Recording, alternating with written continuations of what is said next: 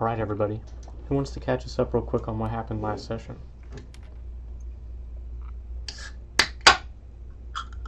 Do you want to, Sam? Yeah, sure. I'll take this one. Okay. So we reached the upper level of the spacecraft that we're on. And once we got up there, this sort of strange effect took hold. We woke up, all of us, in this jungle-scape. And slowly over time, we realized a couple of things. One, we were bugs. Two, our companions were also bugs. Various bugs, things that fit us in both personality and style, but bugs nonetheless. Insects of all kinds, and non-insects of all kinds as well, things with multiple legs and whatnot. It's a very important distinction to make. Yes. Them is referred to as catch-a-thids. Catch-a-thids, thank you. So we went through this landscape, which ended up being a pretty close mirror of Escar's home spawn. And we came across a big old beetle type thing that tried to fight us as we were making our way out of the jungle-scape.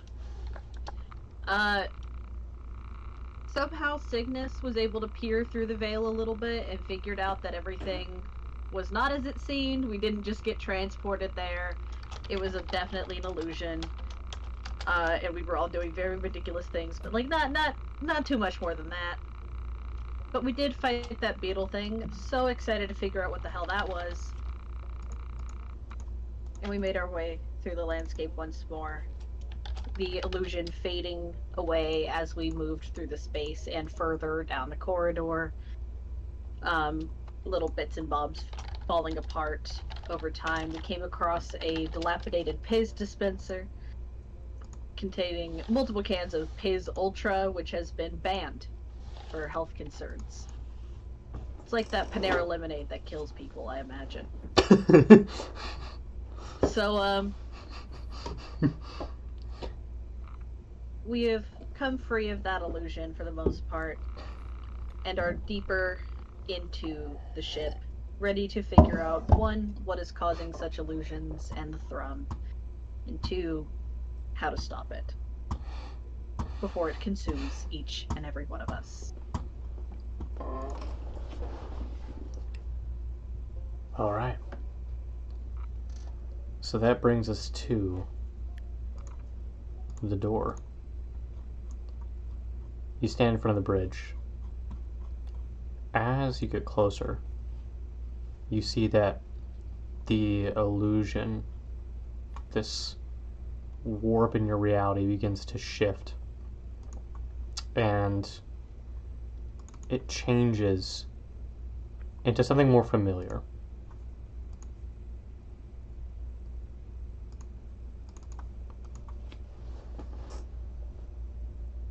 You see a set of ship doors.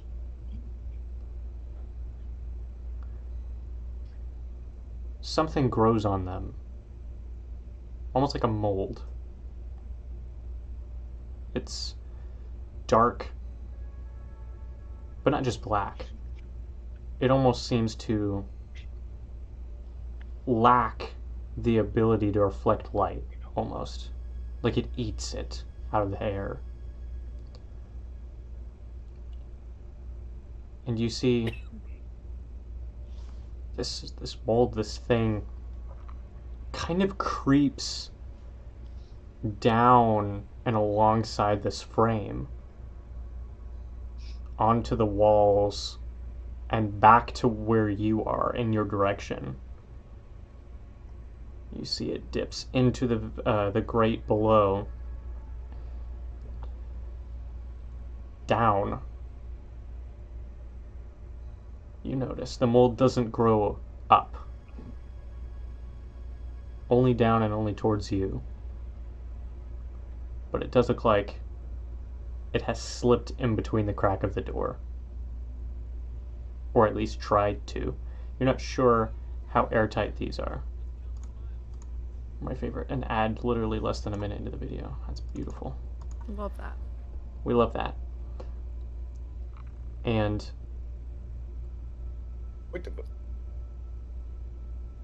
you can see the pad on the door. Cygnus, we've established that you can open it. Well, I do that.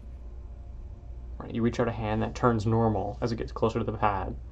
You have to get really close. You have to sort of override a emergency lockdown that was initiated. The same kind of emergency lockdown that was initiated on the bay doors. This one, however, you're able to break. You see the doors open up. And you can see that the mold has, in fact, spread into the room. All of you walk forward, I assume, past this threshold. All of you return to normal, just like that. You're back in your normal bodies. You don't feel that weight on your mind. Instead, you feel this ever so faint buzz, like you've had a couple of drinks. It almost feels good. You look out into the room ahead of you, and you see, slightly elevated, a couple of steps above, this room has an outer wall that has since been closed off. Again, the emergency lockdown caused shutters to drop over all of the windows into the Aurorian. On those shutters, you see the mold. It creeps across the floor in a web-like fashion, climbing haphazardly up onto things, terminals, chairs. Make a perception check.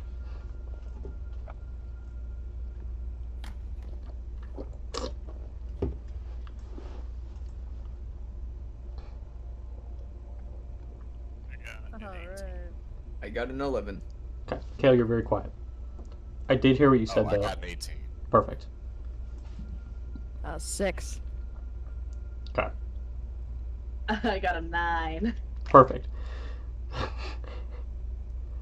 So the only two people who got above a 10 were... Raise your hand. Yep. That makes perfect sense. So... It does.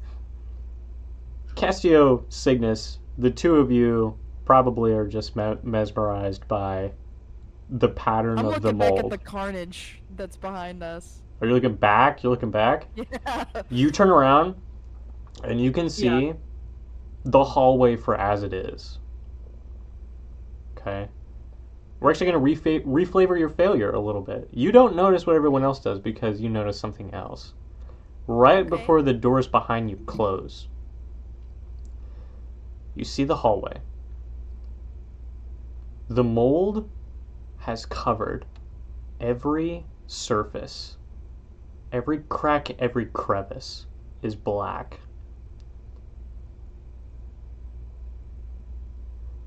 And right before the doors close, because of the sheer mass of it, you see bulges that protrude out from the wall that almost seem to pulse, like veins under skin. And then the doors close. The rest of you, Cassia, you can see that too if you'd like. Same thing. Yeah. Reflavor failure. Crime and Eskar. You look around the room, you see something in the air. It's like dust floating around. And you feel energy coursing beneath your feet. It's like that buzz, but physical, running through the ground. You take your foot off of the mold, and it stops, and the buzzing goes away.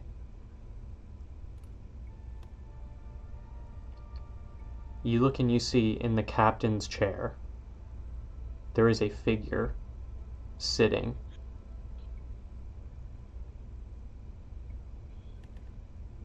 You can make your way forward, turn to look, and you see what used to be a man. Features ever so pale, skin almost translucent. It looks like his hair was starting to fall out. Very, very malnourished. It looks like he was starving. You see various containers that house rations and water. A life support system that he had broken into in this room that was supposed to keep him alive until help was on the way. But it doesn't look like the distress was answered in time. He seems to have starved out to death. You see lining the sides of the room where the mold is most concentrated and actually seems to have been gravitated towards bodies of the crew that were locked in here, placed around the edges of the room. You see that he is curled into a fetal position, locked. Atrophy may have taken away most of his mass, but he has been frozen in this position.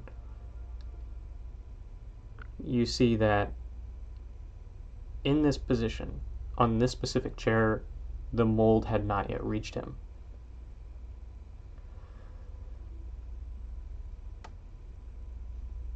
You see on the terminal in front of him, there is a blinking light. A recording that had been made, it seems, before all this went down, before he died, most likely. I would like to press the button. Okay. Go when you press the button.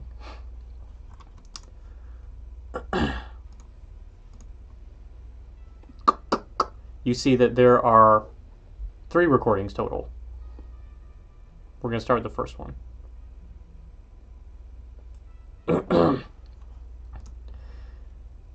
This is Captain Kirk Kringo. I'll make these logs in the event that our lives and much more are lost. Something fatal has befallen our ship. It all started when the one escaped. We were supposed to be transporting some cargo.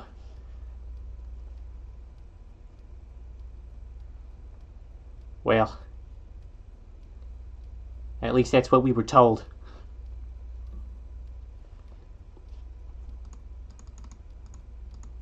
Everything started to fall apart when this thing started creeping into the floor. It made its way into the ventilation shaft. Dark workers in the cargo bay went first. Transformation was almost instant. They changed. They used the comms. I could hear them when it was happening. They screamed my name as it took their mind. All video footage to the cargo bay has been cut. We don't know what's in there anymore. I've sealed it off. But this stuff, it spreads from there. We've pinpointed that as its origin. Nothing seems to hurt it. Going too far out into the hole, you start to see things that aren't there. We've sealed off the room. The rest of the crew's gonna have to fend for themselves.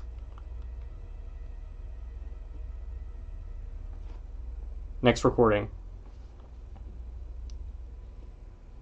I sent a couple of them out to try the escape pods. It's been 10 cycles. We're starting to run low on food already. They didn't return. I can hear it. If I get too close to the door, its head In my head, sounds, whispers. Something about smelling the stars and rotting. I can't go near it anymore. Can't leave this chair. This chair seems to be elevated enough away from whatever it is. The other members on the bridge, they were asking to go outside. They were trying to open the door. I had no choice. I had no choice! Next recording. It likes the bodies. It wants them for some reason. I don't know. You see, by this point, his hair has started to fall out, and you can see that his skin is starting to become a little translucent. There's this maniacal light in his eyes. He's very, very malnourished. Brink of madness. But he does not look like the other crew that you have found. He is still, his features are still very much human. I've lined the corpses on the side of the door. It seems to be attracted to anything that has organics. It got into the food. I think that's how it got most of them. Oh, God damn it. There's an ad built into the recording. You have to skip it. You didn't pay for premium. Didn't pay for premium. Pay for premium. This ship is sponsored, by the way. Yeah. Is it sponsored by Piz? It's sponsored by Piz, yeah. You see an old Piz Ultra ad. He goes, damn it!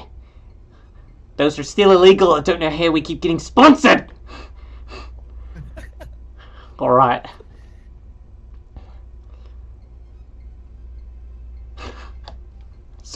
Sorry. Lock in. Okay. It likes anything with flesh. I don't know why, but it hates him, hates us. I understand that much. And I suppose I know why, but we were taking them to safety. Well, wouldn't they listen? He said we were supposed to drop them off at the raft. And there they would be safe. They would be taken back. The ones with trackers, they were supposed to go to some facility somewhere. He was tracking them, trying to find his way in. Some place called Turkdon. Never heard of it. But it's too late. I don't think anyone's leaving. I might be the last one. I think I am the last one. Get away! He turns. You can see nothing moves on the recording, but he seems to be looking down off the side of the chair. He curls into the fetal position. If I touch it, it shows me things. Tells me things. If anyone finds this recording, know that this room is safe. It's the furthest part of the ship from the bay. Seems to be the only reason we can't be taken. But there is something else. It grows stronger. And it gets hungrier. Whatever it is. It smells like stars. And the recording ends.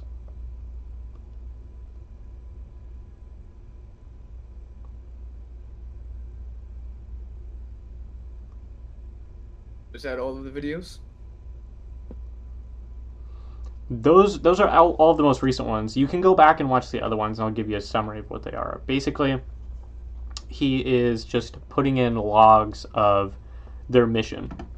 He's supposed to go to a raft, which is just like a small station that moves around like a ship does. Obviously, the purpose of a raft is to move around supplies. It's to drop off at outposts, stations, maneuver around, carry things for trade, and bartering, especially here on the Outer Rim. Rafts generally tend to carry goods rather than credits, because credits are useless when you live on an outpost on some exoplanet somewhere in a biosphere. So it was supposed to go to a raft. The coordinates that the raft was supposed to be at are in the ship. And they were supposed to arrive actually within the next couple of cycles. After that window, the raft was going to move on because that's all the supplies that they had to linger around. The captain's name is Kerp Kringo. He is not a member. I'm gonna rewind the video so we don't get any more ads. What the hell? Okay. He is not a member of the foreign militia, but he has been authorized by them to carry out transport missions on behalf of the Federation. You see, they're sponsored by Piz Ultra, which is crazy because Piz Ultra shouldn't exist as a company anymore. Nonetheless, you see the transfer of millions of credits deep in ship logs that paid for the transport of this cargo and for extra security measures on the ship, as well as to arm the crew beyond what a normal cargo crew would be armed. They do not have a provided escort for these, missions, which is strange because most cargo ships have escorts. Otherwise, they're targeted by pirates and scalpers.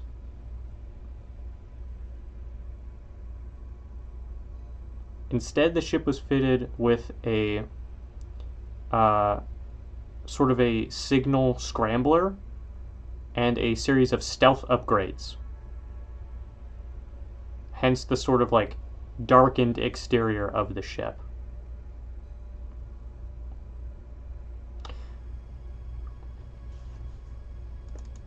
Had it not been for the SOS signal, you would not have been able to track this thing down. It seems to have been designed that way.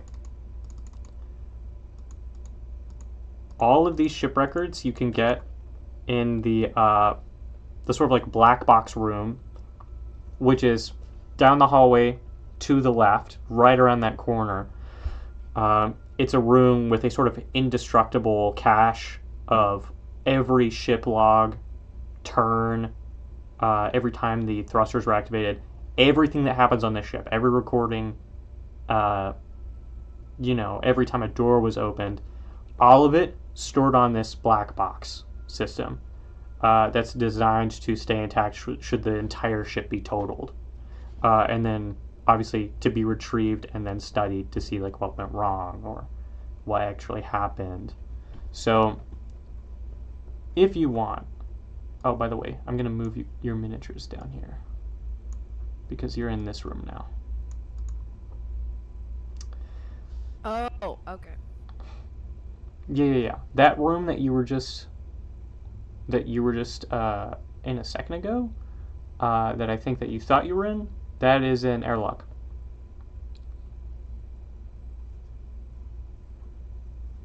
So yeah, real quick, just to tell you what all of those are. So, let me save, pull up my version. All of those smaller rooms to the left on that really long hallway, those are all escape pods. You look on the ship log, you see 2 escape pods were launched. The captain's quarters is the big room that's sort of up the hallway and then to the right. If you can see that, it's got a smaller hallway that juts out into another escape pod, a private escape pod for the captain. That was also launched. That was one of the two.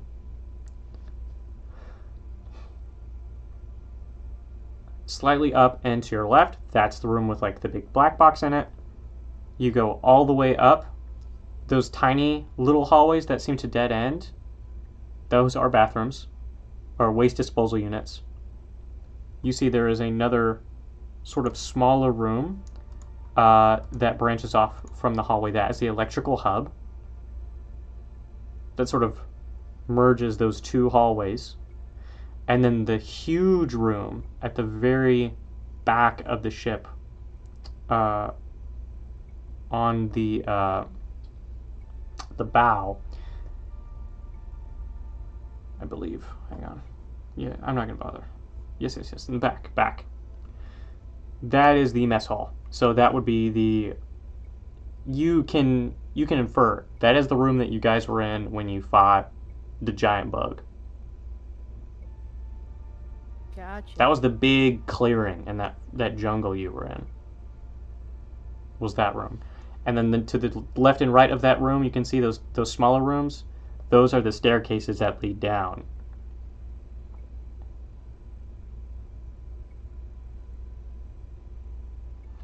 Inventory for the ship. I need you to make a intelligence check, whoever is combing through all these records. Me.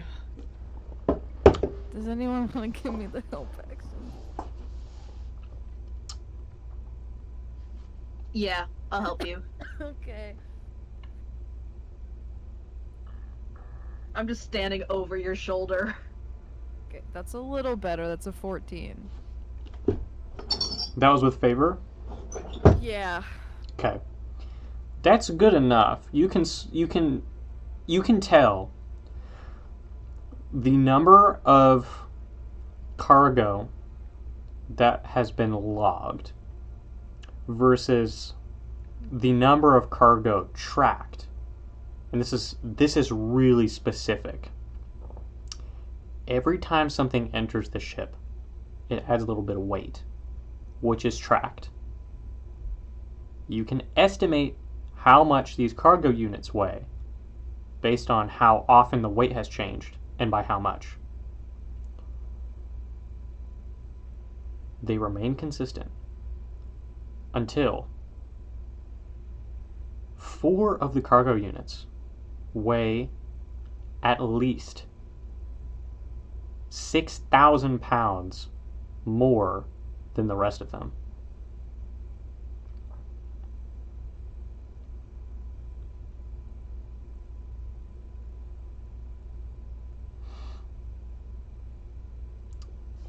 This ship was supposed to be transporting Heathfire waste shards. When a Heathfire gemstone is cut, it is cut into a very specific shape. I have briefly mentioned this.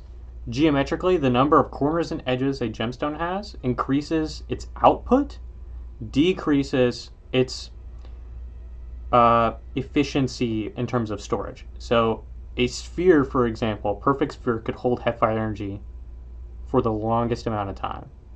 It is the hardest shape to pull energy from. A teardrop shape can hold energy for a long time, but can only be drawn from one source and at one rate. A cube has the most corners and most edges. One of the worst shapes for holding energy. Probably one of the best shapes for drawing it out. You want an explosive, short burst of energy? You use a cube. You want an item that can last for a really long time, doesn't need a ton of power? You use something like a sphere or, a teardrop shape. Stuff like that. So that's basically... But every time a raw Heathfire gemstone is cut, you end up with a lot of shards. These shards are too small to be used for machines. So what ends up happening is they get shipped back to the inner rings and used as high-end jewelry pieces. It's a good business. that capitalizes on what would otherwise be waste. Whatever they were transporting does not match up with how much the shard should be weighing.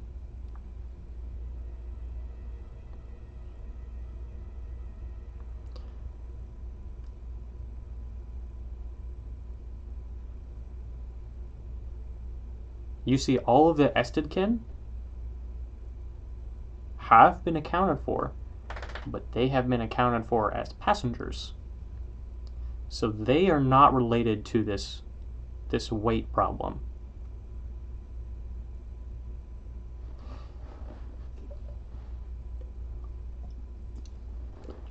And the logs themselves have no mention of it.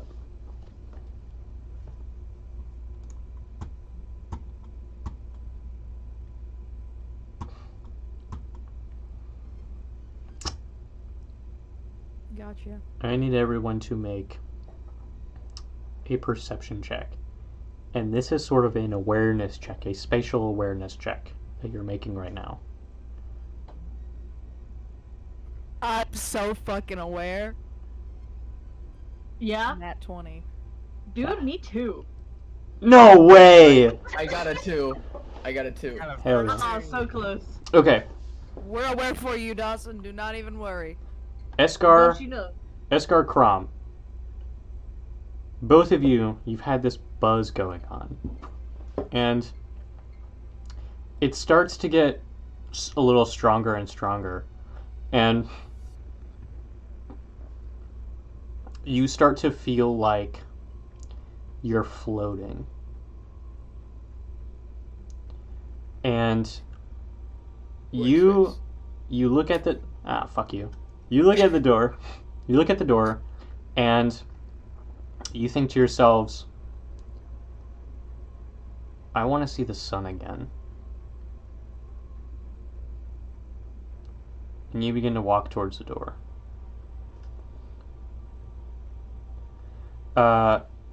Castio Cygnus, the two of you have, ever since watching the recording, tried to be aware of where your feet are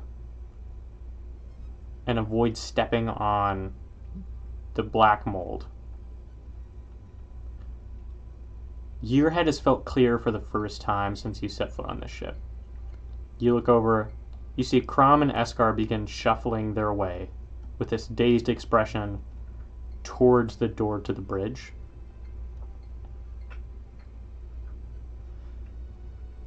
Ooh. And you look over and you see that the head of the captain has turned to look at you.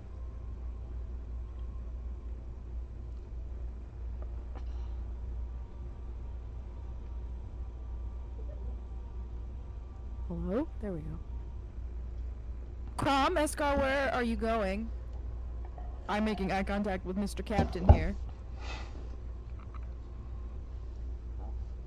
We have the ability to respond. You do, absolutely. Okay. Immediately you snap out of it. Okay. You immediately snap out of it. It's like you didn't even know what you were doing. You just, I don't know. you feel the buzz growing stronger, like you've been drinking more and more. Does anybody feel woozy? Are you stepping on mold right now? I don't know what either of you two were just doing, but you need to get off of the mold. Yeah. I Watch where guess I your am feet are. Is the captain like? Okay, he obviously looks like a corpse, right? You hear the captain begin to whisper something. Can I perceive? Maybe. You can lean in. Yeah. You get closer? Like a couple steps. Okay. I'm gonna say you're about like 5 feet away from him. You don't hear anything. You just hear whispering. It's extremely quiet, whistling whisper. Not actual words. They could be words if you get closer. Get closer.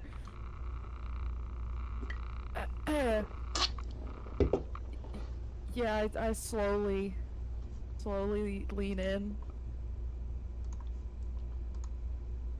You slowly lean in. Uh-huh. How close to the face do you get? Just enough where I can make out at least part of what he's saying. I don't need to know all the words. So you get within about half a foot.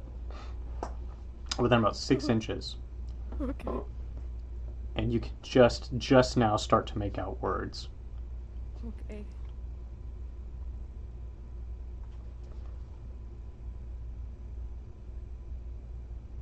Cold, cold, cold, cold, cold, cold, cold.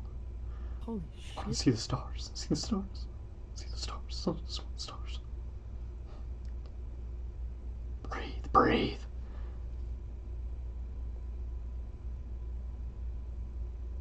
You look down at your data pad and you see in the corner you have about 20 mins of oxygen remaining.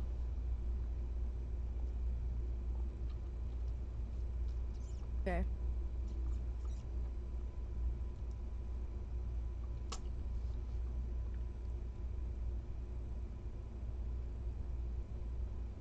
Ah! And he reaches out and grabs you. I need you to make a dexterity saving throw. Okay. I love that. And I punch him. Absolutely. After this is done. Yeah, of course. If you want to do so regardless, you can just make your attack roll now. Okay. I would also like to move to attack it as soon as I witness this. That's a beautiful number right there. I get a 16 for Ow. my attack. Me too. Hmm. Didn't. What was that? What was that feat that I took? You What remember? about intelligence? Yeah, I'm double checking what it said. I thought I put it in my thing, but I guess I did not. Oh wait, hold on. No, I know I did. Maybe I did. Fucking whatever. Okay, great. I'm gonna do that. Do what? You're gonna make the save? Yes, I'm gonna make the save. But Okay. my feat lets me use my intelligence How many modifier times instead can of you do dex. that? Up to my proficiency. And you want to use, so your aptitude. So you want to use one of those right now? Yeah, I do. Okay. That would be a 14. Okay. So he reaches out to grab you. And you pull your arm away just in time. And you see in his hand, he has something in his hand. And then immediately gets walloped from by Castio and by Crom. Go ahead and roll damage. Yeah, I'm gonna slice through the hand. Uh, It's time blade. yeah? That's 10 damage from me. Like through the wrist. Okay, 10 damage. Okay. And then I'm still rolling. I feel like this was the best reaction to this. 11. So fast. So he's fucking okay. So here's what happens. He reaches out to try and grab. Very fast. You guys are so much faster. Cygnus jumps out of the way. You can see he's got something in his hand. Hand sliced off. Drops to the floor. You can see inside of it was something folded, something crumpled. And Crom, you punch him, and he falls out of the chair. And he hits the mold. You can see he opens his mouth. Can I grab him? You want to grab him? Yeah, I want to put him back in the chair. Okay. Yeah, sure. I'll let you make an acrobatics check.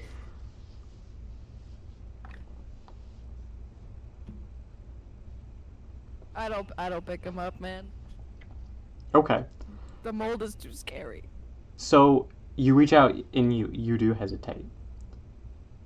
and he hits the ground. He opens his mouth to scream, and then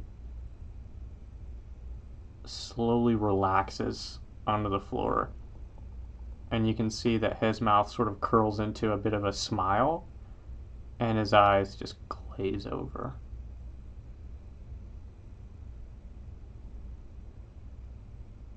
Hey, guys.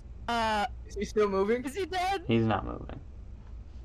You can Okay. see he's also not bleeding. Is he dead? I hope so. Check your little scanner thing. He doesn't look Oh like he's shit, yeah, you're right. he doesn't look like he's breathing. You see suddenly a blinking dot appears on the screen in the same room as you. Hey guys, he's not fucking dead. Can we kill him, please? I stomp him. I give Okay. him the old He- JoJo's. He's treatment. not I just moving. freaking- You give him the JoJo's treatment. You kick the shit out of him. You guys can fuck him up as much as you want. He doesn't move to avoid any of the attacks, and he doesn't react. He just lies there, Just tell me when it stops. Just tell me when the blinking stops. flopping, dazed smile on his face. Does the blinking stop at all? The blinking does not stop. Are these lights like location based, or is it just that's how many are in the room? Like, is it precise? You see the light is over him, Okay. and as you begin to You kick might- him around,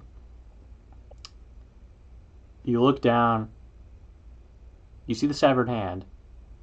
Yes, I want to grab the thing in the hand. I'm so sorry. You reach down. I need you to make a sleight of hand check.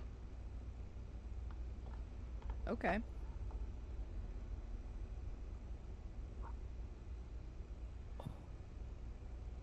I didn't have the right dice rolling technique before, guys. So I'm only gonna get good rolls from now on. That's a 19. With a 19, Damn. you reach down, you pull, it is a piece of paper out of his hand, just fast enough that when the arm twitches, like it's going to grab you, you're already out of reach. And then it relaxes onto the ground. You unfurl a piece of paper, and you see there are a series of coordinates written that match the coordinates that you had pulled from the terminal for the raft, and a note.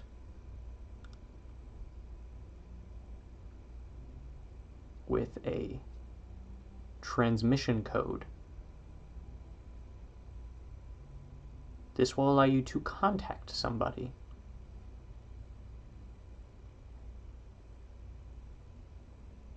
It doesn't have a name, does it? No. This allows you to contact someone through the information hub on Mercadia. This is a very specific, direct line to contact somebody somewhere in the galaxy. You do not have to be within hailing distance. This means somebody has a machine set up that will receive any messages sent along with this code specifically that get rerouted to it through that information hub. Okay.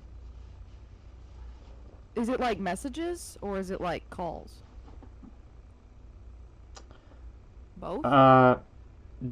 It's like messages. You would have to in advance set up a call.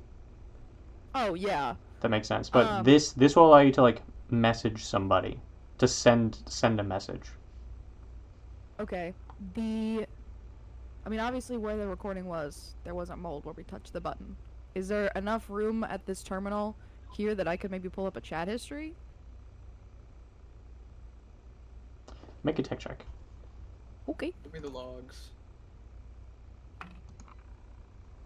Oh. Oh. And we want to get up here for like a specific reason. Yeah, in a second. 8. So with an 8, you're only able to pull So all the chat logs, it seems, have been corrupted or deleted, like completely wiped.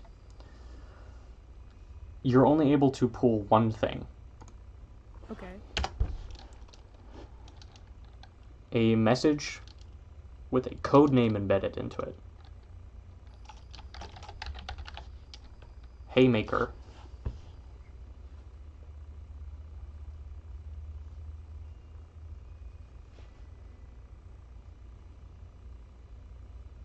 Okay. Do I get anything else from it, or just that name? You know that Haymaker does not refer to this ship. It seems like they used the name of the ship when communicating. So they refer to themselves as Thunderduster. Whoever they were speaking to had the code name Haymaker. Yeah. And that with a tech check of 8, that's all you can get. That's okay. Okay. So I don't Hmm. stop You- crawling from.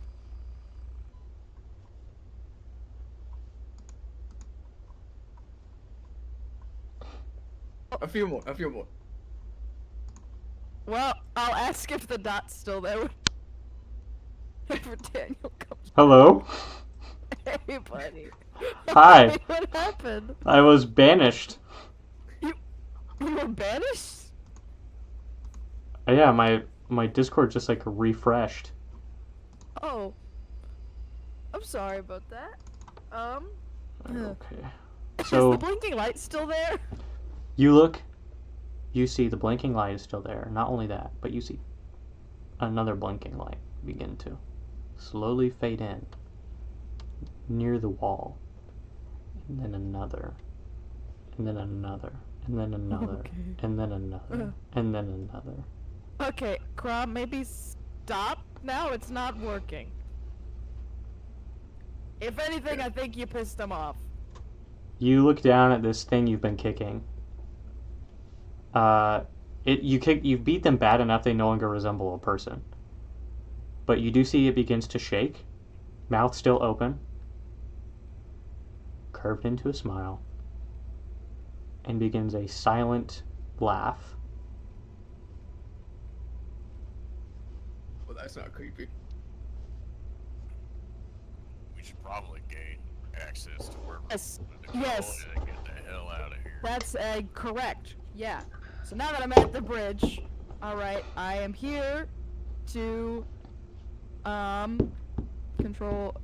control the doors down in level 1 and in cargo. Can I make a pathway Question. down Do we the do we cargo? all know that we only have 20 minutes of oxygen left, or just Cygnus? Just Cygnus. Don't Okay. worry, I'll bring it up in a minute. It's all part of the plan. Okay. God, you fuck. On Our captain, everyone. So on that note, yes. I have some things to bring up. Real quick, Cygnus, you begin to start carving a path through the ship to the cargo bay. Okay. And I'm gonna have you make a tech check while Crom is talking. Okay. I'm gonna have you make one per floor to see if you can close them off without letting in any dots. What's a nat 20 do me? With an at 20, I'll actually let you do 2 floors. You can do this floor and the next floor, and then all you've got left is the bottom floor. I need to know: are you making a path to the cargo bay, or are you making a path to the room with the solid dots in it? Remember, on the bottom They're floor two separate spots, is aren't they? both the cargo bay and a emergency access tunnel that is full of solid dots. Our quote unquote passengers. Crom, go. What is the plan for getting all these people out of here? We get them on the ship. Because the way We're safe. I'm seeing things, there's a whole bunch of zombies down there. There is something trying to take over our minds. It almost got me, not a few rooms before. What are we gonna do when they start turning? Or when those things start breaching doors? We'll try to save as much as we can. If I may chime in, I think the best option would be to get the people, and then we just book it. Okay. Those escape pods, Daniel. How many Yes. people can you fit in an escape pod? Just out of curiosity. You could fit probably like 2 people if you crammed them in per escape pod. Now I will say, Cygnus, you got Yeah. 2 floors out of that check you just made. Yes. Which 2 floors are you doing? Because you can do this floor and then the one beneath you, or you can do the one beneath you and then you can do the one beneath that. So you can do levels. You can do any combination of levels 3, 2, and 1. I want to do 1 and 2. So the one you're on and the one below you. 2 and 3. The very No, I'm bottom sorry. one? You had it right. You had it right. Okay. So you want to do the bottom floor and the middle floor. Correct. Okay. Are you only making a path to the solid dots, or are you also branching into the cargo bay? I said on a natural 20, I'll let you kind of do whatever. Okay. There was 1 dot in the cargo, right? There is only 1 dot in the cargo. There's 1 dot.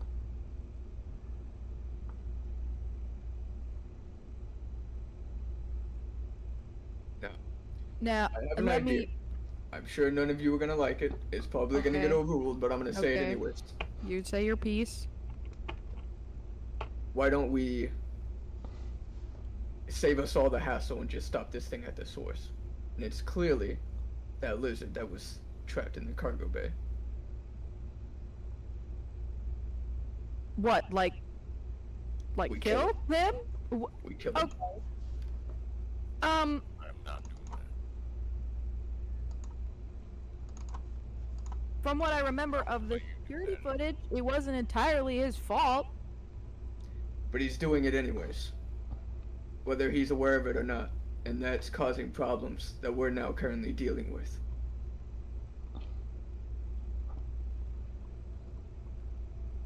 I About say, avoiding a problem, we could have not come here in the first place.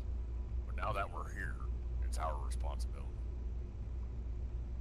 And I'm offering an easier solution, the way I'm seeing things. You're offering a cowardly way. if I Stopping may it at the interject, source is cowardly. if I may interject, guys, we could just get the passengers and leave. If you think that the one guy in the cargo bay is doing it, we can just leave him. I don't know how you feel about that, Escar, but in my opinion, I would say to get the most people out of here, not necessarily all of them. I think getting the most people out, is what I want to do, what I want to be doing. But whatever started this, if we can find it, we can stop it. I can make a path to both places. Because I can only imagine if another ship comes across this, and then it just spreads whatever this is. You're right. Hey, I will make a path to both, Daniel. You make a path to both. How many dots are in that one little room? I have forgotten. Hang on. I know I had it written down somewhere. We'll look for that, please. Okay.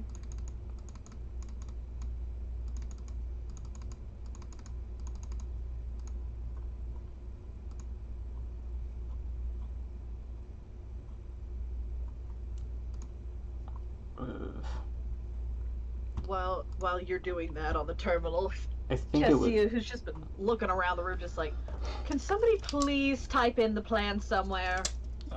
I think it was like 12. Are we taking them and going? Are we stopping it at the source? And someone text Castio the plan right now.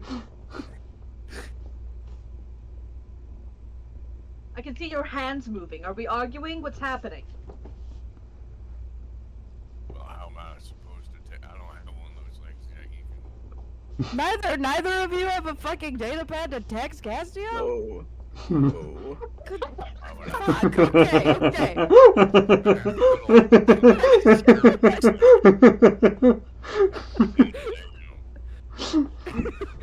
I text you, hold please. It's just elevator music that Castio can't hear.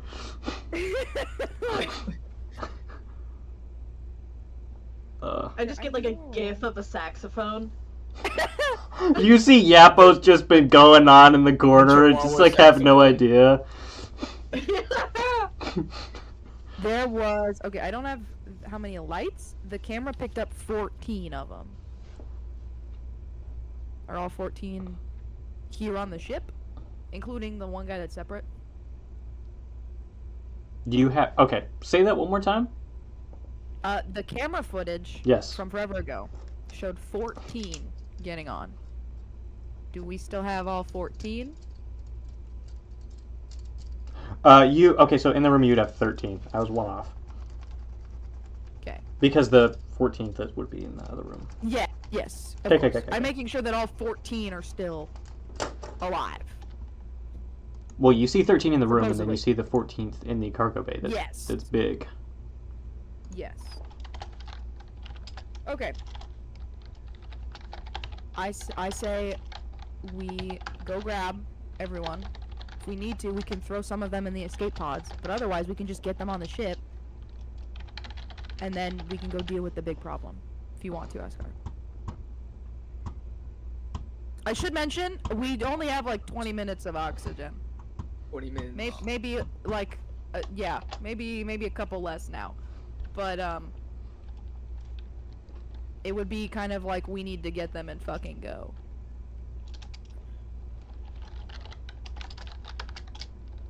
I've made a path to both. Alright, we gotta decide fast, I guess.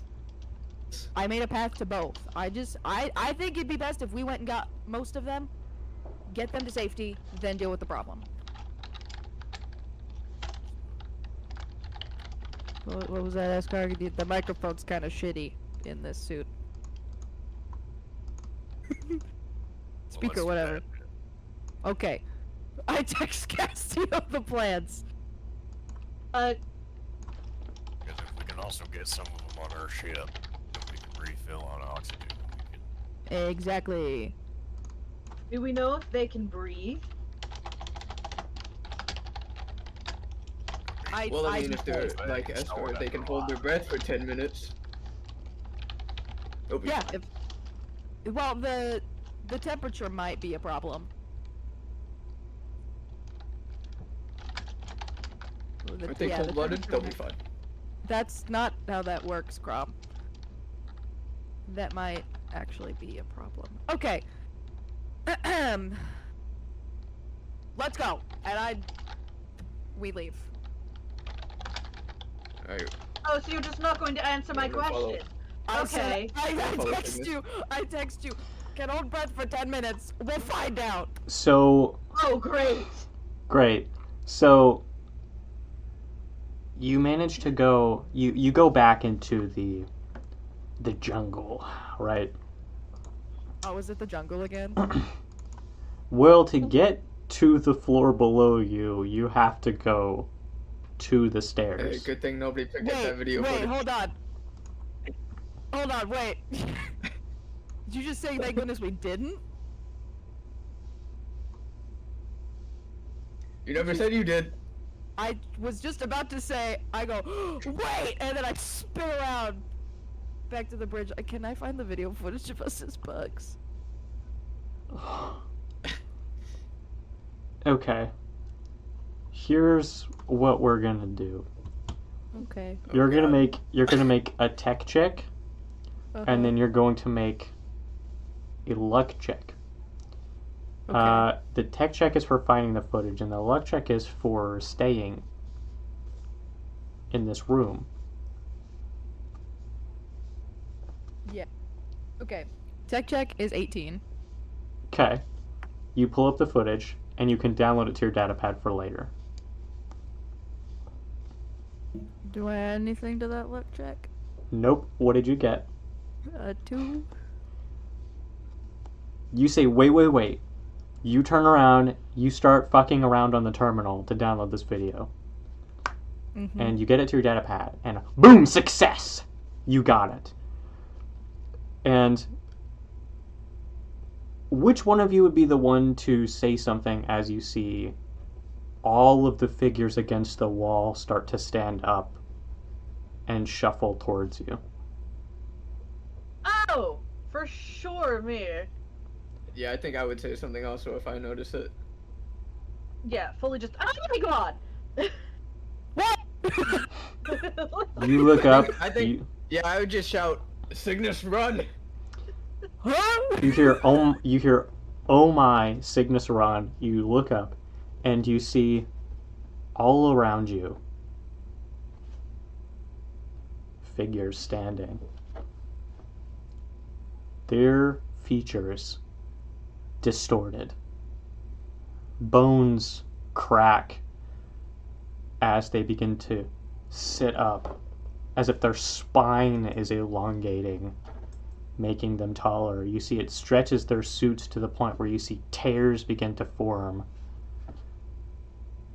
And they look at you with ripping faces, the skin not elastic enough to stretch that far.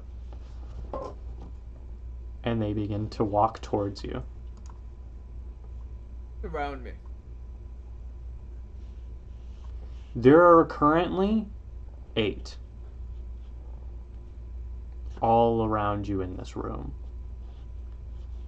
I would like to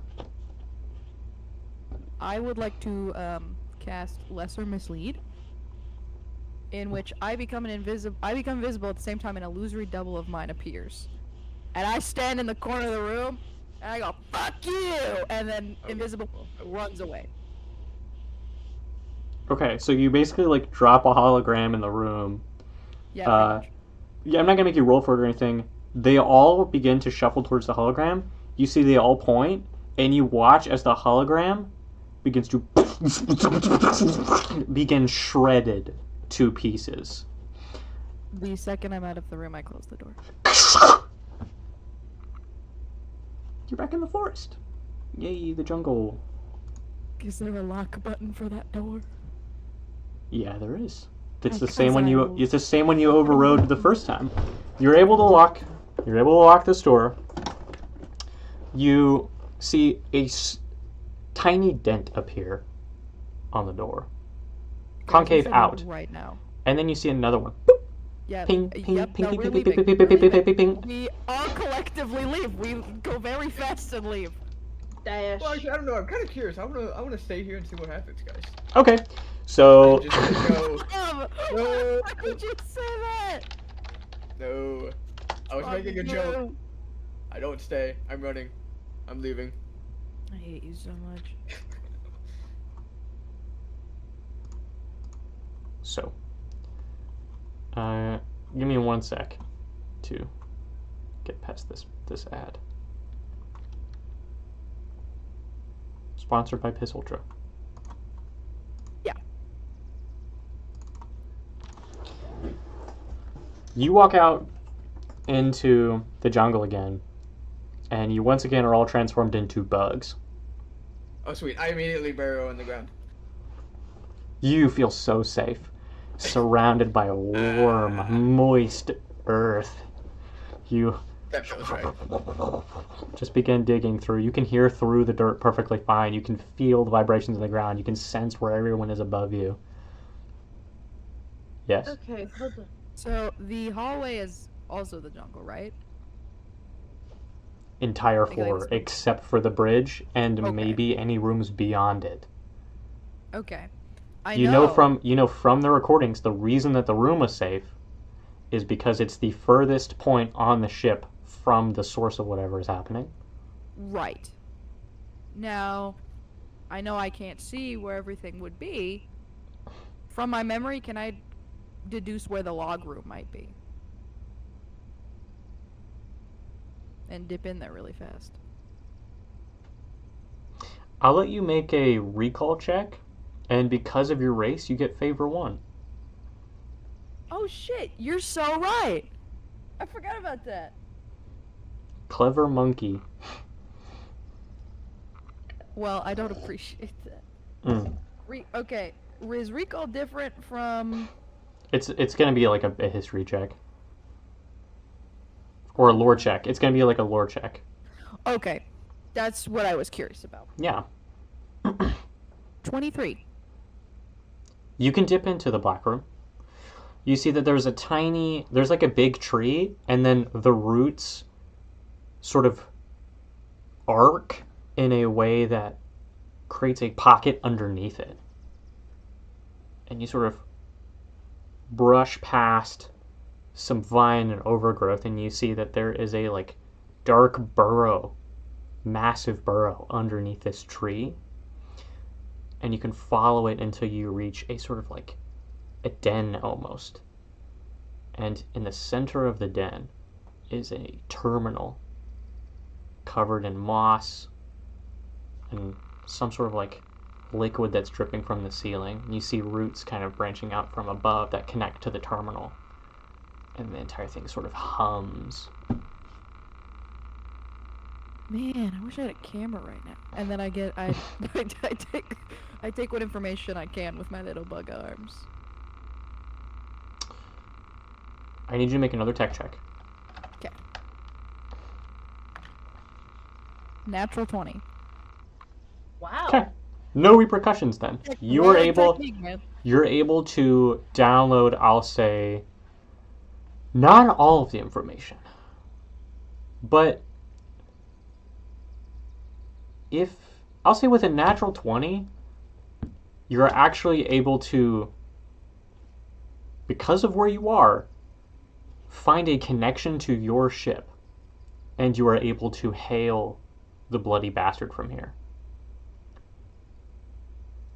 Okay, I so do that. Okay. On the other end. It has been so long. Where are you? Holy shit. Hey, Pedro. I'm so happy to hear your voice. Strange man Okay. banging on window. Oh! Well, don't let him in. Listen, buddy. Okay, we're probably gonna be no more than 15 mins. But I need you. We're gonna be bringing some extra friends with us. And I want them to have as little exposure to outside as physically possible. Can you park the ship close enough to do that? I will get closer. You just hear... And I'm gonna roll a piloting check for Pedro. He's the best pilot in the I world. believe in you, buddy. Can I give him favor? Because I'm giving him praise.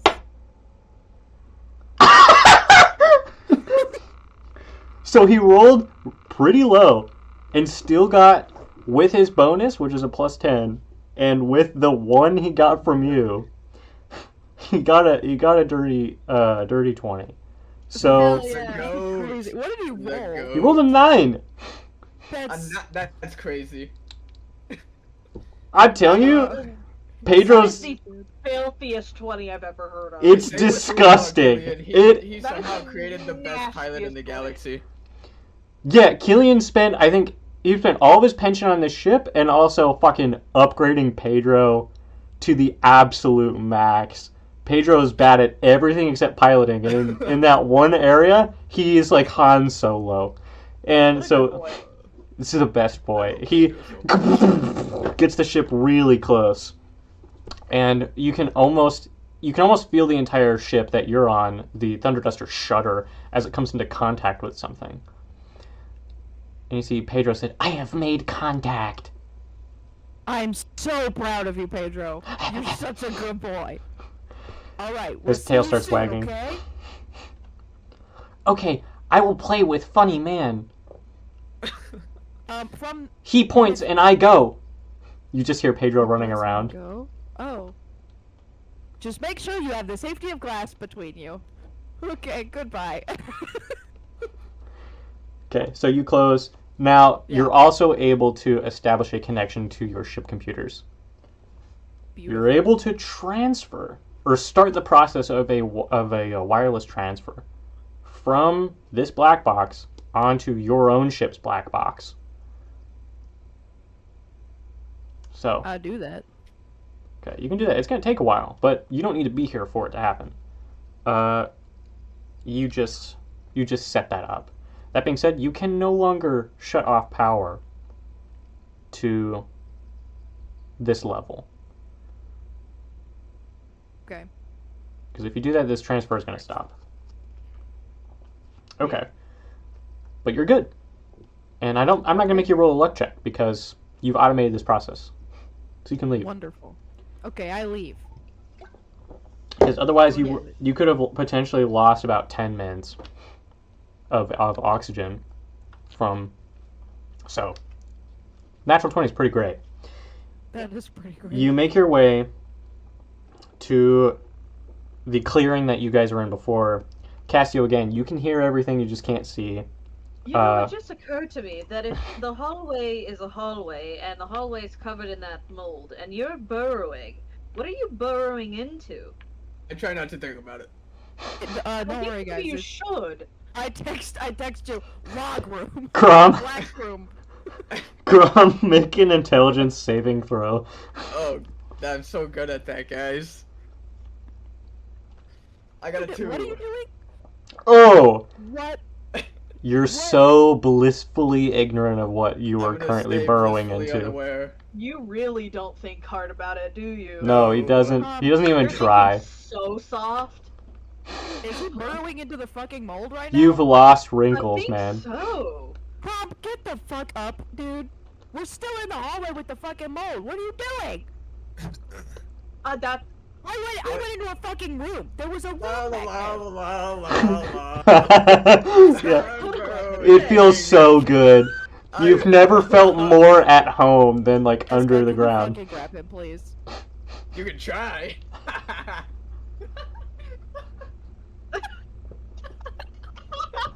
You fucking child. You actual child. What is wrong with you? What is wrong with you? You guys have like 15 mins of oxygen left, and you're like, ah, just burrowing in the fucking ground. Can I try and grab him? This is what you want to spend your time doing? Yes. This is what I want to spend my time doing. Sure, try and grab You him. made yourself laugh with that too. It's because I'm so funny. I'm hilarious. It took. I almost cracked at the la la la.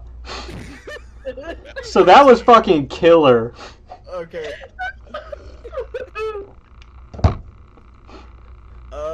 I got a 19. What? I don't grab him. No, you don't. It's fine. Let's just keep going. I'm just going to enjoy the few moments of hearing that I have. Nobody sees this, but in the hallway, if you had succeeded, if anyone succeeded on that intellect save, you would have seen a big bulge in the mold just staking around on the ground. And you would just hear muffled la la la la la la. And Askar's like doing this at like the ground, and then Mold's like yeah, just. Oh my god. Oh, I'm crying. Oh, shut the fuck up. So I'm gonna throw you up. get back to the clearing, and Yeah. Oh shit. Eskar, make a Vite save real quick. Oh, Make a Vite save real quick. A Vite saving throw. yeah. Vitality. A Vitality saving throw. Yeah. If you fucking survive all of the terrible fumes going into your system right now, I'm gonna fucking kill you. I hope you know that. I have a spacesuit on. Yeah, he's got a spacesuit. I'll be If he fine. didn't, he would I'll be need a fine. crazy shower. I got a 21. Okay, He's you gonna feel need a like crazy shower. you feel something Yeah. in your tummy. Starts to make you a little bit queasy. You've been aliened. R.I.P. Escar. What? And then you feel like throwing up almost, and then you just push it back down. That bug you ate earlier, it's not sitting well. Oh no. He's been aliened. Gosh. Yeah. We just keep fucking going. Okay. Okay, we're going towards my path. Blissfully unaware. You go down to level 2. Yep. With the path that you've made, you can go straight down to level 1. Now, in order to get to a point where you can pass by, you are going to here. Let me change. Let's put you guys here.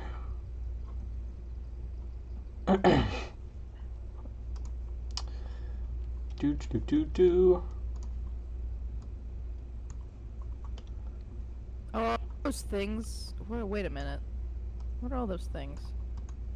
They're gone now. Oh, this is the other level. Okay,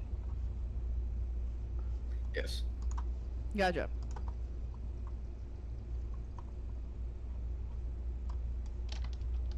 Let me check something real quick.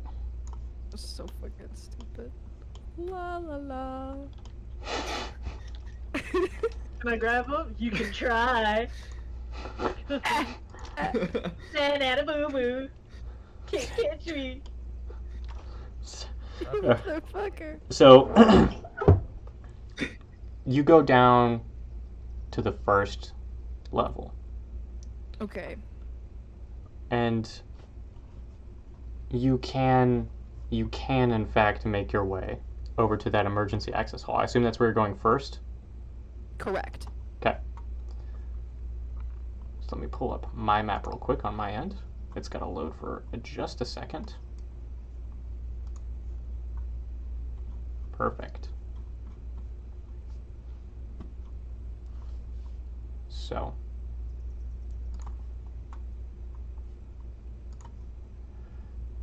you find yourself in a the primary observation deck. You see, you've come down by ladder. You're on the opposite end of the ship from the bay. So, currently, let me see. Yes, okay. Currently, you are your bow side, and you look around and you see that you are in some kind of like primary observation deck, but also a workshop area. You see various different tables covered in tools and a wall with a rack on it that contains a lot of different again like power tools that are used, it looks like, for gem cutting. And you can see that there are sort of crates over to the side of fractures of fragments, Heathfire gemstone fragments, and covered on the workshops are various different sizes of raw Heathfire gemstones that have been cut into.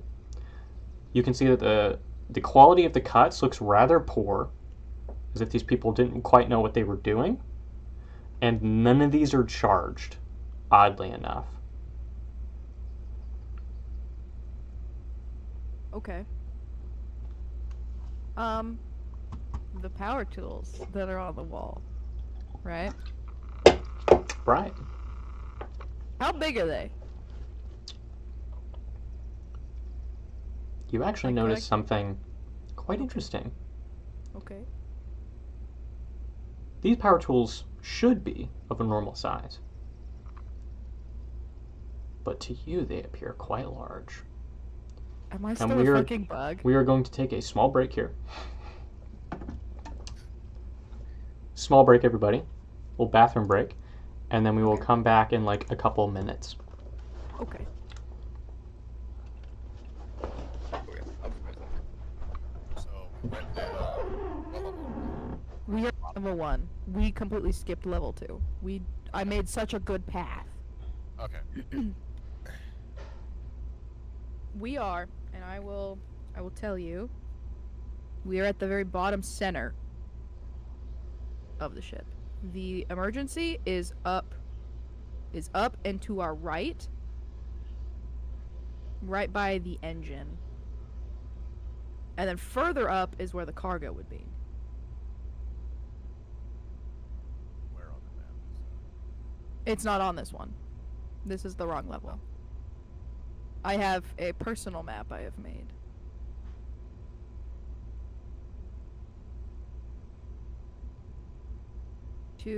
Let me think.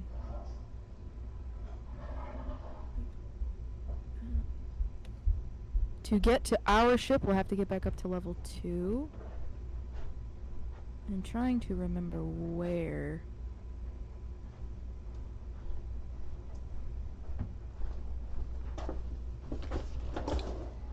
For us to get over to the people and then leave shouldn't be terrible. It's getting them, or it's getting from like our ship all the way down to cargo and then all the way back out that's going to be kind of a problem.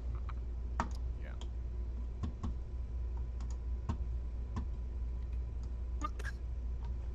Yeah. You want me to start on those pieces? And You want pizza? not really.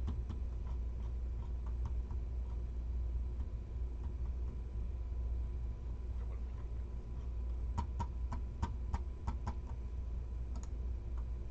You can make yourself pizza. What do you want? I'm not hungry.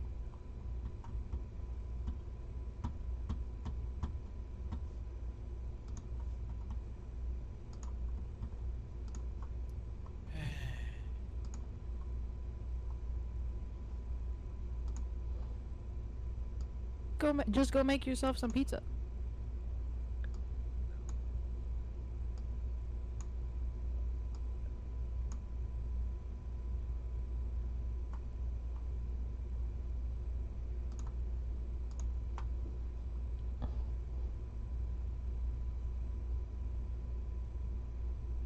Oh, there it goes.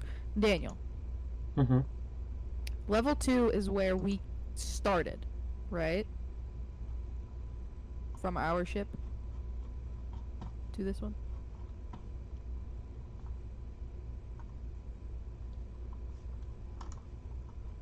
Level 2?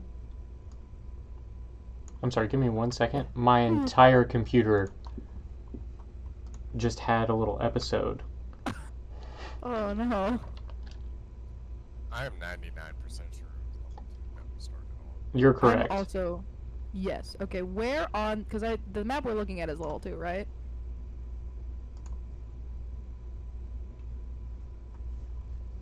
I can't tell, my Roll20 is crashed. But Okay. I assume so. It's the one it's yeah. Yes, that's What? correct. Where did we come in at? You came in. I can actually pinpoint that spot for ya. That would be wonderful.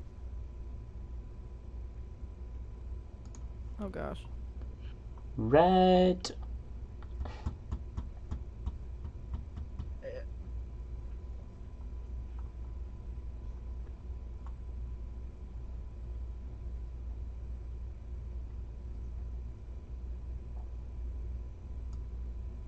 Here. See that? Yes. Okay.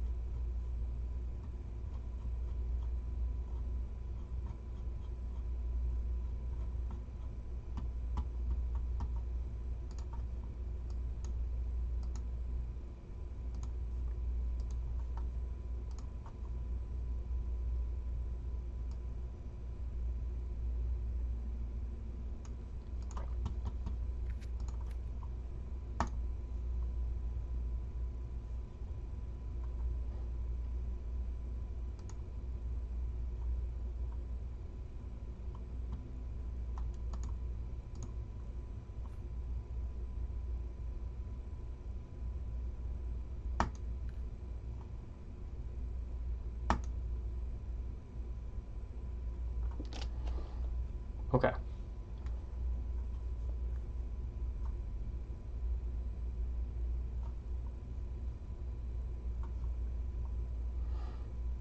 I think I've just about got everything back where I had it.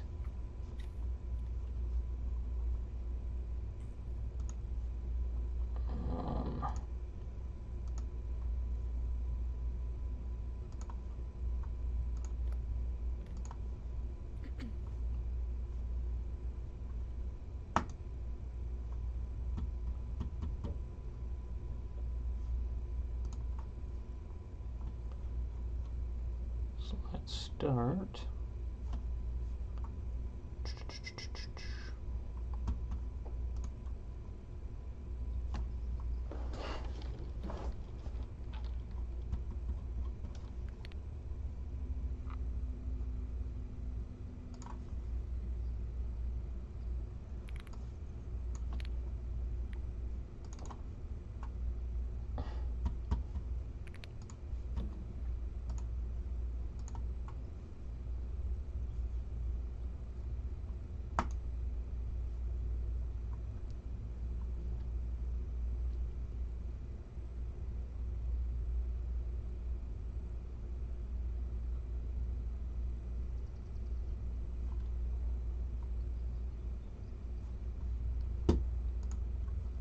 There we go. Jesus, finally. Okay. So, things are different down here. It takes a second for it to settle. It's dusk. The once warm glow of Estid's eye glares upon you no longer, replaced with a soft mist illuminated by lightning bugs. Yellow crack fireflies circle around. The trees are massive, towering into the dark as though you are no larger than insects. The rotting wood, protruding stone, and the flora around you would support that observation. You are nothing. You feel a presence push on your mind. We were nothing. We were like insects to them. You are the insects now. You can feel the ground beneath you shake a little bit. You have cut off all of the dots, all of these other organisms, these things. But you can feel their footsteps, tremors on the ground. Had you not closed off those doors, you estimate they'd be at least 4 or 5 times larger proportionally than they were before. Giants. That's so awesome.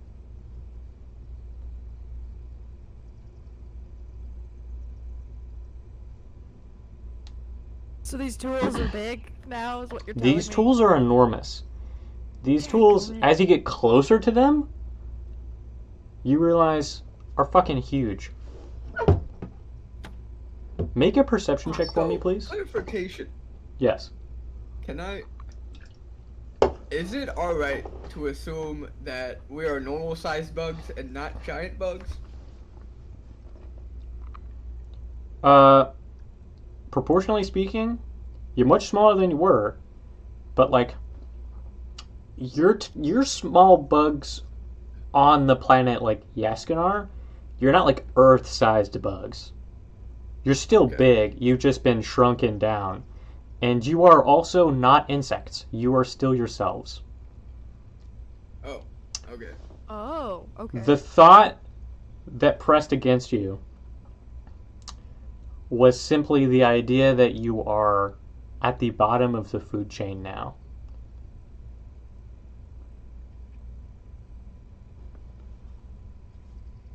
Well, shit. Okay, I got a dirty 20.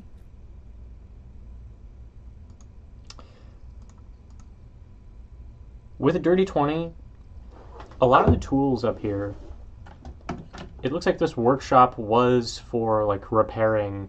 It contained a lot of tools to like repair the ship, as well as maintain equipment. But you do see a lot of the tools here are also, or seemingly, for cutting Hetlar gemstone. The tools for that need to be very small and precise. Some of these tools would be about the size of a baseball bat if you were to wield them. You see, with your dirty 20, there is a tool at the edge of a table that you can see. You're all like around a foot tall, by the way. You're all like 12 inches, kind of. Proportional to like all of the furniture around in the room. You see like a small little plasma cutter. Okay. Can I grab it and take it? Make an athletics check to climb up the table. Okay.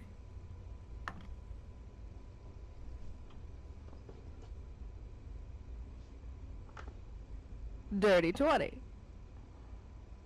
You pull it off the table. Hell yeah. I'll let you know, range for this plasma cutter is only going to be around, it's a 5 feet melee weapon. Okay. It does 1d6 radiant damage, or burn damage. I would say I'll allow either one. And it's got the versatile 1d8 property. Like if I wield it with two hands versus one? Yeah. Okay, okay. It does have to be switched on, otherwise it's just an improvised weapon. And it'll deal like a bludgeoning 1d4. Right. Okay. Let me just write it down really quick. Okay. Yeah, the rest of you look around.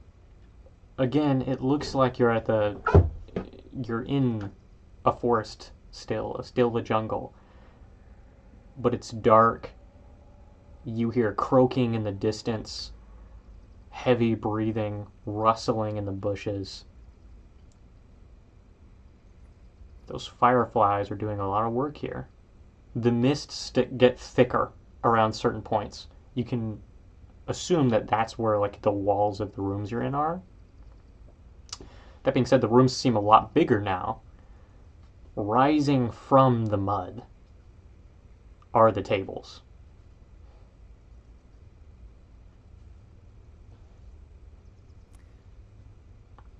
Well, don't know about everyone else. I think we should go. I start trying to get over to where we need to be. I'm just following you. I poke my head out. Poke your head. Are you in the fucking mud? No. Not if I'm not a bug Okay. anymore, no. Okay. If you burrow into another fucking patch of mold. Do I We're look like a leaving you here. termite? Whatever. You Don't know care. what? I will start walking. Oh no. I will allow you, I'll give you the choice to make a roll here. It's going to be an intelligence saving throw. If you succeed the roll, you get something. If you fail the roll, there will be consequences. Oh.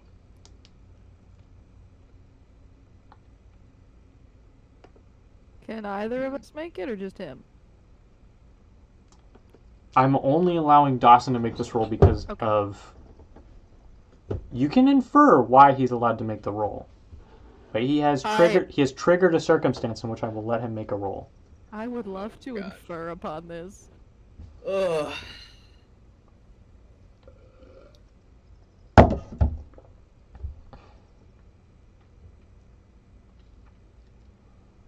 Maybe don't do it. I really want to though. I really do. Clock's ticking, guys. I Alright, think fuck we it. should just fucking leave. What does a 15 get me? A success. Let's go. Let's go, boys. Huge. You feel a strange, warm sensation flood your body. You look at the mud, Crom, and you're thinking, I would love to burrow in that. Yeah.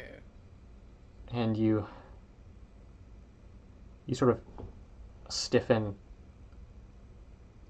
You feel your muscles start to like tense up a little bit, and the mists dampening your fur, that sensation begins to fade and is replaced by a condensation that you can kind of feel, but it's a muted sensation.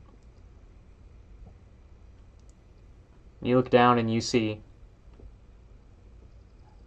your arms. They're no longer clawed, and instead, you have the arms that you had before. They're thicker and burlier than when you were just a bug. You can see fur poking out from beneath the chinks in your armor. But your arms are made for digging. You flex them. You feel a strength, an unnatural strength to them. And you feel as though that you could burrow into the mud right now.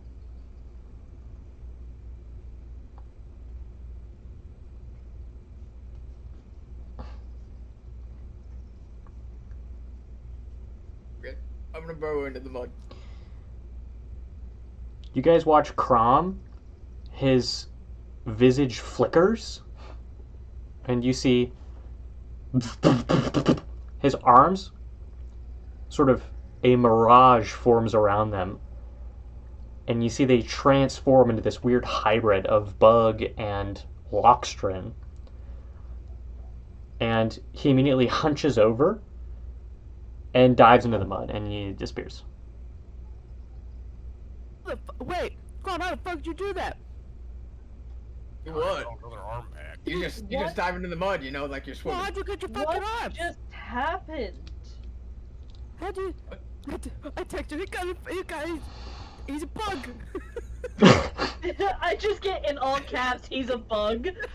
Gah, he's a bug! You've got like a text to speech, so you get, gah, gah, he's a bug! That's exactly how I say it, yeah.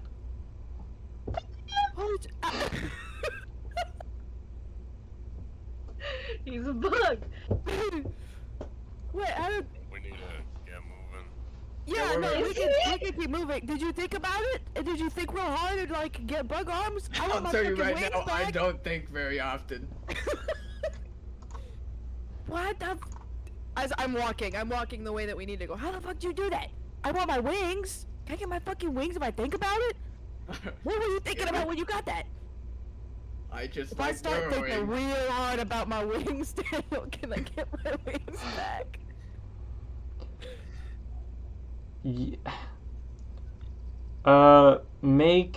Make an intelligence save. I'll give you the option. Okay. If you succeed this, you'll get something. If you fail, I will take something. You're gonna make this saving throw with disfavor 1. If you choose to take it.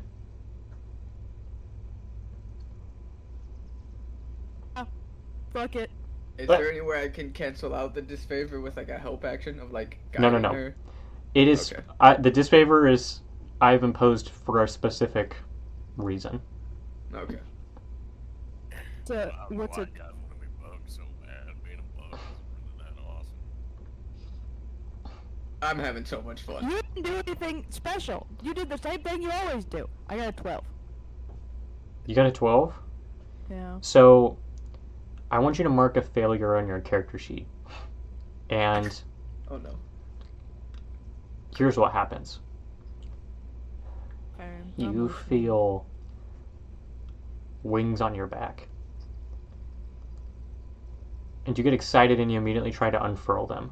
But they get caught This- against something. What? I'm so sorry. Is this tied to the failures we were tracking beforehand?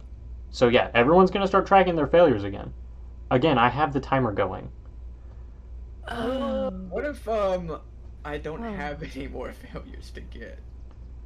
Everyone has been reset. Okay. Everyone is back at Beautiful. 0. That Everyone's is back at great. That makes 0. me feel a lot better. So, you try to unfurl the wings and they get caught against something. And immediately you get this insane itch underneath your own natural armor. And you reach back to try and like grab your wings. And you feel something writhing underneath the plates on your back. And you can feel them Oh. rubbing against your muscles and your spine underneath your skin. Oh, I slam my back into a fucking tree. If there's trees. You can stop yourself from flexing your wings if you concentrate really hard, but they're still there. It's this pressing itchiness, this grotesque pain arriving inside of you. Okay, I don't want them. I don't want to make a move. Oh, you thought too hard.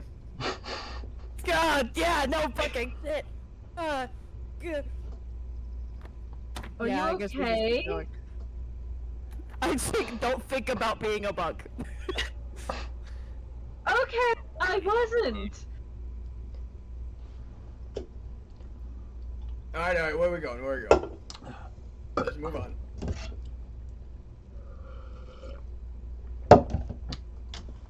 Well, where are you going? I would also like to know. Oh yeah, we're going towards. Let me see on the map. We're going towards that little hallway, the little emergency place that all the dots are at. Okay. Okay. So, let me see something really quick.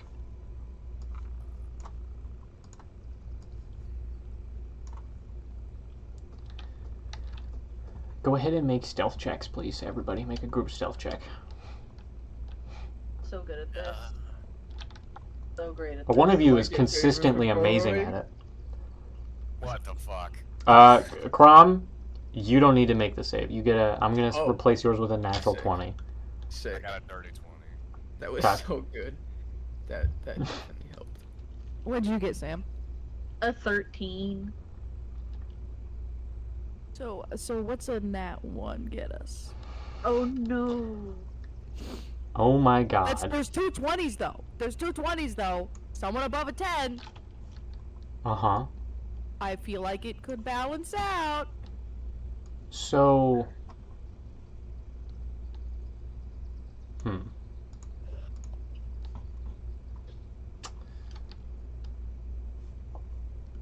Okay. So I'll say this. You are able to stop Cygnus from absolutely fucking up by pulling her underneath the ground, Crom, when you feel a vibration in the ground. There's a tremor that starts to get closer and closer. And you can feel Cygnus being equally as loud. Just like kicking rocks as she walks completely.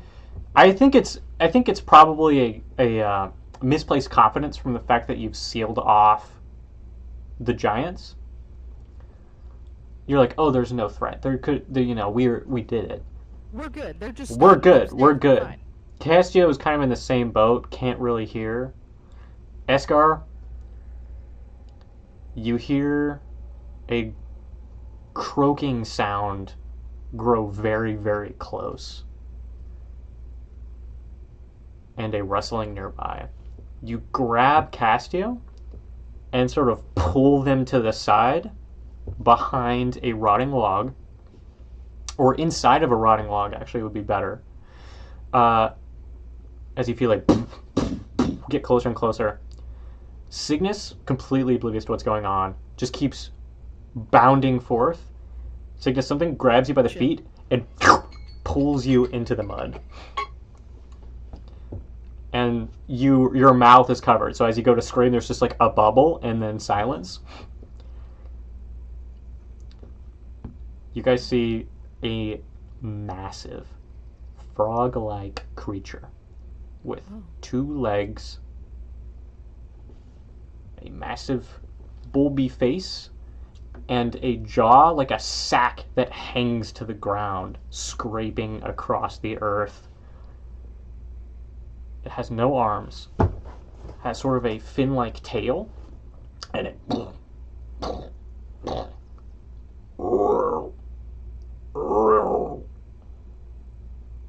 just sort of looks around, dragging its jaw across the ground. And you see another bug, a little fire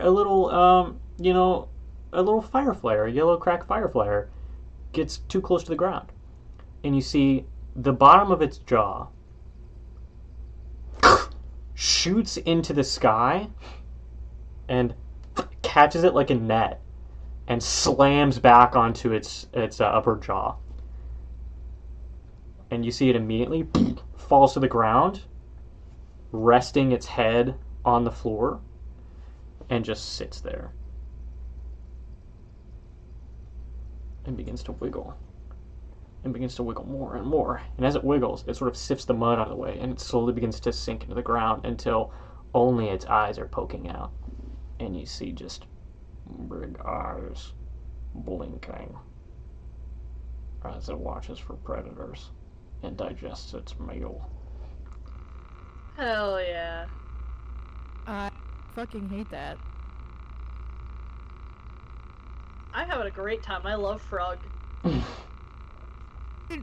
If I'm not thinking about it, if I'm thinking about it from an outside perspective, very cool, very interesting. Hate it in game. True. Very bad. Yeah, Very don't like we're that. hiding in a log. We're small now. Yeah, can we just like avoid it? It's no longer a threat at this very second. Okay. Cause it's watching for predators, not prey. Yeah. If Yeah. it's so. Castillo just kind of gratefully gives Escar just like a big hug real quick. Like, Yeah, I think so I'm just gonna quick. I'm and just then gonna keeps shove moving. Cygnus back up. What the fuck? You push dude? Cygnus back up. Cygnus, you're completely exposed. You see its eyes turn, look at you, and it just like blinks and watches you. Crumb, it's just- fucking looking I at me. stick my head out. Crumb, We put good? it back down. You're still alive? You use me as bait? I would have pulled you under. It would have been fun. I need everyone to make an instinct save for me, please. Oh, Yep. so good at this. Timer went off. Oh yeah. Oh, I actually am pretty good at that. Oh yeah, baby. I got an 18. Oh, that's so cocked. It went off a little bit ago, but I was talking, so I just didn't count it. But now that we're moving again, so you got a 16, Escar. That's a success. Who else? I got an 18. 18 success. 10. Fail, mark a fail. 10. Fail, mark a fail. Wonderful. Wonderful. Yep. Me and Prom really are the winners. So, all of you, it takes from your perspective, very long time to make your way down to the emergency access hall. Yeah, what's up, go? There was something I wanted to do. Go. So after we hit the log and everything, I wanted to coat myself in some. You can coat yourself in the mud. Okay. Would I roll something?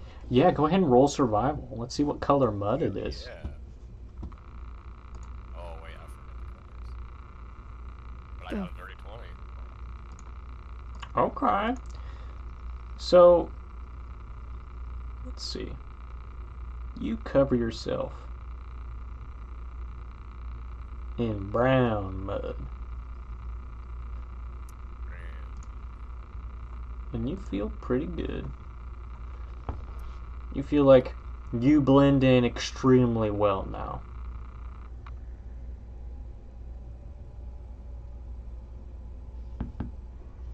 So, make a group stealth check, everyone. Eskar, you're gonna get favor 1 from being covered in the brown mud. Crom, don't bother. Okay, sick. I got a nat 20. Sick. So with 2 technically nat 20s, it doesn't really matter what the rest of you rolled. It's a Perfect. success across the board. Don't even worry about it. Wonderful. Great. I'm rolling like shit. Perfect. Yep. So For the plot. 25. If you think about it, right, these 2 people would be the best at surviving. Of course they're This is rolling true. well. This is We're very the 2 true. smart ones. we've We're got the an best office guys. worker, and a techie. And then Yeah. the other 2 are from like wild world spawn where they're like natural. They just like hunt naturally still. So again, you get like yanked under the mud at one point. Cassio, I think Eskar just defaults to just carrying you like this. Maybe. Like you're a Bjorn. I would have slapped some of them. Okay, you just like Castillo, you get some I'll- mud slapped on you. It's a sensory nightmare. I'll allow it, but I'm not too happy with it. Just keep it like a mud bath. Just imagine it's like a mud bath. There are spots. It's a party. It's a wonderful time. Very exfoliating. Why do you spread mud on If you have scales, it's absolutely exfoliating. Cassio, you feel every pore in your body clogged. This is gonna take such a Not long actually bath. touching my skin. Yeah, it's actually probably worse. I'm in a suit. This isn't actually touching my skin. It's just an illusion of it touching my skin, and I still want to cry. You make your way to the emergency access hall. You see it is a circular tunnel that leads into like a big, almost vault-like hatch. You're able to open it from your data pad. You massive door creaks open. You walk inside the emergency access hall. It looks like a long, again, burrow, kind of. Just like the black box room. You see, it was underneath a tree, big vault door. You opened it up. It was like overgrown with roots and stuff. And you see underneath some like black insects fly out when you open the door. It's dark. You hear dripping in the distance, and you hear shuffling and a little bit of echoing moaning. Yeah, Cassio, Cygnus. What do you want? Uh-huh. I say the right Yeah. names. Yep. Uh-huh. So, last session there was at one point I rolled to kind of like see through the illusion Yes. a little bit. Can I do that again? You may. I'll let you make an intelligence save. If I fail, it doesn't count as a failure, does it? Probably not. It's fine anyways, because I believe, let me double check, that Mhm. would be a 21. Okay. You're able to concentrate and sheer will and constantly telling yourself this isn't real, this isn't real, this isn't real. You force yourself to picture what it would look like to you. And you break free of this illusion for a brief moment. You see, dripping from the ceiling, covering the walls, thick on the floor, your feet sinking into it. It comes a little bit above your ankles. That black mold. And you look a little bit closer. You realize that's not mold. You lean down, get real close. Tiny, tiny little scales. Black, rotting.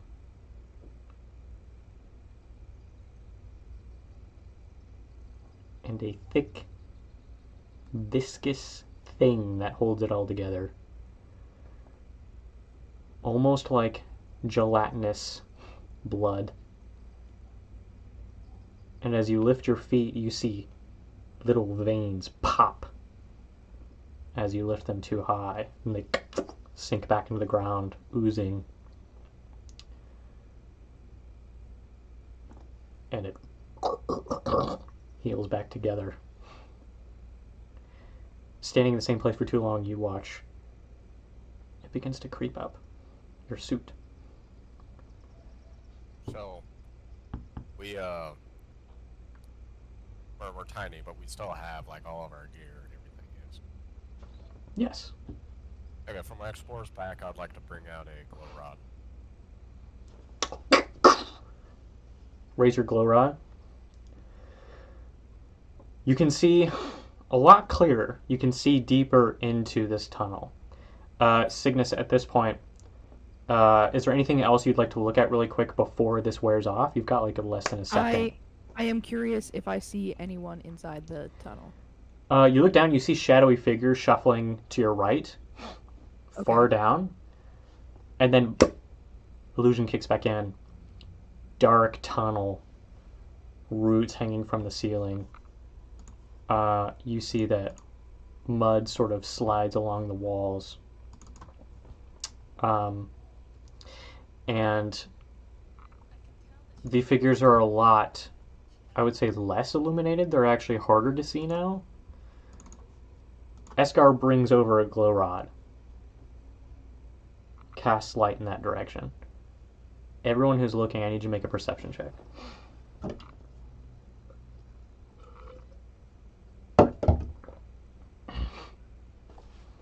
I got a 6.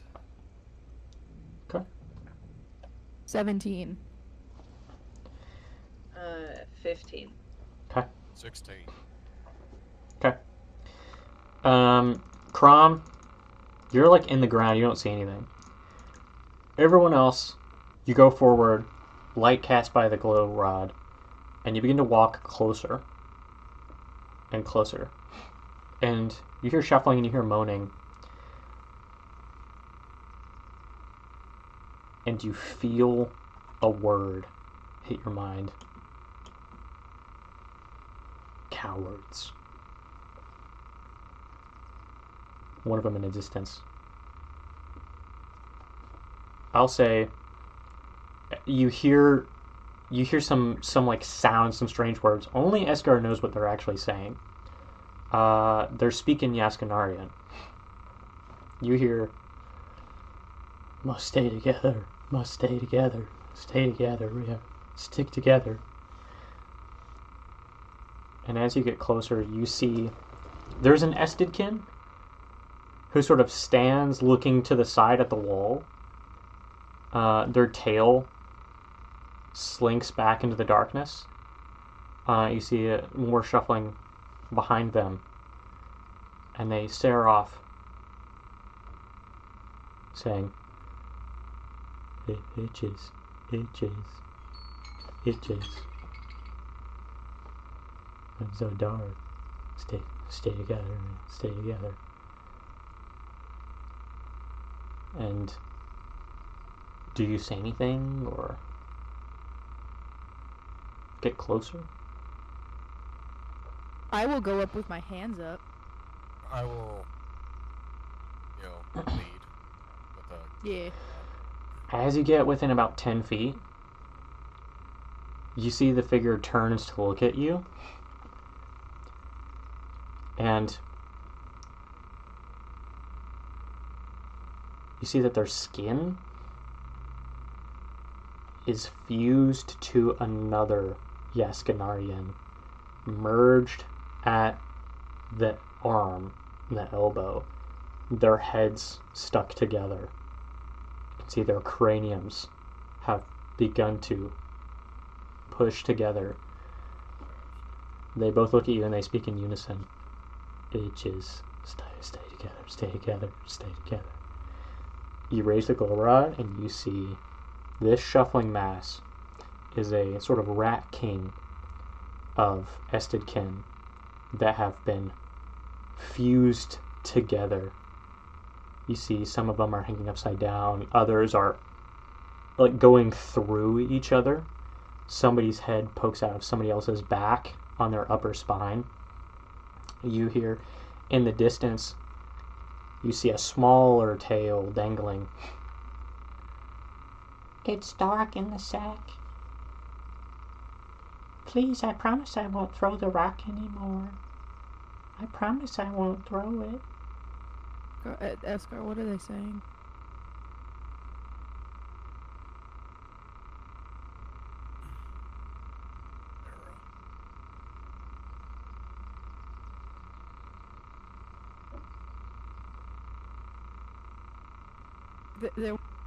What? Is it bad? Can I try to see through the veil again? You can try, Okay. but there will be a consequence for this one.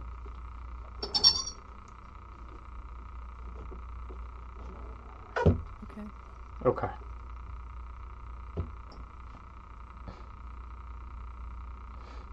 Okay, that's not bad. That's not bad.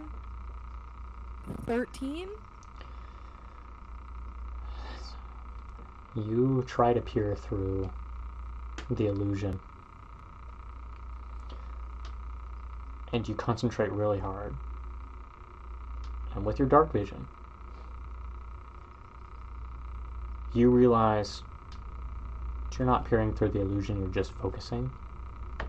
And you see off in the distance what looks to be like a very small Estidkin hanging, skull fused to the front of the face of another Estidkin who seems to be trying to cradle him in midair. You hear whispering, and that's going to be a failure that you need to mark on your sheet. Son of a bitch. They're already gone. Save him, save him. One of them from the middle speaks up. It's an elder. You see they're larger than the rest. Save him, save him. Estid, save him. Save them. I'm not gonna say that The elder turns to you. You can see that there's somebody else. Their chests are fused together, head draped over their shoulder. But he does turn to you. Some light, some recognition dawns in his eyes. Rashik. Rashik, you must save him here. He is the bravest of us.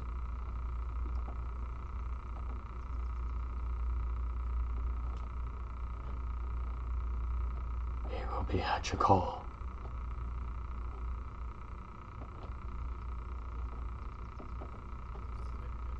Rashik. it cuts out. Rashik. And Rashik.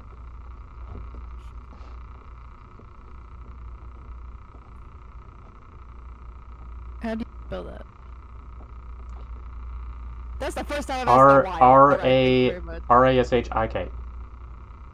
Oh. exactly how I spelled it. Okay. Some of them are whispering Carthaginian. And Eskar, you know that translates to Death Giver or Death Pointer.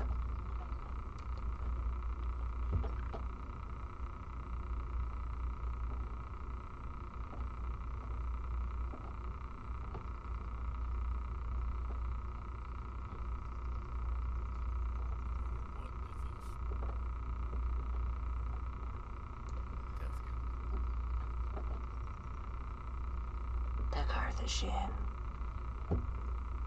They came with fire on mountain bugs. They rode the sky. They rode Estid's eye. They came and they killed.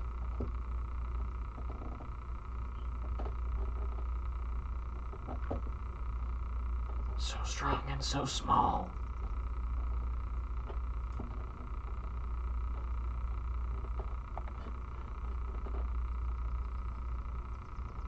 The Scar will turn. Out. So?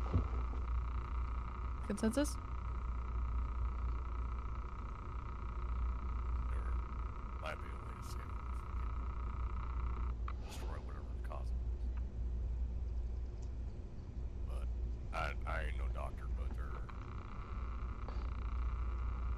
part of them is still there. But they're...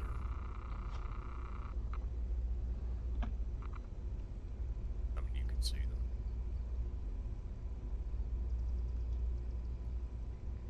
Pick up my mic. There it is.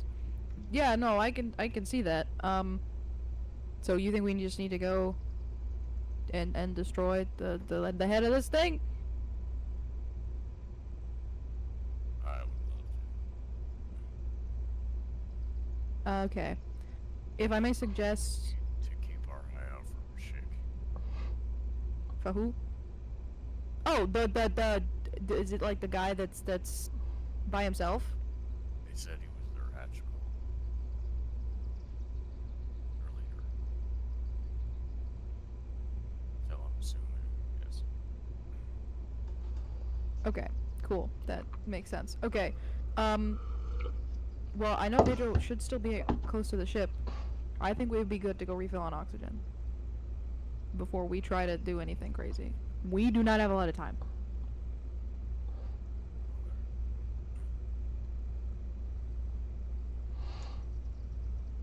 Everyone in agreement with this? I text Kevin. So- Oxygen? Question mark?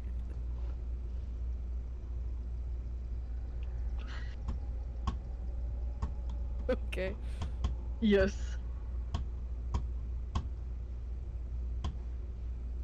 So you're leaving? Yeah. Unless, I mean, I Well- don't know how I can help these people.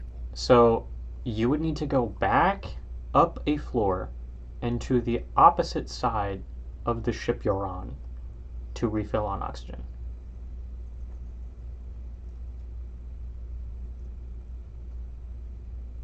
Or we could go find this thing and fight it. Yeah. You have worn the oxygen so thin.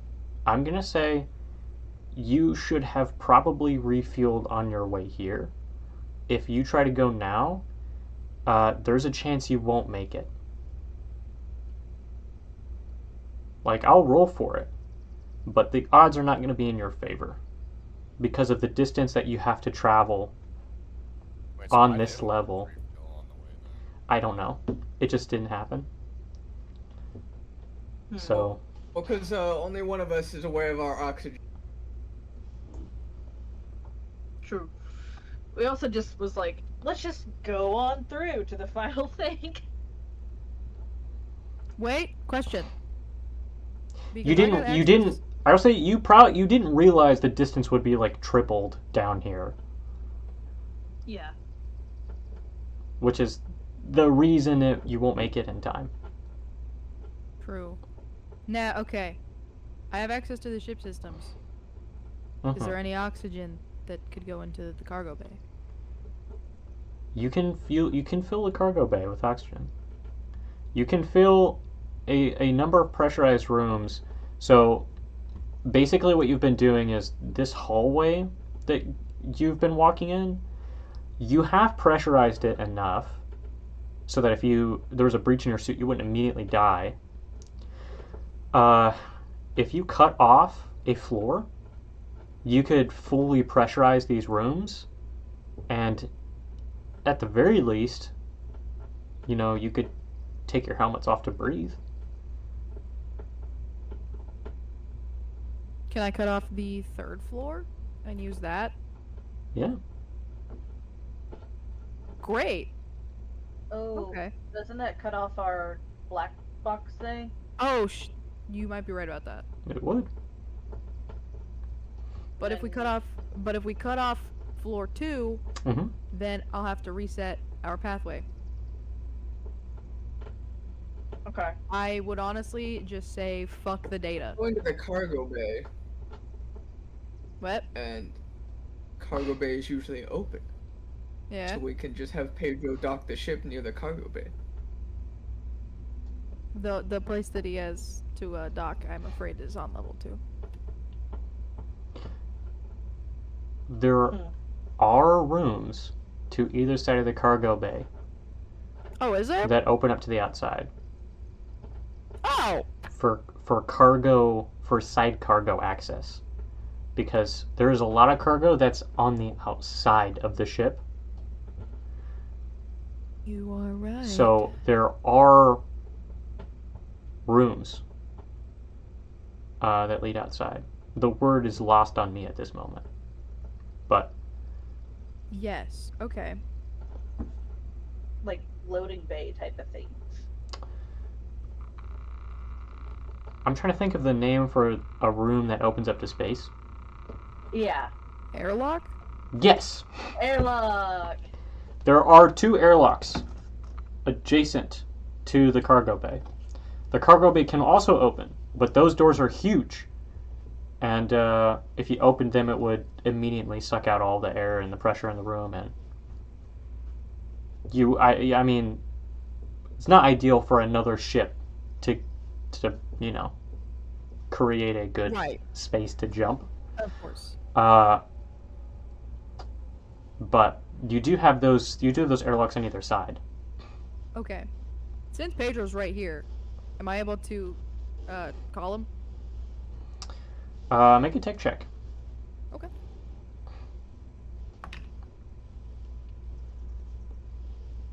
$15. Okay. You can hail Pedro. Are you like sending him instructions? What do you want Yeah. Pedro to do?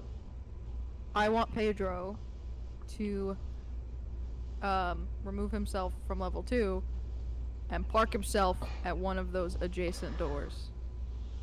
Okay. So I'm gonna. And I follow it with a "You're the best, buddy" heart emoji. He stops playing his little game of chase with the person that he keeps telling you about. Yeah. And I'm going to roll odds or evens for left or right. Okay. Okay. He goes to the... Let's see. On the map, it would be the right side. Yes. And he takes the ship, and he's able to... Let me make a piloting check for him. I gave him inspiration. Oh, words. that's so gross. Here, I'll roll again. You're not going to believe this. I think I rolled an even nastier dirty 20 than before. Because he got a 6, then a 3 from the Okay. favor. Oh no, that's only a 19. So he got a 19, Oh. which is okay, Pretty but good. he doesn't quite get an airtight connection to the room. So you would have you'd have a limited amount of time to get people over before atmospheric pressure is completely lost. Okay, that's fine. That's still good. You said he's on the right, right? Looking at the map, he's going to be on the right. Yes. And you'll see what Okay. room that is as soon as I get you guys on this map that I'm on. I have a version of the map I'm looking at. Okay. So. Okay. Okay. No plan, guys. Now that I'm thinking about this, right? Like we go to the cargo. I can probably get oxygen, and then we just pop our helmets off. Pedro's parked right there, and so then we can get what the hell ever you said his name was.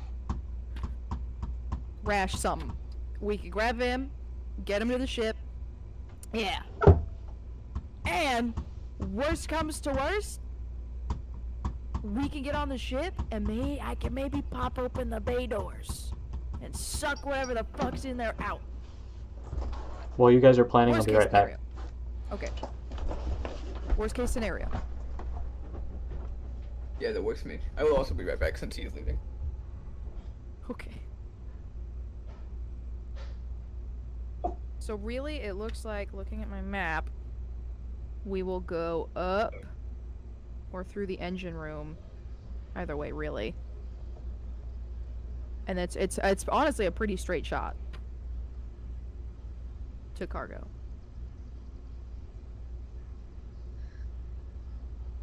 There is actually I think there is a I don't know if it's outside or not. He told me something about a giant claw, and I don't remember if it's inside the ship or outside the ship. That could come in handy if it's inside. Grabbing. Yeah, like to move the shipping containers. Oh.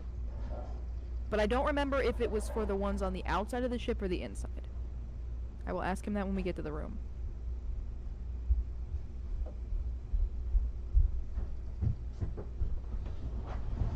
But I digress.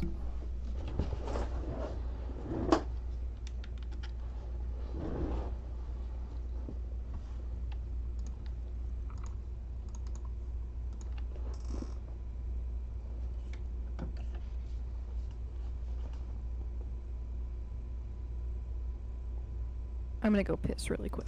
Okay.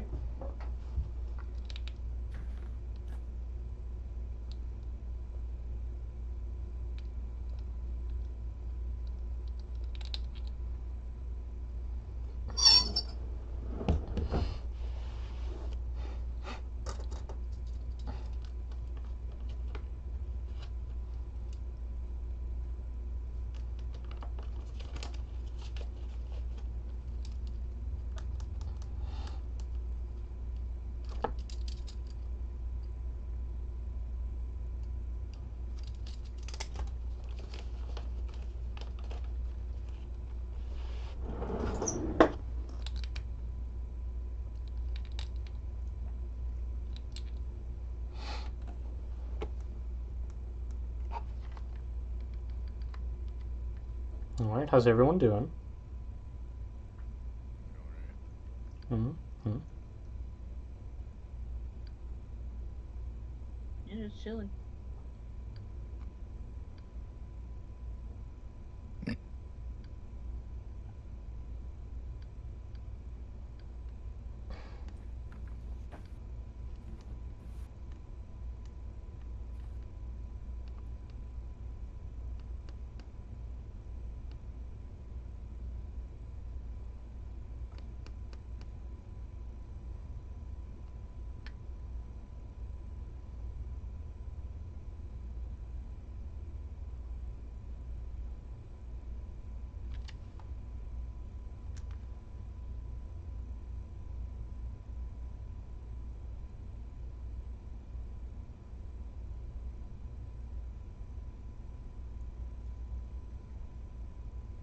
I saw a dragonfly on campus. Oh my god, everyone's here. Okay.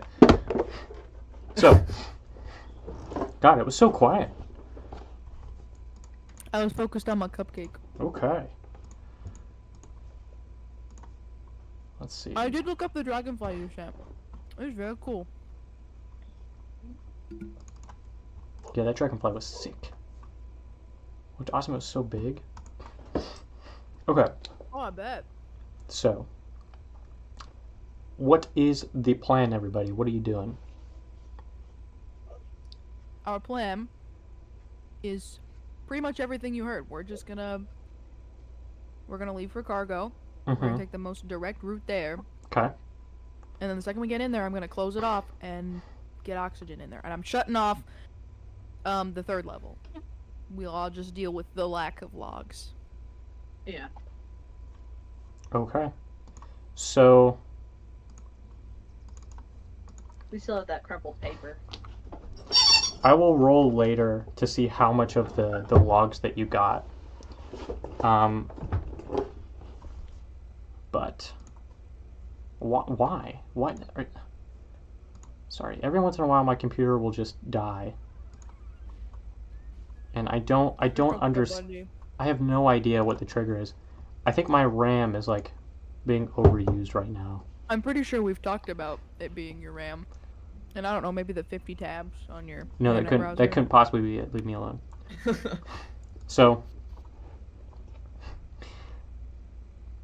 all of you leave this emergency access hall. You make your way to one of the entrances to the loading bay. You can feel beyond this point, all of you. I don't need a checkmate or anything like that. There is a pulsing. Each of you, timer went off. One more save before we enter this room. Instinct save.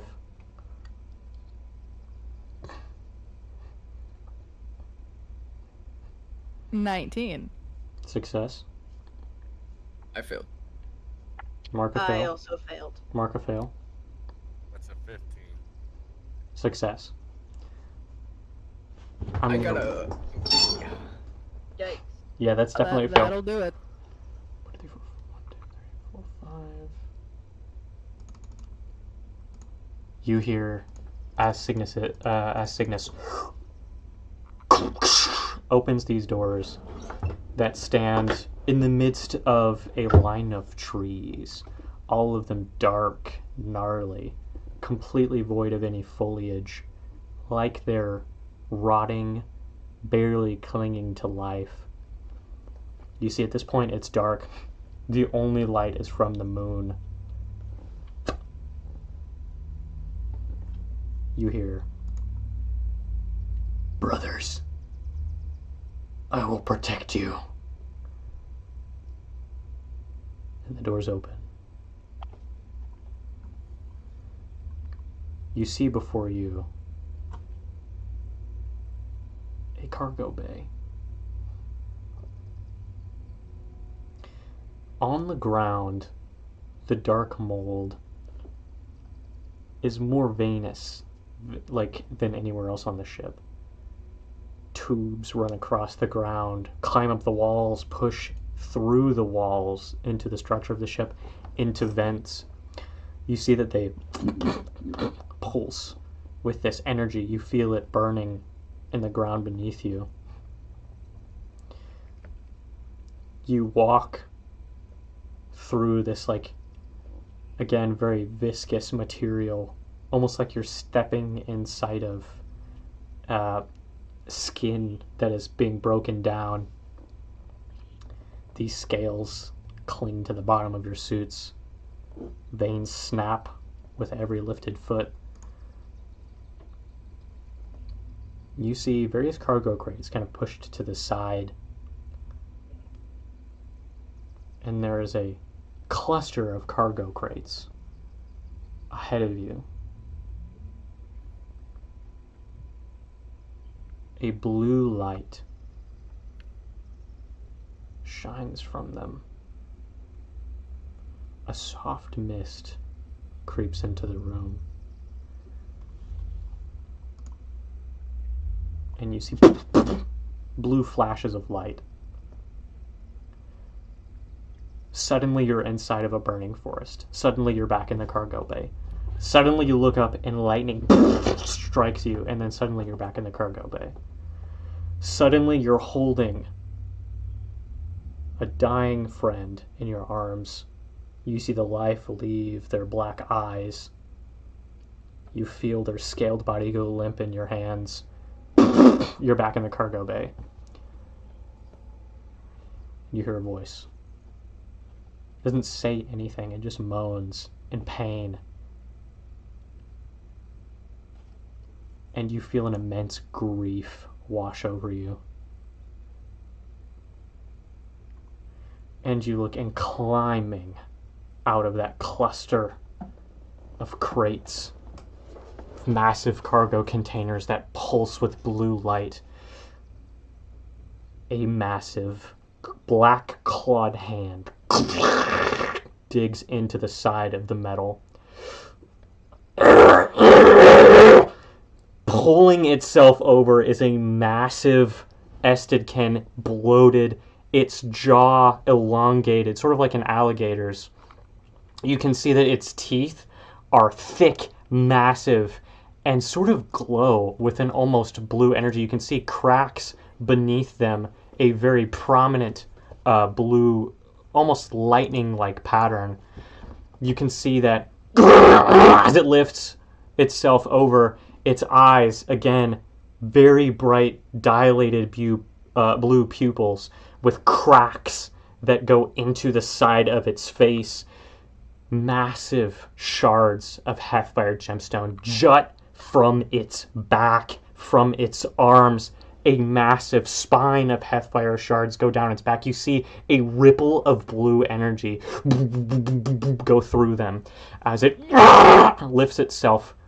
It stands at its full height, 30 feet, towering over you.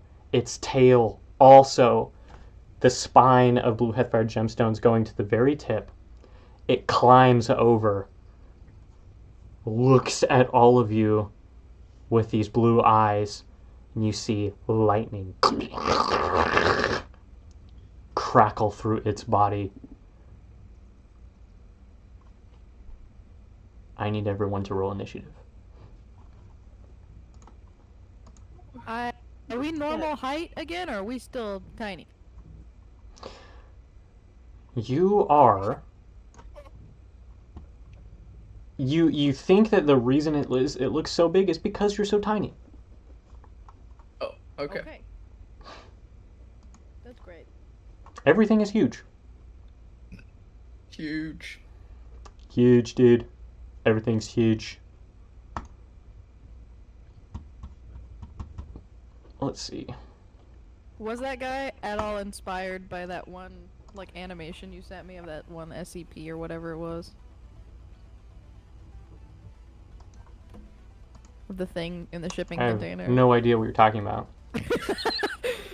You described a clawed hand coming out of the SCP, or out of the fucking container. I went, yep. SCP. He sent me this animation forever ago. I think it was an SCP.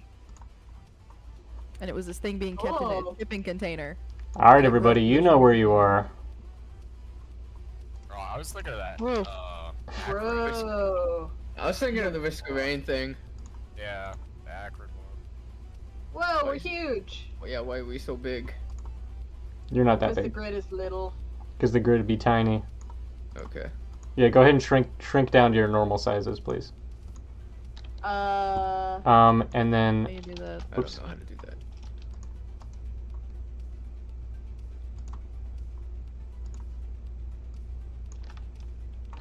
I don't Oh, know how to do that. I guess I'll shrink you down.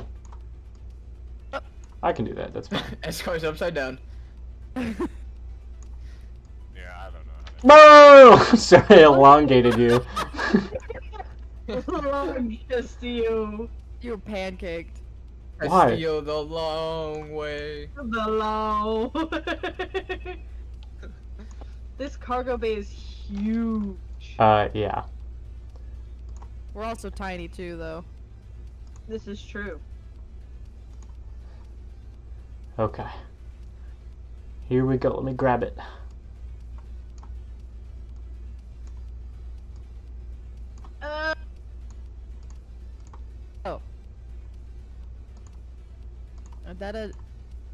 Is that a dinosaur that you're Once using? again, I am fighting a dinosaur. This is not my first time fighting a dinosaur.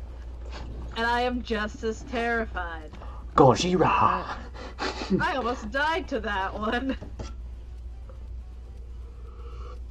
Well, So, the massive mutated Estidkin looks at all of you with a fury in its eyes. And let's go over the initiative order. okay. Okay. Who got over 20? Anybody? Perfect! That fixes 23. everything. I got a 22. Dadgummit, I actually rolled high on my initiative this time. Yeah, I rolled a nat 20. Oh. I also rolled a nat 20. God damn, dude. Alright, starting off strong. So, that is going to be Eskar Krom in the fast phase, then Gore phase, and we've got Cassio and Cygnus in the slow phase. The dynamic duos. There might actually be better music for this. I'll let you guys pick. Do you want this one, or you want this one?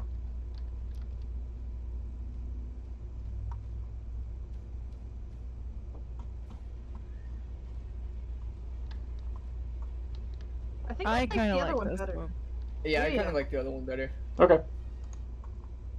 Damn, get outvoted, Megan. I know. It's okay, I guess. This one feels more techy. Okay, you guys watch as the room. Oh, hang on, let me actually change the, I can actually show our roll 20. Oh, shit.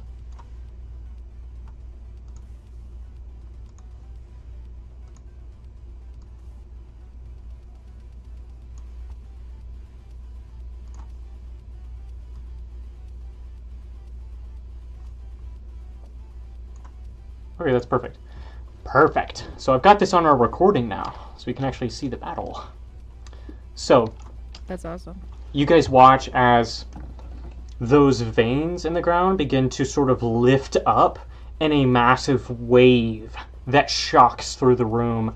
You see blue electrical energy and this aurora of heathfire emanate from the creature. And we are going to enter the quick phase. That's going to be Eskar. Crom, you're up. Okay. Alright.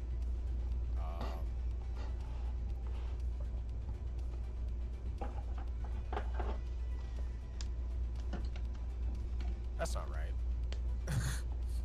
Yeah. Okay.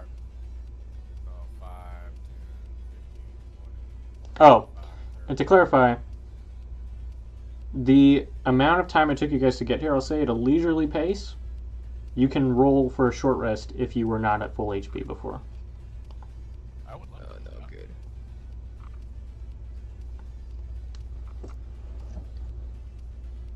Is there anything on the ground that I could throw? Like any sharp objects? As the electricity crackles through the room, you see the scene change from a like giant warehouse cargo bay scenario that's covered in this like black mold and these gooey veins and this blue lightning change to a thundering night, moonlit, cloudy clearing with heavy rain making for thick black mud and a massive, massive lizard-like monstrous creature looking at all of you, surrounded by trees and massive boulders which replace the cargo containers. With every flash of light, we switch between these two realities. Every time you switch to the clearing, you guys notice that you are once again bugs. Okay. To answer your question, Eskar, or to answer your question, Crom, there are plenty of rocks on the ground and fallen logs that you could grab. And when you reach down to do so, as it flickers between the two realities, the black mold is morphing to accommodate whatever you've grabbed. So if you reach down, you grab a log, you pull it out of the ground. As you switch back to the cargo bay, you see a massive rotting log made of the black mold in your hands, a tiny thin trail leading back down to the ground beneath you.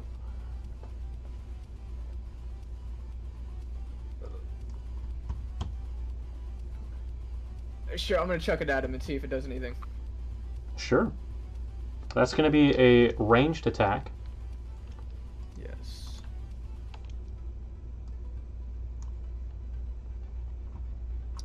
Does an 8 hit? Unfortunately, an 8's going to miss. Okay. So you throw the rotting log, and it sails and it smashes into one of the containers, and you see it shatters into black mold scales, and it sort of just like drips down the side and rejoins the writhing mass beneath you. So none of it like splashes on him or anything? No. Dude, okay. I think it is him. That's what I'm trying to like figure out is if like that would work damage wise. Yeah. I'm gonna assume not. Okay, then I guess The creature's attention turns towards you. that's sick. I love that. It's already moved my full movement. Mhm. Yeah, I'm just gonna use my minor action to guard. Rushing is a fatigue, right? Rushing accrues 1 fatigue, yeah? Yeah, I want to rush, and I want to get up to the... Okay. That's actually good. Oh, that is like fatigue. So in order to scale that, it's about 20 feet tall.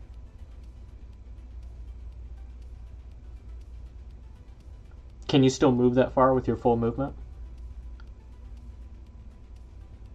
From where you were? Feel that? To Oh, scale the container you're standing on, it's 20 feet. that's 5, 10, 15, 25. Alright, so that put me here. Yes. Okay.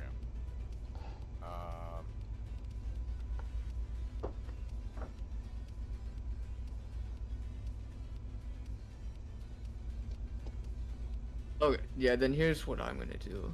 I'm gonna also use a fatigue and rush to get like behind the container. Mm-hmm. And then I'm gonna minor action guard. Okay.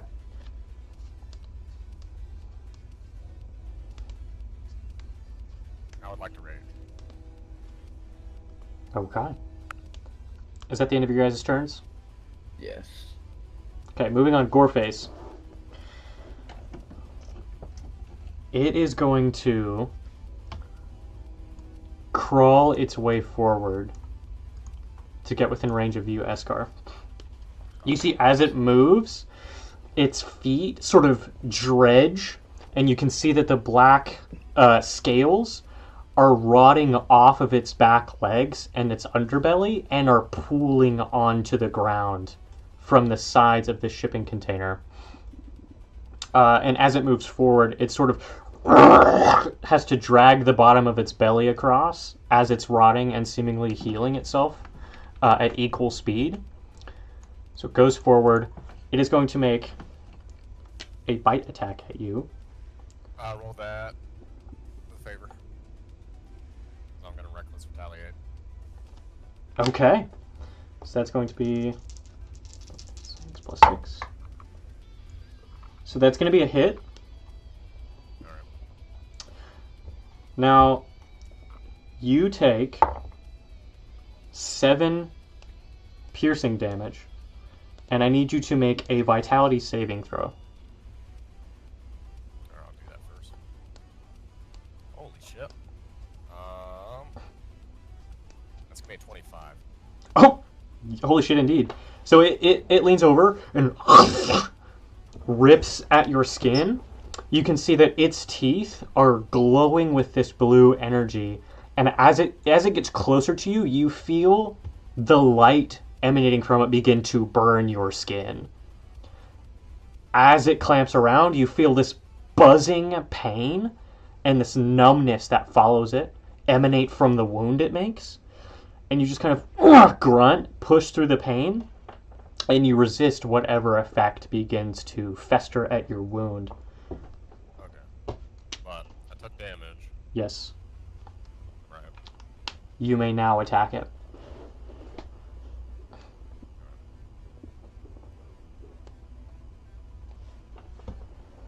Yeah. So I'm going to all-out attack. It's going to give me an extra favor. So I have 2 favor.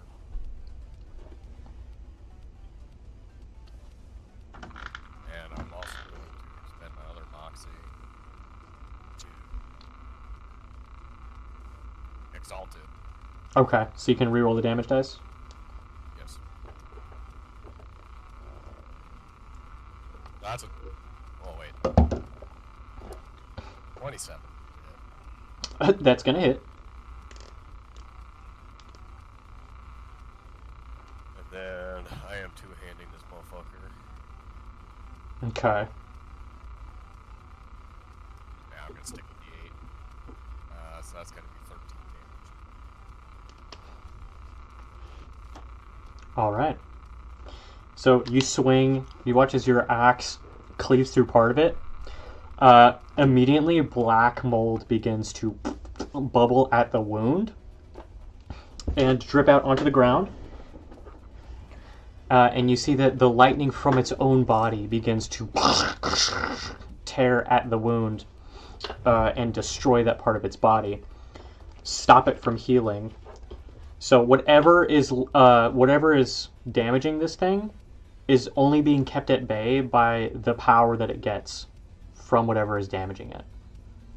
So essentially, whenever you hurt it, it can't heal from it because it is too busy trying to... It's like in an equilibrium, essentially. It's only got enough power to resist whatever is damaging it constantly. Oh, okay. So, after you do that, it is going to... Ooh, perfect. It's going to... 1, 2, 3. You see that on its back, the Heathfire shards begin to glow and you get this buzzing, again, this like buzzing feeling through the ground as energy begins to ripple from his body, and then a stillness that follows it, as if it's holding that energy inside. And you watch as all of the shards on its back begin to glow brighter and brighter, until they're almost blinding to look at. Then it is going to, let's see, make one claw attack at you.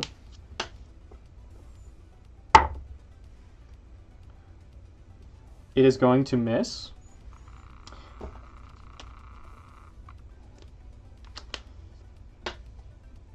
And then I need everybody to make an instinct saving throw.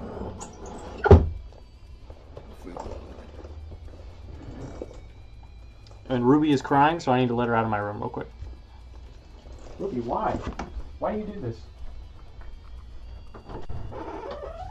Go, be free.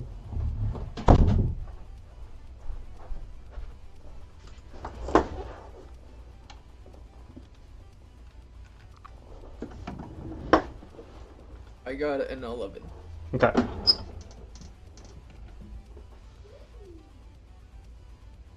I got a 1. Okay. So, being dealt damage, once his turn is done, I enter Febris, right? Yes. Okay. You enter Febris the second you take damage. And then every time... Second you take damage, and then every time this phase that you take damage again, you would regain 1 Moxie. Oh, so I'm already at another Moxie then. They hit me once and then hit me again. It actually missed you the second time. Oh yeah, you're right. It did miss me, so I'm at 0. So. Okay, and what about those saving throws from everybody else? Sam, what did you get for your saving throw? Oh, I got an 18. Okay. And then, Eskar, what'd you get for your save? 15. Okay. So, Cygnus. Yeah. It's going to use its lair action Season of Despair. Excuse me? You feel a blanket cover your eyes and your face as a wave of black scale engulfs you. And you are just covered in this tide of darkness. And you feel your mouth begin to fill with a rotting blood, this iron and this disgusting ooze begins to go up your nose and down your throat. And you look out and you see a door in the darkness. Light shines through the cracks. And your mother walks towards the door. And you cry out. What do you say? Oh, okay.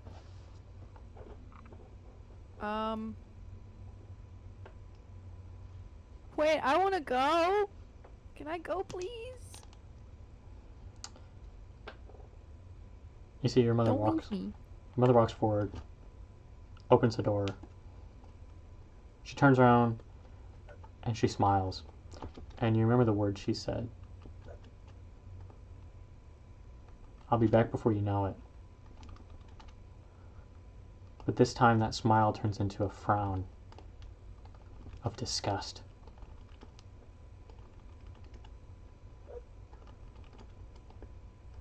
And she just closes the door behind her.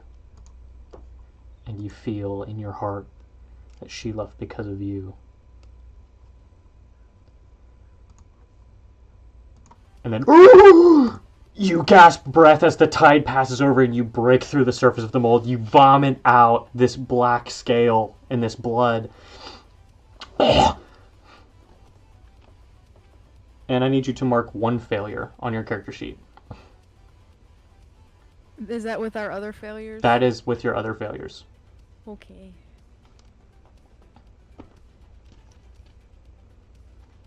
Daniel, how much damage did it deal to me earlier? 7, I believe. 7? Already halved? No. Okay. No. That'll be 3 for you. Now that is going to be the end of the Gore phase. And we are going to go into the slow phase. Cassio Cygnus, you are up. What are you doing? Awesome. Yes. I would like to cast Battle Insight. Mm-hmm. This is just gonna give me insight into the target's defenses. Mm-hmm. And so I will have favor on my next 2 attacks on it. Okay.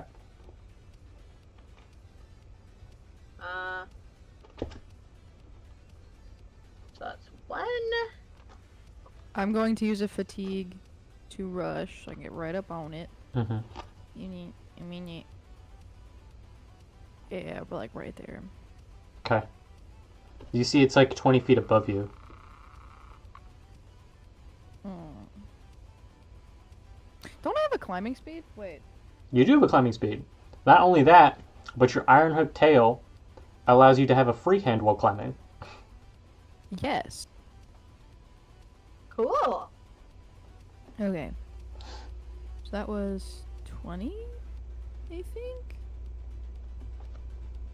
Okay.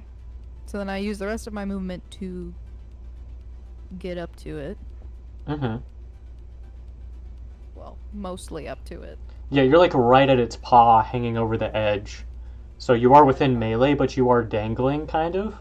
You're using your tail to freehand. Completely fine with that. And then I'm going to cast Time Bomb. Go figure, right? Uh-huh. Oh baby. Oh baby, that is... Hold on, where am I at? Oh, I'm casting it at 3rd level. Mm-hmm. And 25 to hit. That's gonna do it. Okay. So, it is then going to take...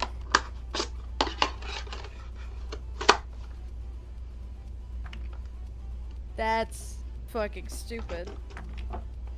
That makes up for it. It's going to take 14 kinetic damage. Okay. I smack the fuck out of it. Yeah?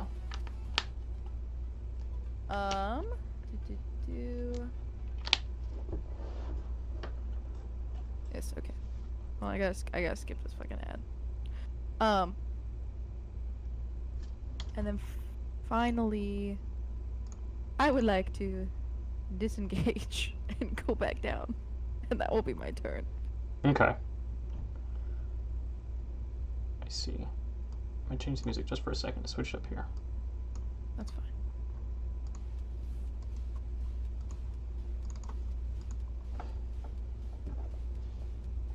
Okay. Is that the end of your turn? That's the end of mine, yes. And you've slid Okay. all the way back down. Yeah. Okay. Okay. I'm gonna take it. I'm gonna have and use my light pistol, which I haven't used the entire time I've had it. Uh-huh. You're like, oh, gun! Bet you forgot I had this, motherfucker! You pull a Glock from, like, yeah. Yeah. And I'm gonna shoot it in those spots that I identified as weak.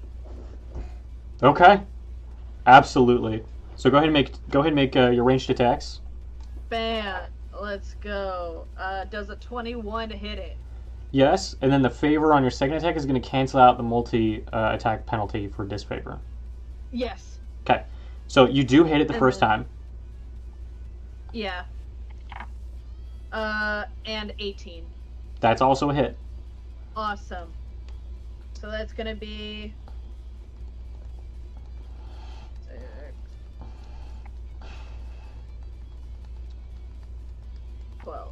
That's gonna be 12 points of damage. Fire. Okay. Hey, can I do one more thing before I end my turn? Yeah?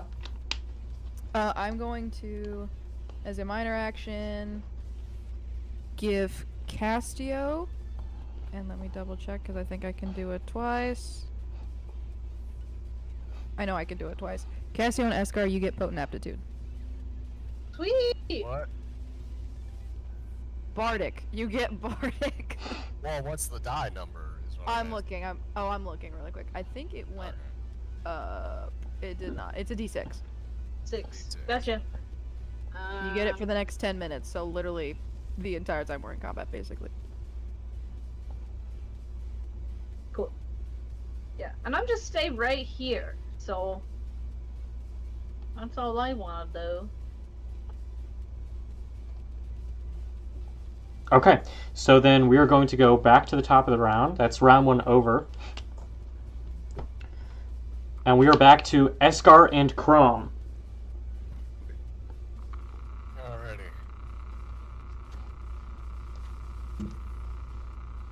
Yeah, I'm gonna rush to get up to him. Mm-hmm.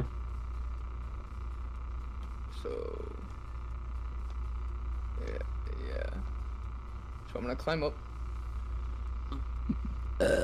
Excuse me. Damn. Thank you. Fried chicken. Then I am going to first use my jab. Mm-hmm.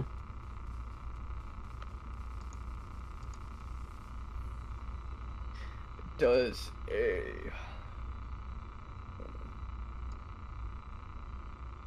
26 hit? Yeah. For a jab, a 20, yeah. That's 2 damage. Okay. Solid 2 damage. Could be Then we're worse. go- Then we're gonna use my minor action to use explosive strike. Uh-huh. This gets favor 1. That's 17. That's a 24 hit. Yeah, 24 hits. You jab it in the jaw, and it tries to turn its head, and then you boom, you sucker punch it right in that gut where all the mold is falling off of. As Escar continues to attack at its chest.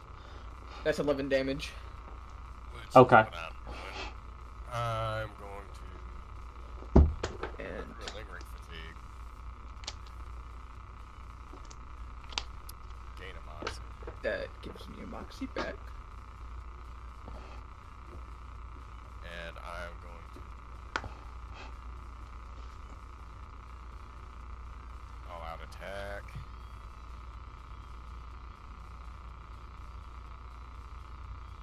Uh,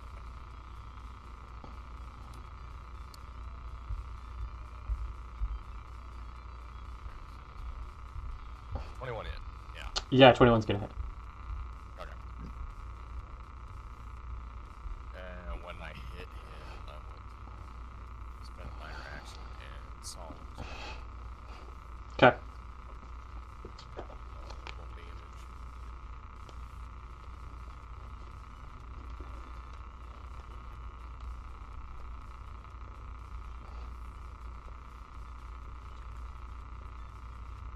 Maybe 15 slashing.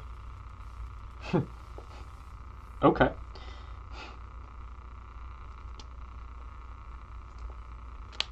Yeah, you carve basically an X into its chest between this and your other strike, and you see the flesh begins to drip down, and you see beneath it shards of crystal have fused together to create a rib cage that push this artificial body, it seems, outward. And then surrounding it, you can see on the inside are actual green scales that seemed to be almost like stretched out putty, kind of sticking to all of these artificial bones. And you see, make a perception check for me real quick. That's a nat 20. You see deep, deep down, there is a smaller head, and below it a massive almost sphere covered in green flesh, and blue, piercing blue light is streaming from it. And the mold begins to try and pull the outer layer back together.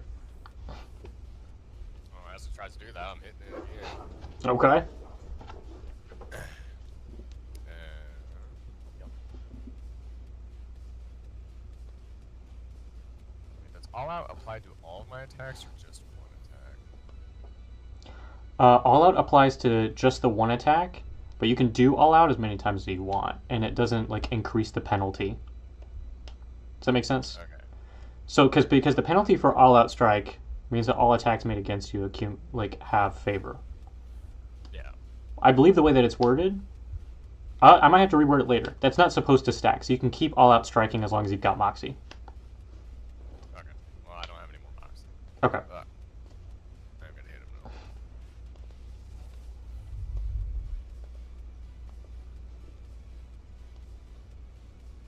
That was a 26. That's gonna hit. Has anyone rolled below a 15? Christ, yet. guys, come on! Well, I think. No, never mind. No, you haven't.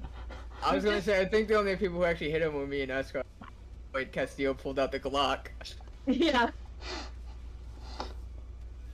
Castillo cast gun. I cast bullet. I may be out of spells, but I'm not out of options. Yeah. Alright, that's Oh another no, I hit. still got spells, baby. We're going. What was that, Kale? How much damage? 15 damage, okay. And he... Oh wait, did you ever make that save for Solemn? I did not. What kind of save is it? Instinct. Against a 17. Yeah, DC 17. Okay. So it fails, and is now frightened of you. Okay, well now that I just hit it again, that probably won't hit.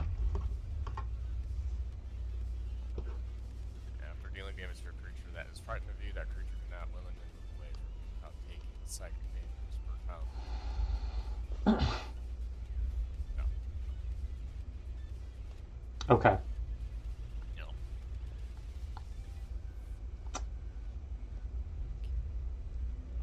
I mean, I guess I could make another attack.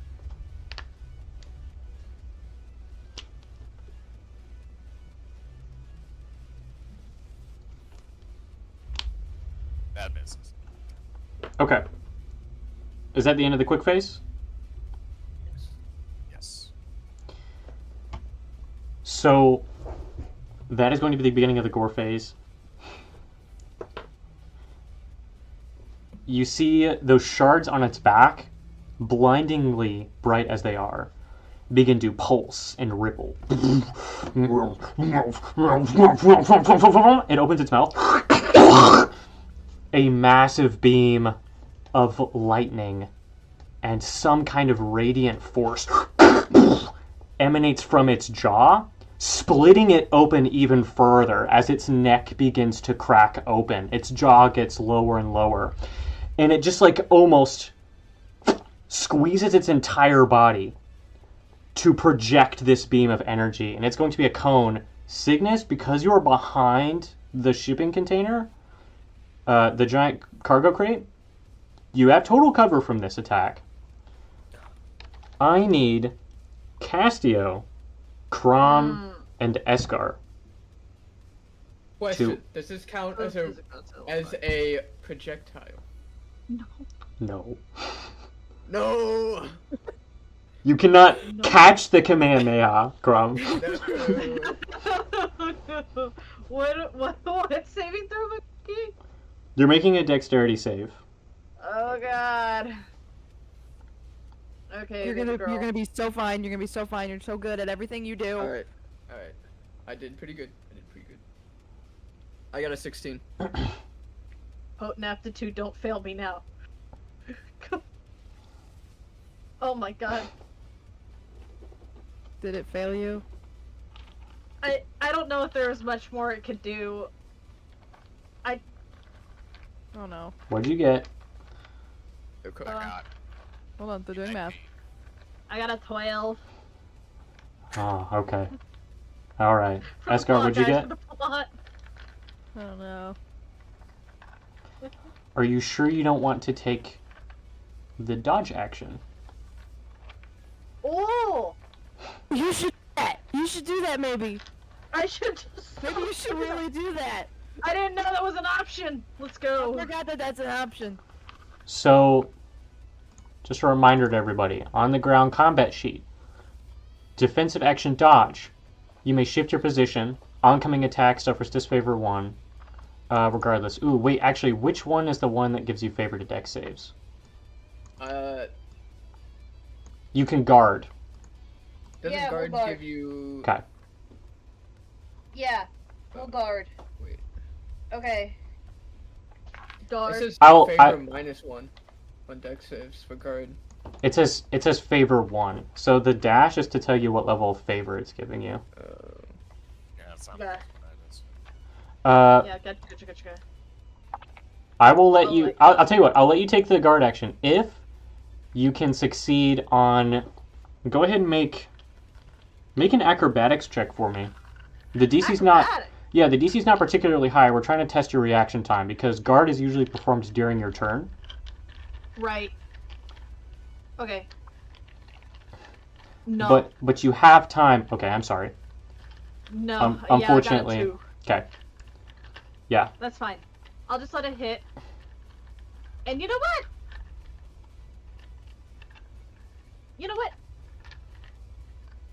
That's okay, because I've got things for that. Okay. So, Krom, what did you get again? And Escar, what did you get again? 16. I got 19. Okay. So, let's see, 10 plus that, plus, what is this? 6, so that's another 10, 20, 24. That's going to be 24 damage to Castio, 12 to Krom, 12 to Escar, and this is radiant damage. You feel this energy almost go through your body, and it begins to burn in a very numbing way that you've never experienced before. You said 25 points of damage? 24. 24. Okay, either way, I'm using my shield ability. The AC's going up. Okay.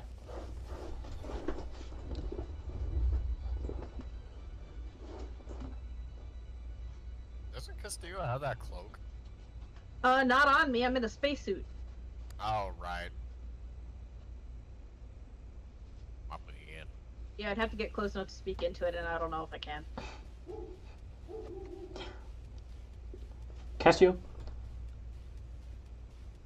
do you think of the cloak when this energy is hitting you? Do you think Castio would think instinctively to use the cloak? I don't know.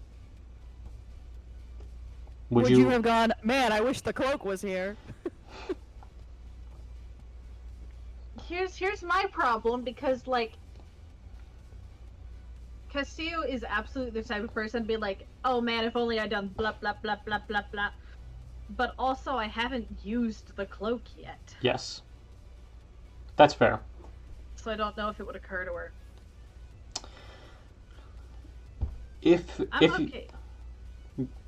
If you want, I present the option of an intelligence check.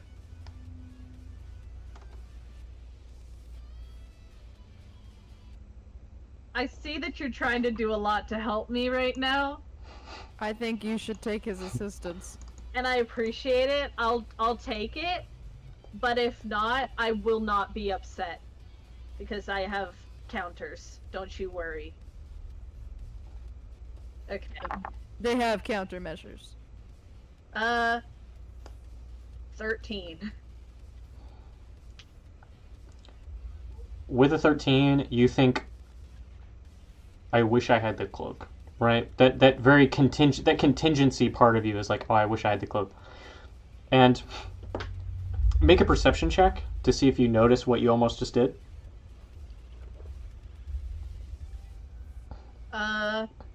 16. Okay. As you think that, you sort of like turn your body to try and as you're, projecting your shield, and you see the black scales around you lift, touch your back, and almost form a sort of wave around you before sloshing back into themselves. Ooh.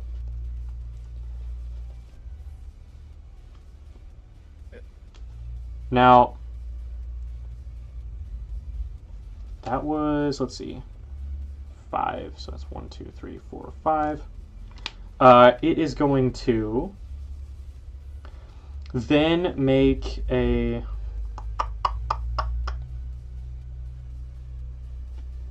It's going to make another bite attack, but this time it's at Crom.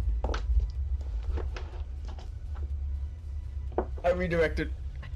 It's within the source of its fury, yeah. It is within the source of its fear.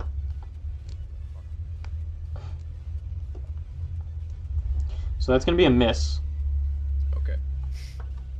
You did redirect that shit. You did. You just smacked its head out of the way and it goes. Get that corn out of my face. You know when a shark tries to bite you and you just have to smack it? You just have to punch it in the nose because it's so sensitive. Yeah, Yeah. that's what you do. You basically, you just hit its face out of the way and it goes. "Argh!" And you redirect it towards Eskar. Eskar makes eye contact with you. You see its pupils dilate, and it's going to use its lair action, Season of Despair. Everyone, I need you to make instinct saving throws, please. Let's go, boys. I'm so good at this.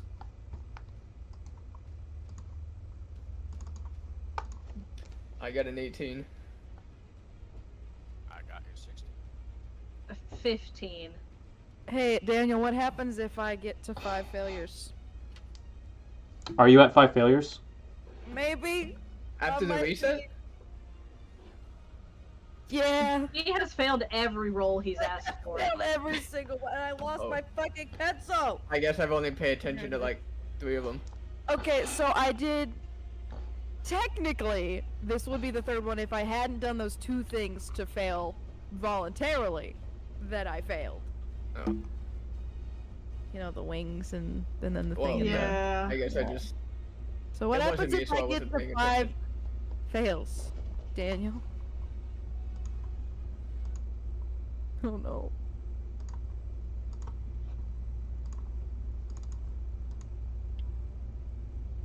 Oh man. Why the fuck are you playing the music? That's really scary. If you had stayed on the cargo container, you would have been away. Here's what happens. Okay.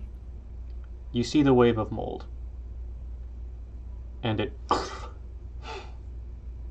goes over you again, and you are submerged in this dark, cold substance. Again, you feel your throat fill up with scales and blood and rot.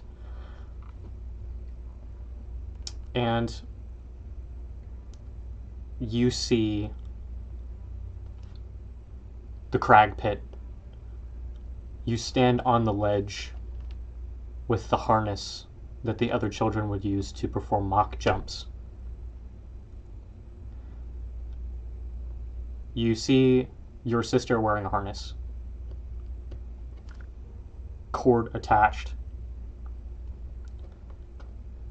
She sort of teeters over the edge. She turns to you. You see goo, scales, blood pouring from her eyes and her ears and her mouth. She says, "It was all your fault. I'll go and find her. I'll go and find our mama, bring her back." And she leans over the edge, and you sprint to try and save her, but your legs are pulled down by the mud. You look down and you see the dark slows you down. The cord begins to spiral as it goes down the edge, and you see as it reaches its limit, it snaps, and you hear a sound like a splash echo from the bottom of the crag pits. And as you peer over the edge, you see your sister has splatted against some rocks. And you fall to your knees, and you fall over the edge, and you plummet. You are completely overrun with despair. Nothing matters. You understand. All of it. It all ends the same. There's no fighting it. It's better to just lay down. You fall and die. Cygnus hits the rocks. Castio, you watch the wave swallow Cygnus, and Cygnus doesn't come back up. It equals back out.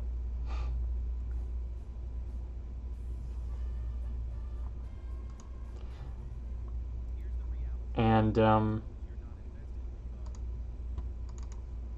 Cygnus? Yeah.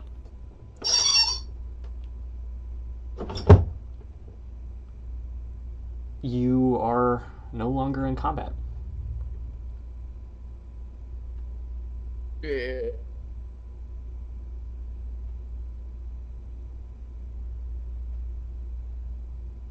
Nothing. No. Now, everyone else does not see that happen. Okay, yeah. They are busy focusing on... I'm going to move you down here. They are busy focusing on this creature in front of them.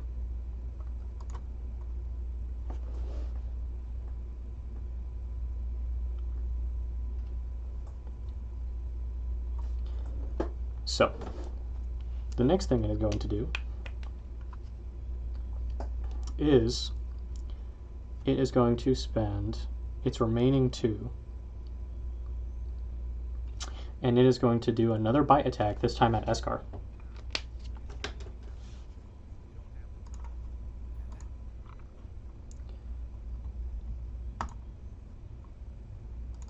Eskar, that's going to be a hit unless you had something else you'd like to do. Specifically because... Go ahead.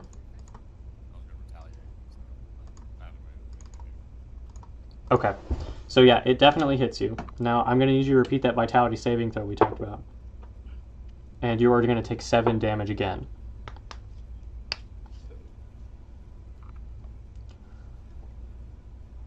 As the data pad goes under with Cygnus, you guys start to hear alarms blaring through the noise. I got 18 on my bite save. 18 on your bite save? So that's a success. So again, you sort of fight off this numbing damage that seems to be accumulating in your body. And then, of course, you have the 7 down to 3 because you're enraged. Oh, yes. Now, Yes. while it was not a damaged effect, I'm going to say the layer action still... So the layer action has an effect on everybody. Everyone feels this wave of hopelessness. Do you think Eskar would interpret that as taking damage? As being harmed?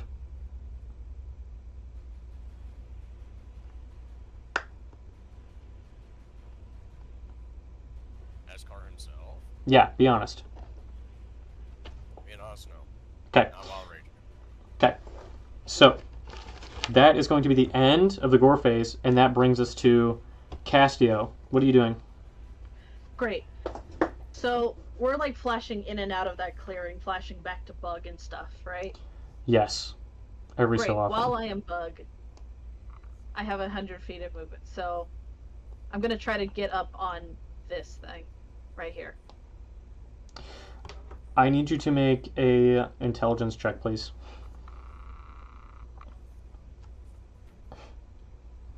Uh, 18. Okay. You flash into the clearing, and you stay there. Okay. Blind sight, you get your hearing back. You know where things are happening. You can feel in the ground these waves as this thing is moving around.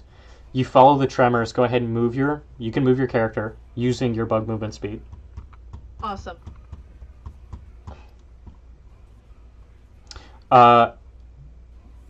Esker and Crom don't see what happens, I'll say, unless you want to make perception checks. The DC is pretty high because this thing is like kind of taking up most of your attention.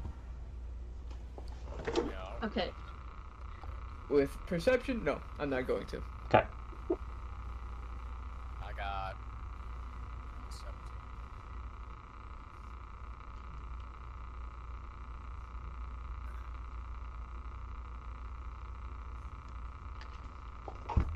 Alright.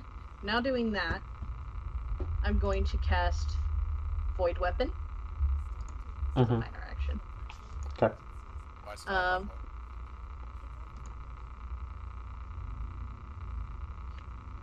I'm going to cast Void Weapon, which is going I to see you give do. me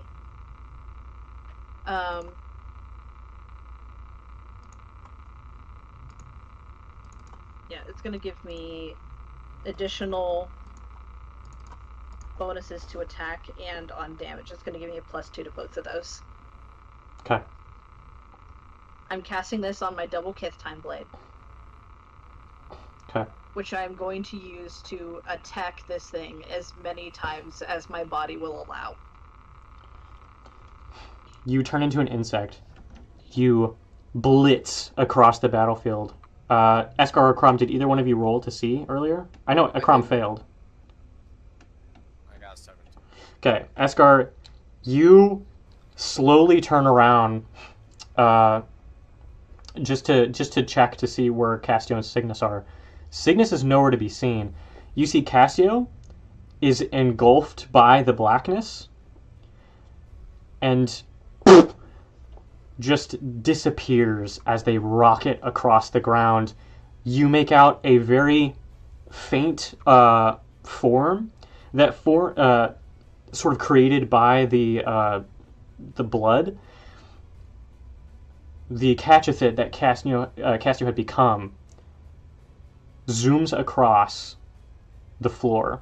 You see the spines, you see the legs, and then as it sprints up the side of the cargo container, all of the darkness is washed away. You see Castio bursts out of it in an explosion, holding the Kith Time Blade. Castio, go ahead and make your attacks. Right. Now that I have casted a leveled spell, that activates another ability I have, which is going to give me 14 temporary hit points. Yes. On top of the fact that my current AC is 19 until the end of my next turn. Mm-hmm. All of this together, I am making my attack.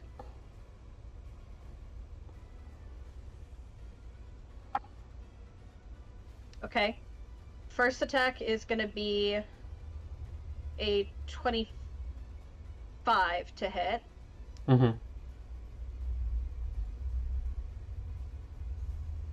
And I'm just going to roll all of them, and I will take my disfavors. Okay.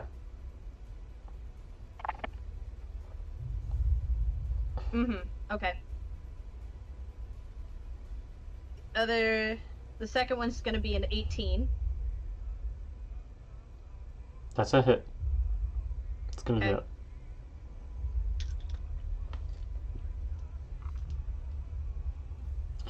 I'm just gonna tell you, its AC is 14.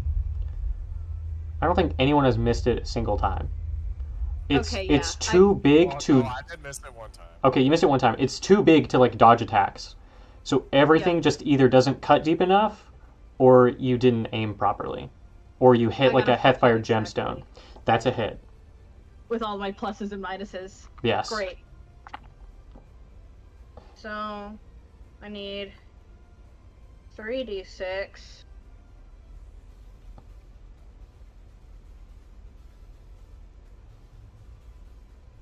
Plus. Dropped 1.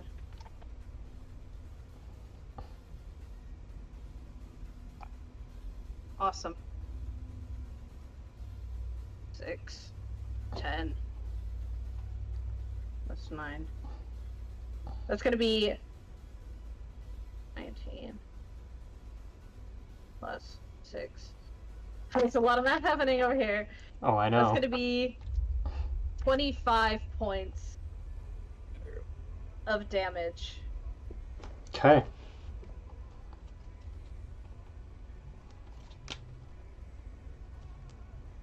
Oh, at the end of its second phase, did the creature roll its save? It didn't. It Just failed. this furious cry, and just bring her back. Your Kitime blade becomes a blur of blue and red. You see mold stream from the slashes you make in its body. And you cut deep enough that you see what Esgar did before. You see through the black, through the rotting scale, and you see the green mesh, stretched, porous scale, and you see at the center of it all a face and a body that seems to have absorbed something large, something blue, something round. You watch as it pulses with energy. The face inside, illuminated by that light, contorts in agony. You see black tears oozing from its face.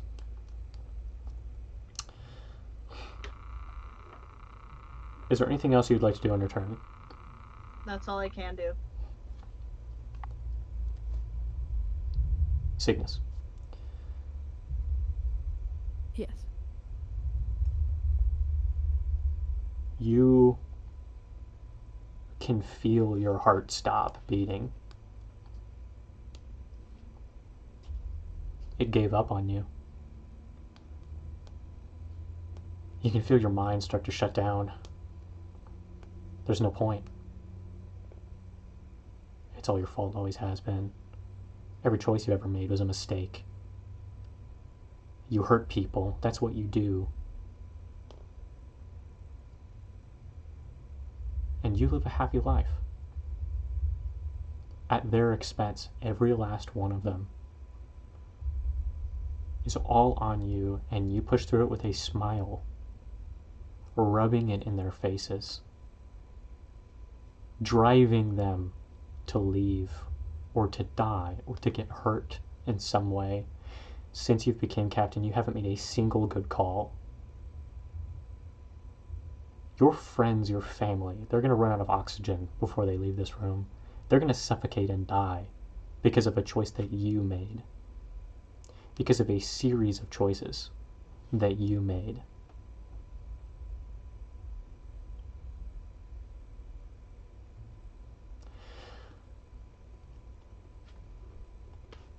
I will let you choose between a saving throw or a limit burn.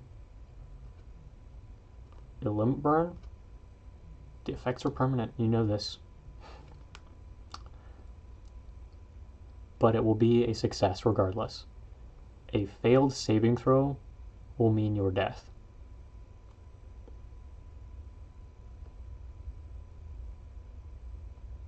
Do you want me to say it or text it to you? You make the choice.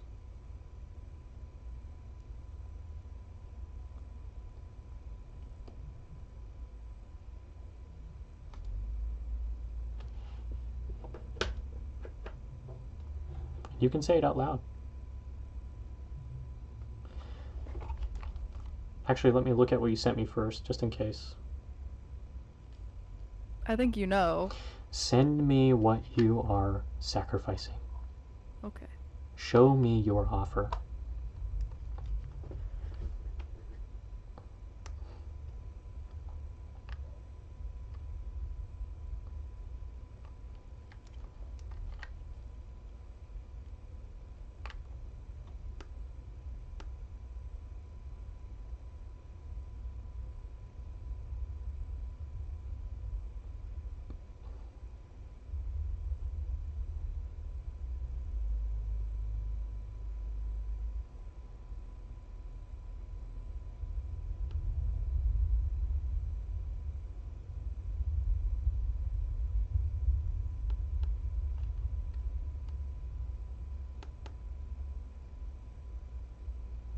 Escar Crom, start thinking about what you want to do.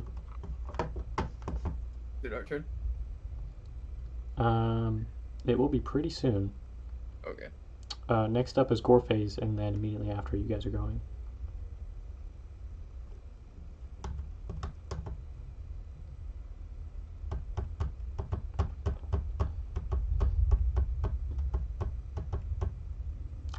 Do you... Okay. I thought Gore phase was after our turn.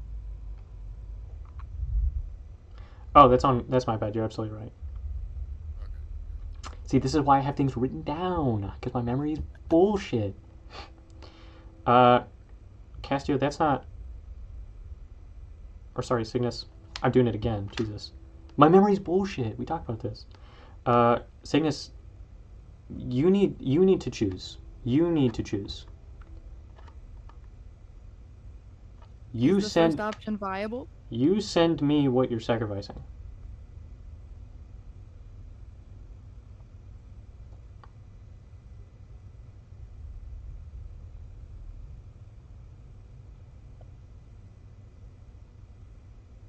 Okay.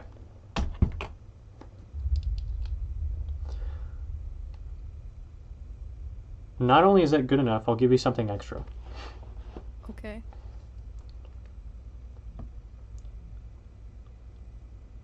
You feel a tiny spark, a flame in your heart.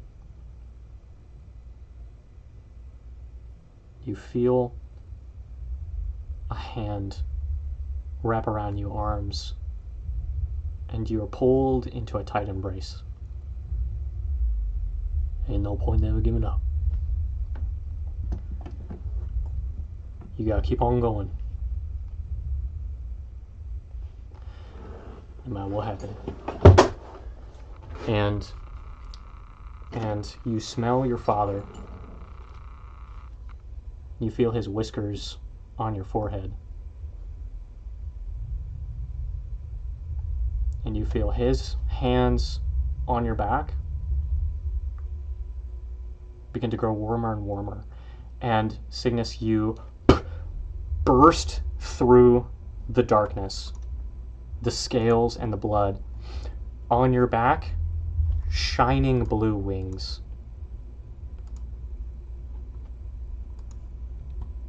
Your horns are gone.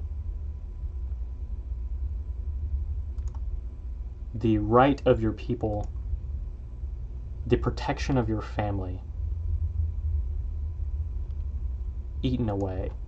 And you rise with your wings made from this blackness, this darkness, have temporarily joined you as your will has taken over their own. And you get your flying speed from your bug form, and you may now do what Castio can do, and you can alternate between bug and humanoid Okay. at will by choosing which reality you're in at any given moment. Okay. You're going to mark off 2 failures. Okay. Like remove 2? Yes, remove 2 failures, so you're down to Okay. 3. Okay, gotcha. And you feel the grace of hope once more. And that is going to be the end of your turn, and we are going to begin the next round. Escar Crom, you're up. Alright, I'm in this motherfucker. Okay. I uppercut him. Okay. That is going to be a 26 to hit.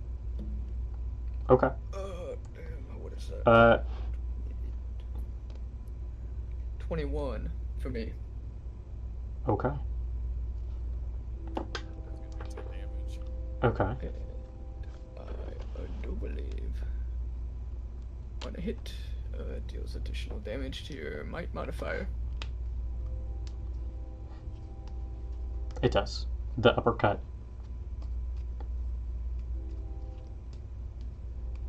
Okay, so just for clarification, Mm-hmm. is that saying like on top of the additional damage I can already do, or is that saying like. What additional damage can you already do? Because you do base damage, and then you get the damage from the uppercut. Your base damage would be like the die plus your might modifier, and then the uppercut deals Yes. additional damage equal to your might modifier. Yeah. Okay, that's what I was asking. Okay. Yeah, no, it stacks on top of the might you Okay, already okay, have. Yeah. Let's go, baby. That's so sick. And I don't know how you did that. This class didn't exist before you rolled your stat stuff. It's I don't okay, it's understand. okay. You want to know what I got for damage? What did you get for damage? A 9. Total? Yes. Okay. I rolled the lowest possible number. God, I love this. This is sick. The lowest possible amount of damage you doing being 9 is still, Dawson, It's kind of good, but, like, insane. it's a little upsetting rolling the lowest. I get it. But that's like what the uppercut is for. You have Yeah, I know. you just made up for a bad punch. You BAM! Slam your fist into its jaw, and you can see that the lightning dribbling out of it just boom goes back into its throat as you slam its jaw shut. Eskar, what did you get on damage for your second attack? On my second attack? I assumed you hit it again. Did you not? Oh yeah, I got nat 20. Yeah. So what did you get? What did you get for damage on your crit? Do I triple my dice or my damage? Your dice. Dice. Mm-hmm. Critical multiplier applies to the number of dice. Yes. You only triple damage if you're using the fixed amount.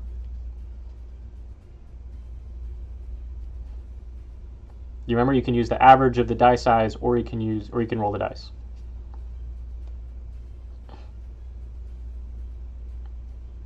Oh. Yeah, I get you. Okay. So.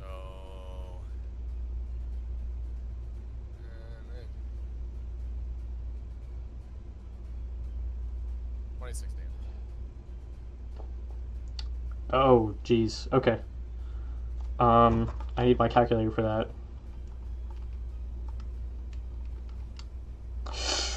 All right. You see the wounds on this thing are starting to peel even further. It's like barely being held together at this point. So, I'm gonna hit him again. okay. I got a 14. That's gonna hit just barely. Go ahead and roll damage. I'm also going to, since I'm in rhythm, change my damage type to lightning. Yes, you can do that. Okay. And I also, what is it?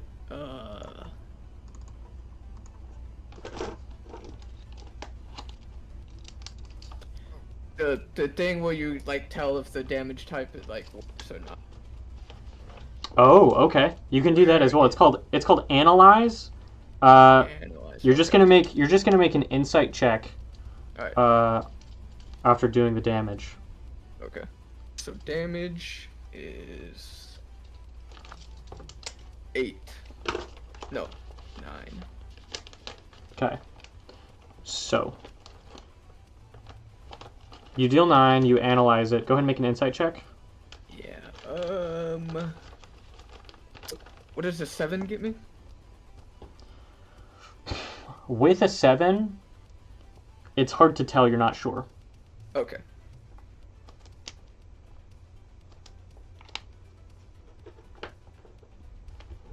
Anything else happening during the quick phase? Does that count as like an action? Does that take a fatigue? It does accrue 1 fatigue. Yeah. Okay. Then yeah. Okay. I also get a moxie back.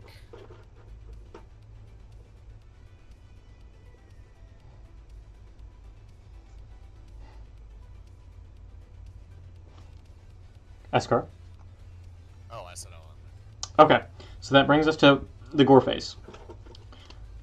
It is going to begin recharge. So again, you see all of the spines on its back begin to glow brighter. and that rippling in the like the blood mold begins to slow down as it starts to hold in the energy. 1, 2, 3, 4, 5, 6. And then it is going to open its mouth. You hear a screaming shriek emanate from it as its entire body begins to slowly swell up and then shrinks as it explodes. I need everyone to make 2 saving throws. If you are within range, that is going to be Eskar and Crom and Castio. Cygnus, you're still not high enough. Yeah, what's up? Explosions. Projectiles? Question mark? Let me think about it. No. No, come on. Okay. What do you want? So you're gonna make. Everyone's gonna make a might save and an instinct save. Okay. Okay. Uh, Alright. I'm just gonna roll 2 of these. Okay. Alright. Might, I got. What is that? Yeah. A dirty 20. And then you said instinct for the second one? yes. Instinct, I got a 15. Okay. I got an 18. Mhm. Instinct, I got a 8. Okay. Might 17, instinct 14. Okay. Eskar, you're gonna take 3 psychic damage. I have that too. You have it to 1. And you are slowed for 1 round, or you can mark a failure on your sheet. I'll mark a failure. Okay. So, everyone who succeeded, they're also just going to take 1. One of the counter. Or no, things? sorry. Yes, one of the. No, not 1 failure. You're going to take 1 psychic damage 1 psychic Oh. damage. from succeeding the instinct save. Yes. Which is only half damage. Then you succeeded, so you're not pushed that far back. You are pushed, let's see, 5, 10, and then 5, 10. So you are pushed off the shipping container. 5, 10. And you guys are going to take, it's just 1d6. You're going to take 5 bludgeoning damage for falling onto the like dark sea of scales and blood.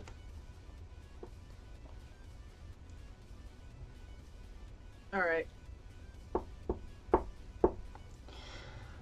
Then, You said 5 bludgeoning? yes. Then it is going to move to the edge of this container and it is going to jump off. Let's see. You can jump 5, 10, 15, 20.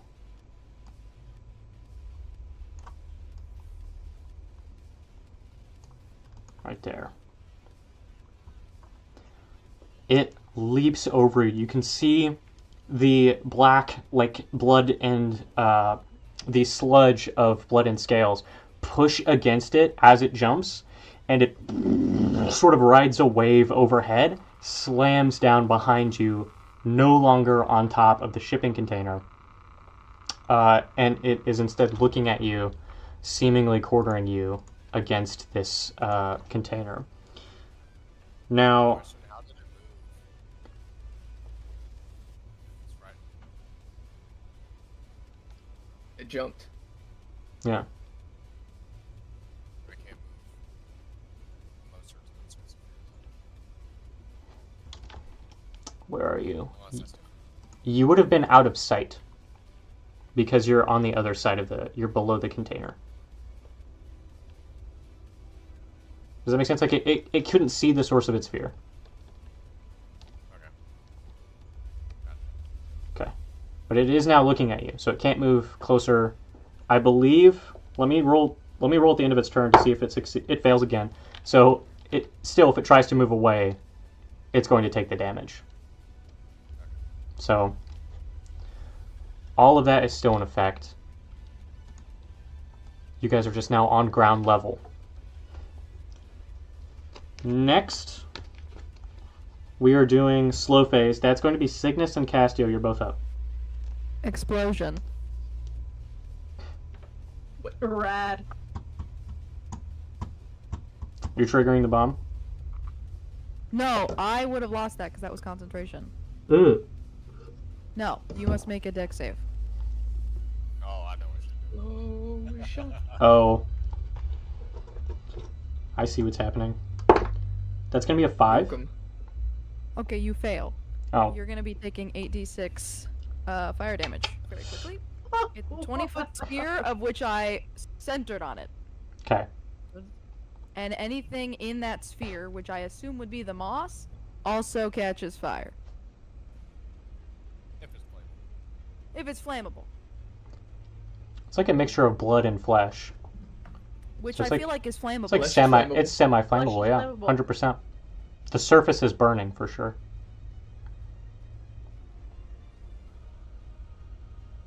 Eight D6 is crazy. Yeah, yeah. That is insane. Fireball. It's yeah.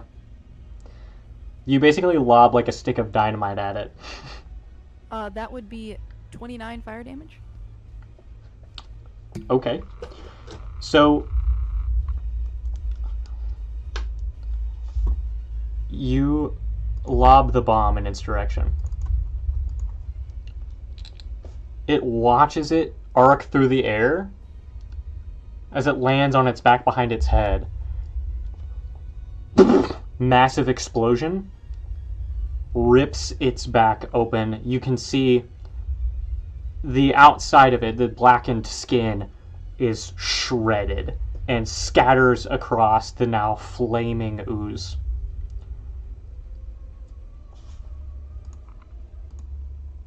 Does it look like it's particularly vulnerable to fire damage? You know, one could make that assumption for sure. Okay. Because, I mean, are you analyzing it right now? Yes. All right, go ahead and do the insight check real quick. It's just a DC 10. Oh, I don't think I beat it. No, I got a 7. Okay. So with the 7, you can't tell. It looked effective for sure. Okay. You go. And let me see. You watch as it sort of lies there, smoking, bubbling, fire around it. And then you're cracking, and the bubbling sort of continues to expand from the body. And you feel all of the energy in the room begin to rush towards its corpse. And it rises. And it sheds the skin that it was wearing before, and you see a skeletal structure made of Hethfire gemstone shards that have been fused together inside of a sort of crooked rib cage. You see a green sphere, skin stretched to wrap around all of the different bones like their tendons. And you see in the center is a massive chunk of raw Hethfire gemstone that seems to be fully infused with energy. We still in combat right now? Yes.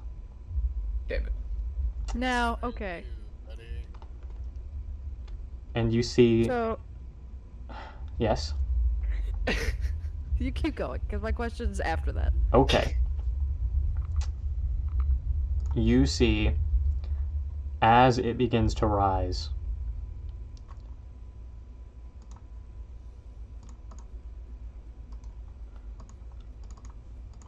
the head of the Estidkin that has fused with this Hethfire core opens its mouth to say something and just oozes the scales. Make an insight check, everybody.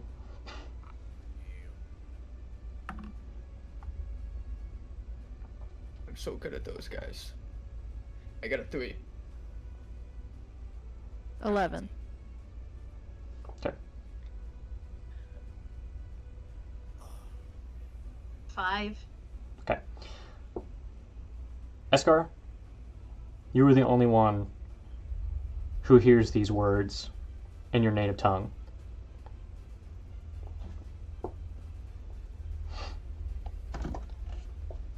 Save them.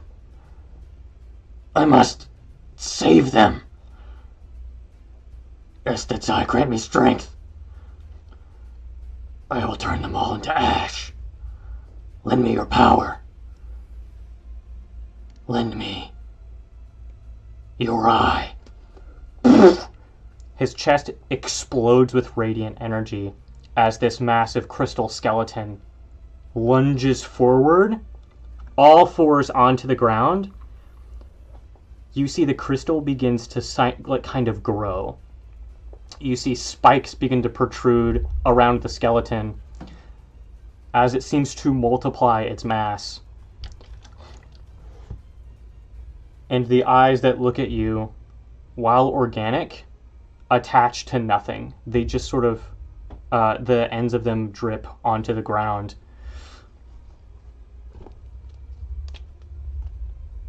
And this thing is going to do a lair action for free. Everyone, so begins the season of despair. I need you to each make your saving throws, instinct saving throws.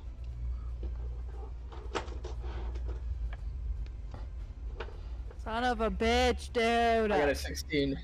Mm-hmm.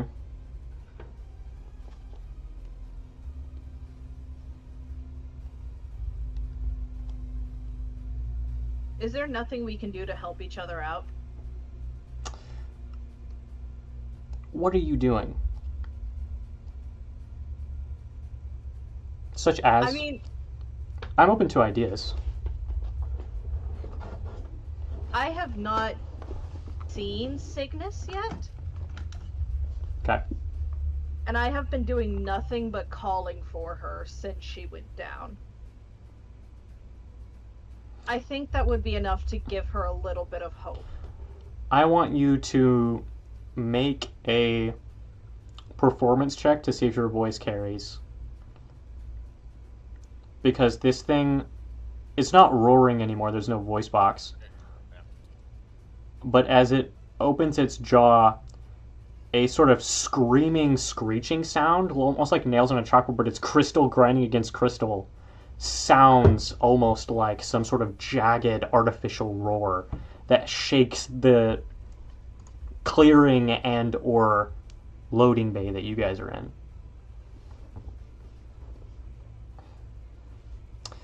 In the alternate illusionary world, you see the moon begins to crack, and you see blue crystal jutting out from underneath its surface. What did you get on your performance? So I got a nat 20 for a total of 26. Cygnus, that's going to be favor 1 to your saving throw as you hear a voice call out to you.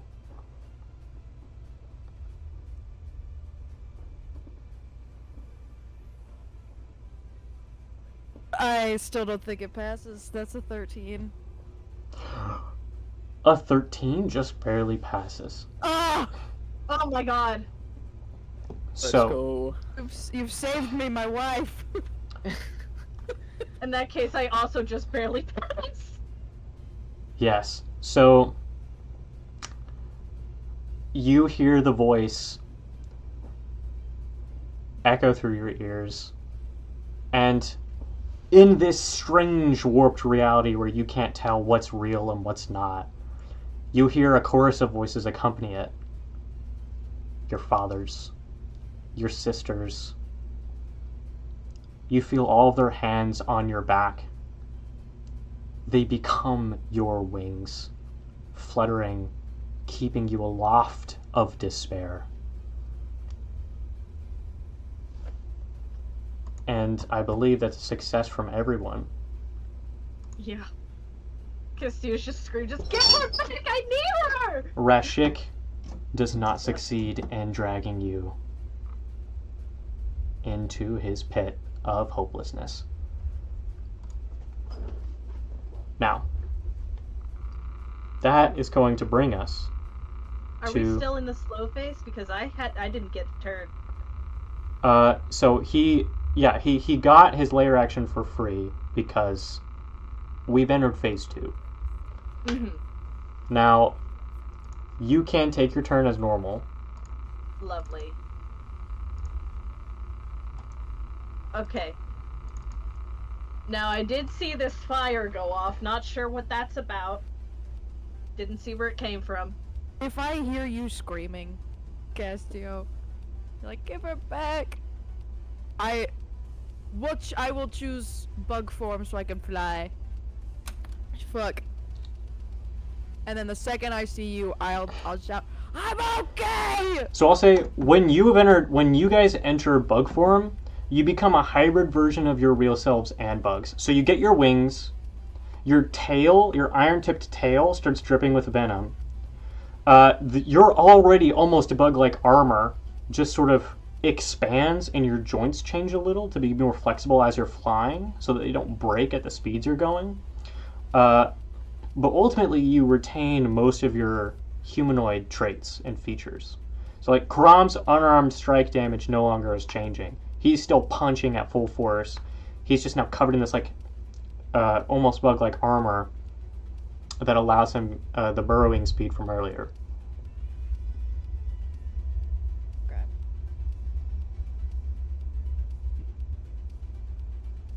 Yeah, I just see you pop up, just this I flash of see you blue. pop up. I'm okay! Burn that son of a bitch! Is there a penalty to casting spells 2 times in a turn? Yeah. It accrues an You'll- additional oh. fatigue. Okay. Great. Now, let me ask my question. Mm-hmm. Heathfire's is kind of is. Listen, if I explode that fire, is that gonna be a problem? To get straight to the point, I know, I was thinking about that. is it gonna like, supernova if I blow it up? Make It is. an insight check. Because I'm gonna It is say based spherical have fire crystal, which as we learned today can store a fuck ton of energy. yeah, that's my thinking. This is 16. Okay. So, with a 16, you determine that if you were to actually shatter the skeleton, it could trigger an explosion that would undoubtedly kill the person inside. It would also be big enough that it might render a hole in the ship. Up to you whether or not that's a risk that you're willing to take. Okay, that's what I thought. Now, on Is- to Is that with just like fire or just damaging the crystal in general? if the skeleton shatters at all. Oh. But would burning it to a crisp count as shattering it? You discern that you can maybe dismantle the joints on this thing without shattering the bones themselves. Because they are held together with this green flesh that acts as like the muscles and the tendons for these limbs. If you're attacking the bones themselves, you could trigger an explosion. Okay. Depends on what If you're I were- aiming for. True. Gotcha. Okay.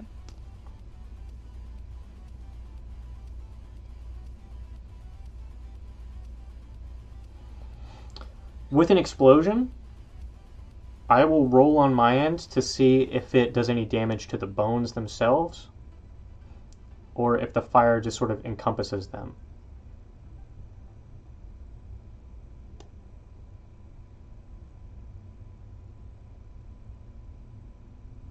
My other thinking, right? Okay.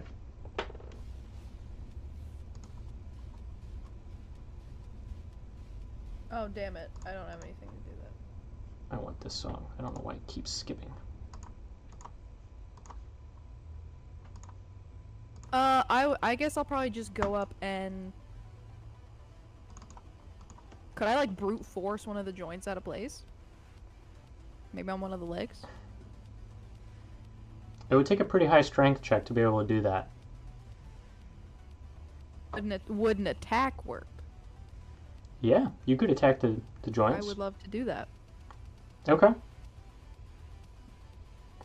Oh, son of a bitch. Hold on. Drop my dice. In order to actually sever one of the limbs, Megan, you need Yeah. precision on par with, I'm going to say, a natural 20. Now, if all you're trying to do is damage it, then you can just make an attack and say that you are going for the green part. I'll do that. Okay, let's do that. We'll see. Is that... And I'm gonna do that with my tail. Need to remind myself what my bonus is.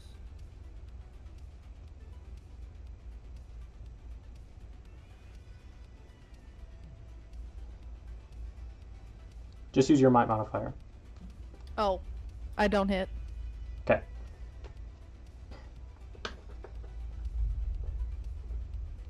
That's probably gonna be all I do this turn, to be honest. Besides, Solid. like, flying up to it. Anything else? This phase? Okay. In that case, I'm Right. gonna climb back up onto the box. Okay. And, cast gun. Very well. I'm gonna cast gun as many times as you'll let me cast gun. I don't have to reload yet. It's just a fatigue per shot. Sure is. This Okay, is well- attacking, so you do suffer the multiple attack penalty. Yeah, that's fine. Okay. So the first one's a nat 1, so that's not cool. But, Uh-huh. God, I'm not used to this weapon! Second one is much, much better. Oh, and I'm going for the green, if that isn't clear. I want to shoot between the ribs. Perfect. But, that's gonna be 15 to hit it. That's gonna hit. Okay, cool. I didn't know if it changed AC. Awesome. It did. But a 15 still hits. Awesome. Okay. And then I last one.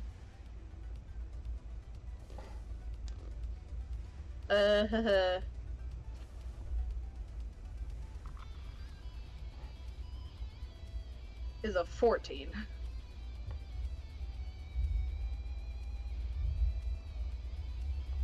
So, that's unfortunately not gonna hit. Okay, we know it's AC, guys. That's fine. Rough round for me, but that's okay. Hold on, wait. I have one more thing I want to do. Okay. And I'll Yeah. be done. Very quickly. I still need My to bomb should still be on it, but it didn't go off because I lost concentration. Okay. Okay. I would like to cast Overheat. Okay. Does that count? Okay. Awesome. Sure. I'm gonna cast it at 3rd level. So I can get an extra... Haven't you already cast a spell this turn? Yes, I'm taking the extra fatigue. And It it's will be gonna. lingering. Okay, perfect. I was just making sure. Yeah, no, I'm aware of my consequences. Why does it keep doing that? I did 9 fire damage, by the way. 9 fire damage. Okay.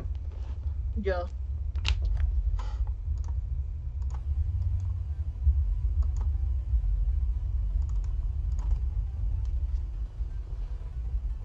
I also did 9 fire damage. Oh, okay. Solid. And it says, see, if the object is held, worn, or integrated, they take damage. The creature must succeed on a con saving throw or drop the object if it can. If it doesn't or can't drop the object, it has disadvantage on attack rolls and ability checks until the start of my next turn. Okay, so most of that you need to reword at some point. But it's going to suffer disfavor on Correct. its attack rolls. Okay. Correct. Until I get a turn again.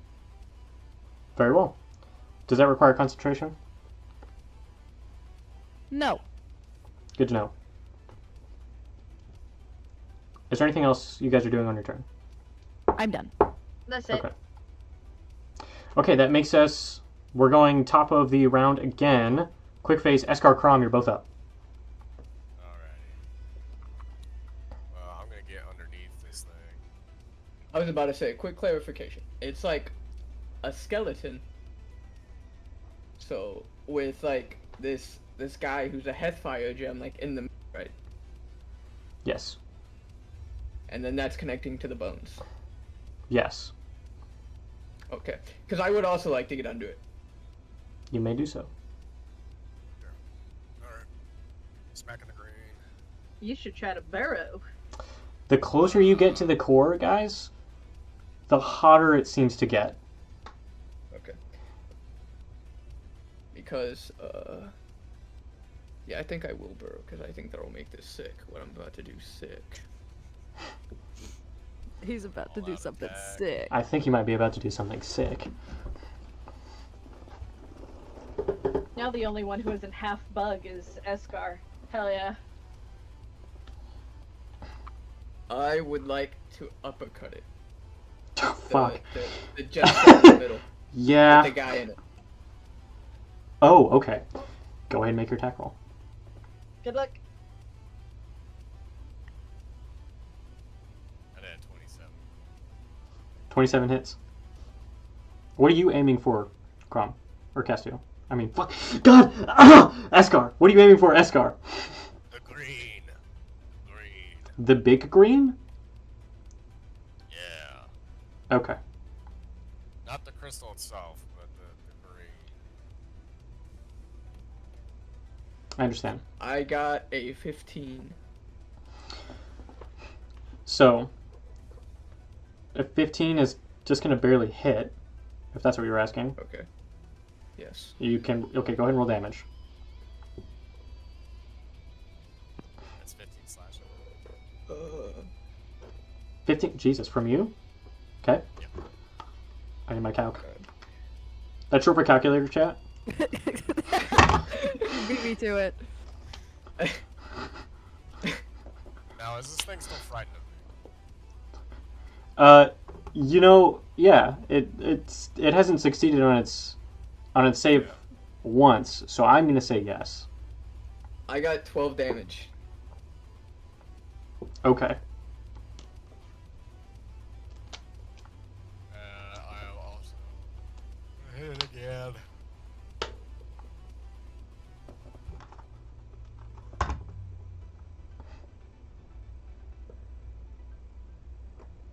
As a dirty 20. That's gonna hit. I would also like to hit the gem again. Okay.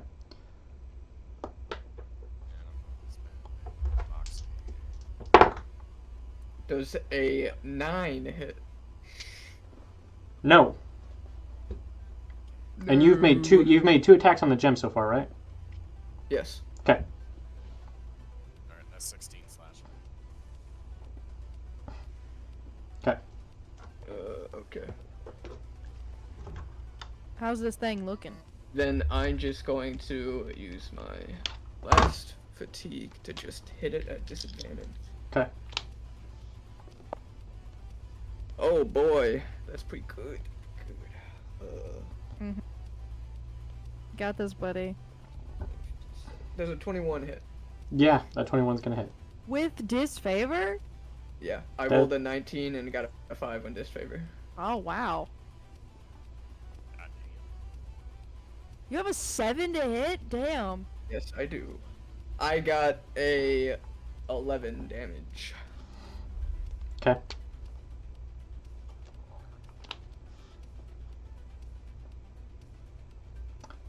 Is it the end of your turns? Yes. Okay, at the end of your phase, you both take 10 radiant damage. God damn. The core burns. You feel that same numbing, irradiating sensation is far more concentrated here. Just being within the distance that you're in, within the ribcage, you can just feel waves of something hitting you, one after another. 10. 10 radiant? Yes. Yeah. Alright, well, I was gonna move back. So, I can do with that after the damage. with the free action, Krog's gonna say, this kind of burns. Little help would be nice. Help.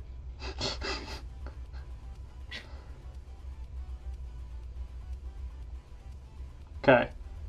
So that does bring us to the gore phase. Now, it is going to...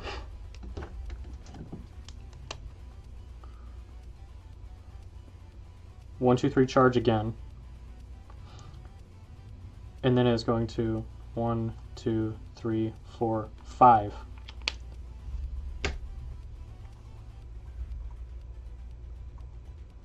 Where... Escar, is that actually where you are? Yeah, I moved back. Okay, just making sure. Then just making sure, because it's gonna breath weapon attack on you. Oh, okay. You could dodge. Make a dex save. We did establish earlier. Guard has to be done on his turn. I will allow you to I was do. thinking Oh. about doing I will allow you. decided against it, so Yeah. I did give someone else the option earlier to make an acrobatics check. I will let you do that to try and guard as a reaction, if you want to. Nope. Okay. Dexterity save. That's 14. Okay, that's a success. Oh, shit. Let me roll my dice real quick. Holy shit! No! Whoa! We win! I dropped one of my dice. 10. You drop his 10 dice, the monster's dead, we win. Yeah. plus 12, That's how it works, right? 20, Yeah, 30, no, 30, you're 30. right. So that would be 33 radiant damage, but it gets halved because you succeeded. So instead, that is going to be 16 radiant damage. Oh, I'm so glad I didn't get in the fray. Holy You watch shit. as all of the bones begin to pulse, and waves of energy start going towards the mouth, and it begins to charge a small. You can see this now that the flesh is all gone. A small like vortex inside of its mouth that spins and spins, and then opens its mouth, unhinges its jaw, and shoots it out all at once. You manage to dodge out of the way a little. You can feel the vortex ripping at your back. Okay. How do you guys look right now? I mean, if you look on the battle map, that's how I'm feeling. What, yourself? We're talking about HP value here. Now, Yeah, at the you end don't of its you can't turn, see them. at the end of the gore phase, it's going to make that saving throw. Jesus. Unless you guys can't see my HP. Oh, it fails again! No, we Cannot. can't. Only you can. Okay, Oh, so you it's can't? it's Oh. still afraid of you. Gosh. I am more than bloody. Let's just say, On a scale Take of your bet. 1 to 33, where you at right now? so between 1 and 33, I'd say about a 5. Everyone, Oh god! Ottomans, and we enter a season of despair. And I need Motherfucker. everyone to make a saving I throw. don't believe in despair. Despair's a lie. Come on, Cygnus, you got I do believe in it. Maybe. Oh! I don't believe in No, I got despair. a 10. Never mind. Is the DC the same? Is it a 10? Please tell me it's a 10. Come on. Not for this, no. Yeah. Hey, I do could believe it in have it. gone down to a 12, maybe? No. I'm okay. I'm okay right now. So Cygnus mark a failure, Kron mark a failure. Yeah. Castiel, what'd you get? I failed, actually. Mark a failure. Escar, what'd you get? 21. That's a success. That's my first time failing in this combat. I was just about to ask how many fails you had. And I that have makes me feel better. 3 total, but it's first this combat. So, Where you sitting at, buddy? Okay. Castiel, Yeah, I'm good. Yeah. you are submerged under a wave. You open your eyes in the darkness. This goes against your instincts, but something forces you, pries them open. The same thing that floods down your lungs into your nasal cavity. And you're standing at a grave. A grave made of crystal, a small pillar, cylindrical. You can see etched all around is an obituary. And you hear a voice. Her voice, carried by the wind.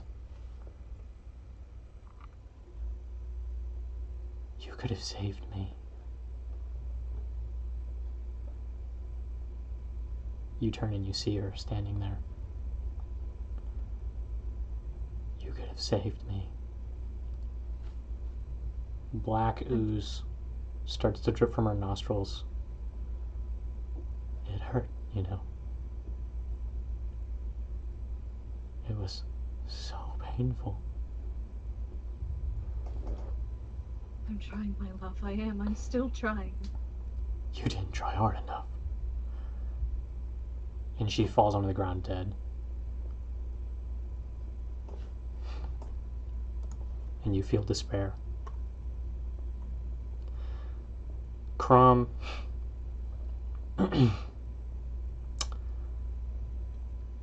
You watch that fight replay in your head over and over again. You weren't fast enough.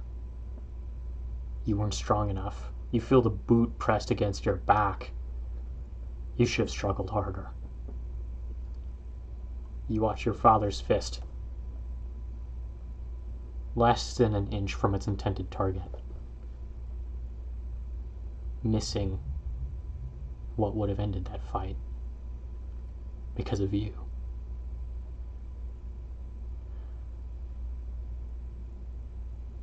You weren't strong enough, my boy. He turns to look at you, a hand through his chest. You weren't strong enough. And you never will be. Falls to the ground. You hear the thud shake the earth like a world quake. And he's gone. And you'll never be able to face your brothers again. And so you abandoned them. You hear their voices in the back. You abandoned us. Left home. And for what? For nothing.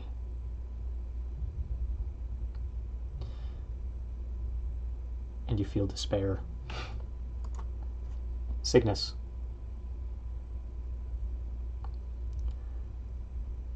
You stand in the crag pits and you hear a voice. Your mother's. Oh, it's almost time! It's almost time!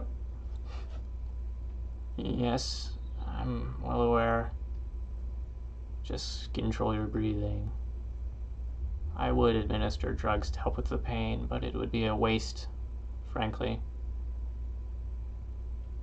Do I see them? You just hear voices and you see shadows on a wall from an old den. You're not sure what level you're on, but you look up and it's countless stratums. You don't even see sky. It's just dark. It's just dust. Ash falls.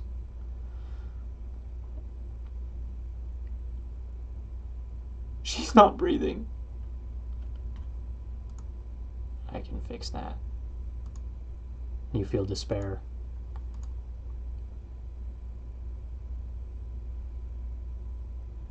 Eskar, you feel a wave of lethargy,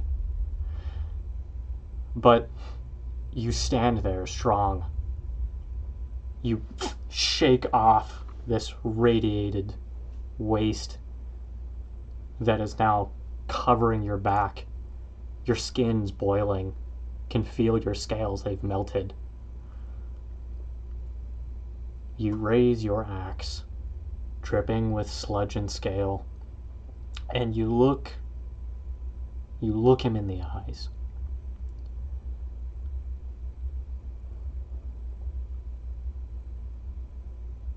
I wanted to be like you.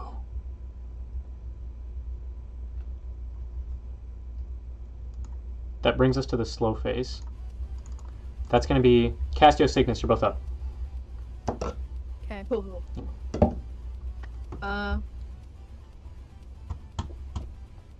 I would like to use Time Bomb, obviously. Mm-hmm. And I want to put it... Okay, so it's just like, it's like a skull, right? Okay. For the head. Oh, yes. I thought you were describing your palm. I was like, okay, cool. Sick as hell. All right. No. No, it's just a normal bomb. But Okay. the skull of this thing. Yes. I mean, obviously skulls have many openings in them. Yes. Can I put a bomb in it? You can try to chuck the bomb down its throat. Cygnus, this is a skeleton. Yeah. So it's like mostly hollow. Yeah. Okay. You just aiming for this I want it. 'cause I want it's it cool? in, I want it in it. Sure. Yeah, you go for it. Okay.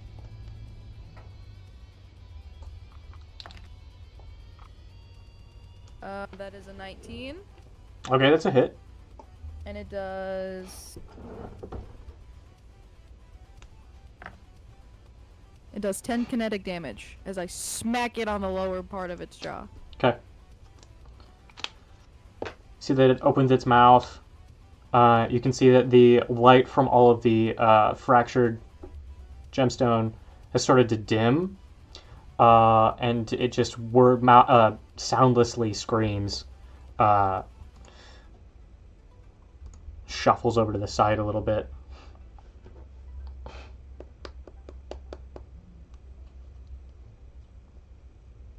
Okay. As a minor action, I'm Uh-huh. going to detonate it, and it'll do 2 fire damage. 2? Okay.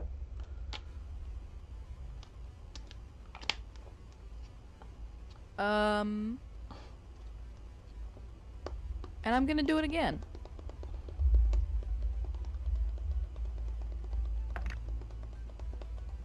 That was even higher on the die, so I know that. That's a hit again.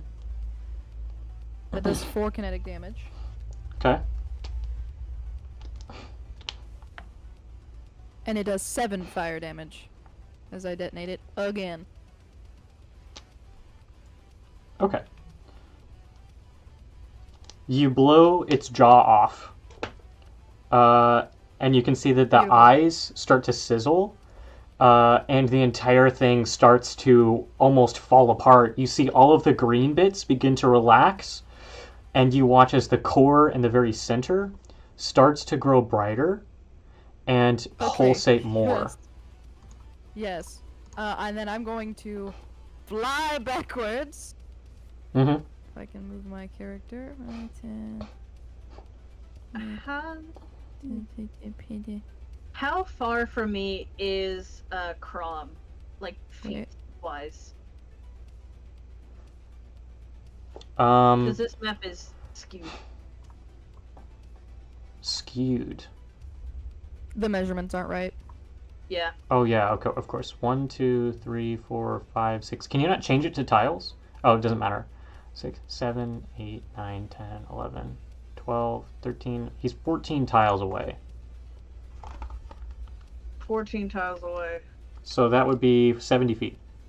70 feet. Okay. I'm gonna use my bug to get closer. Way closer. Hmm. You leap As I fly transform. back. Yeah. Sorry, As go I ahead. fly back, I yell at you guys, get the fuck back, this thing's gonna explode. Yeah. I need to get kind of within technically 60 feet, Mhm. 30 feet? Mm-hmm. Can't remember. That's 30 where you're at, basically. Cool. I cast rescue? Oh, okay. Crom, I'm you're gonna just pull you to me? pulled from the mud. Just yoinked. Big slurping sound. That moves him all the way to you, right? Or 15 feet? Yeah, within a 5-foot space. 'Kay. Next to me. Okay. And now that he's here, that's one. I'm gonna cast heal. That's 2 and 3. Let me see how many Mm-hmm. I get So- ya. I just smack you with it. So The what? touch spells. Whatever you gain in temporary hit points, I need you to mark your normal HP down to 0, and then just put the temp HP over to the side. Because what happens as you are... Oh, never mind, it can't do that. Never mind. I'm sorry, go ahead. It was gonna make an attack of opportunity against you, but you didn't willingly do move that. away. Yes. Okay. Yeah. Yeah, that's part of rescue. Mm. That's why I did it that way. Yeah, I probably would have put you a little further, like behind me, so that way you're, you know.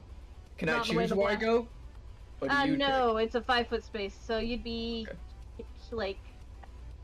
Can I Maybe- stop measuring, please, so I can ping it? Thank you. I put you here. pick? There. There. Okay. Yeah, that works. Okay. Hey, max heal. You're gonna get.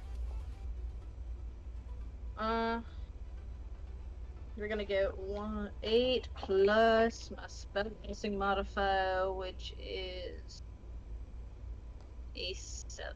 So that's gonna be 15? 15 temp HP. Temporary. Okay. Yeah, because that's how healing works in this system. Okay. Yeah, it's so great. Oh, okay. Hey, it's better than nothing. Yeah. Okay. And then I'm gonna use the rest of my movement to get the fuck away. Scar, hello?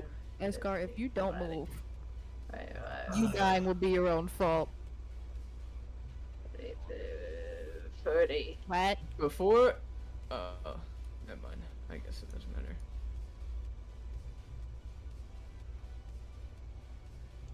You can just heal 15. You don't need to do it as Okay. temp HP. Sick.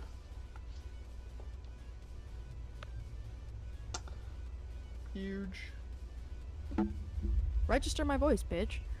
You're so sweet, Daniel. That's what I was trying to say. Seems like that was just an unpopular rule I made, so we're just gonna Just gonna ignore it. ignore that.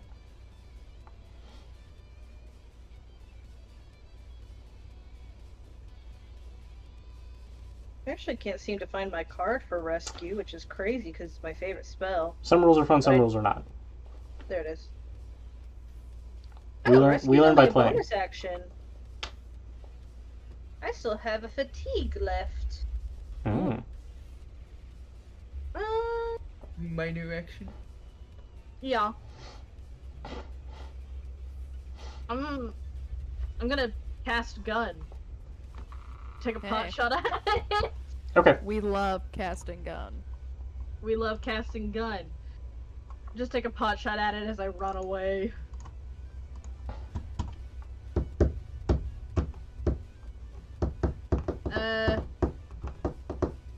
Yeah. That's gonna be 26 to hit.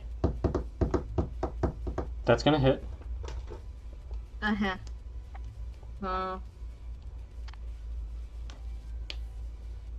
7 fire damage to the green. Okay. Because I didn't hear that thing to get away from it. I just know that I needed to get Crumb out. Mm-hmm. Because it looked bad. So, with the 7, you watch as the fire hits the green and it begins to spread across the rest of its body. And this thing like stops moving and just shudders and slowly slumps down to the ground. You watch as this sea of scale and blood begins to slowly turn blue and evaporate into the air. The illusionary forest around you, this jungle, flickers in and out more sporadically than it did before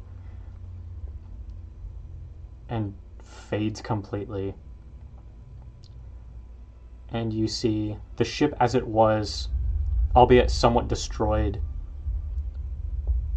All of that mold is gone. You see the giant skeleton has just collapsed into a giant pile of shards. And at its center lies a very puffy, mutilated form. It's barely breathing. Head lolled to the side. You can see cracks throughout the entire body. His scales look like they are burning away with the energy inside.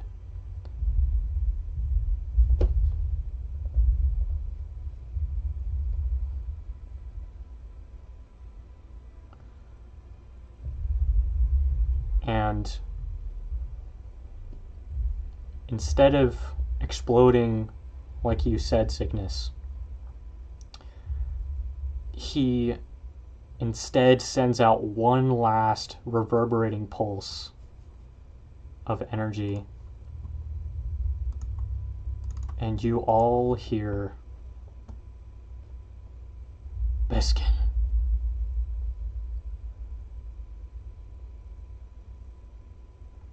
Tell Biskin I'm sorry. Take my people home. Brother, the smell of stars has faded at last. Is it safe to say that this guy's dying? Yes. I run up and punch him. Crab! Yo! You run up to punch him. Your fist just makes contact with the flesh. No, it doesn't. Okay. No, it doesn't. Okay. Well, so what I'm doing is currently, shouting in like rage, and then I like go up to strike him. Mm-hmm. I'm not gonna contest the grapple if you go into block me. Crom shaking with fury. No doubt from the visions you've all seen during this fight.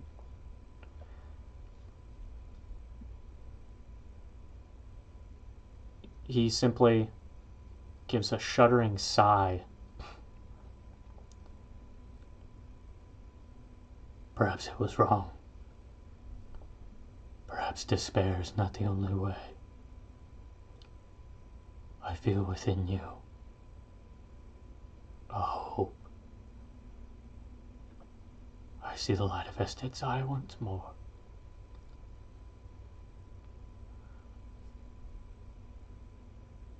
I feel the end.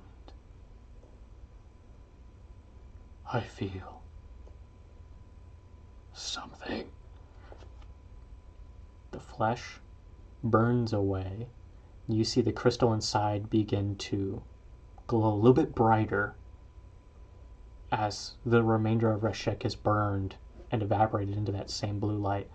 And it begins to crack, and you see light begin to stream out of it. And instinctively, I think some of you would probably take cover almost, or like duck to get out of the way of this explosion. But it doesn't explode, it simply cracks, and like a geode, from the center falls a perfectly spherical orange crystal. And you can see inside a sort of chaotic energy, like lightning but more organic, that sort of claws at the inside and swirls with seemingly no pattern. You are all released from your bug-like forms, and that is where we're going to end today's session.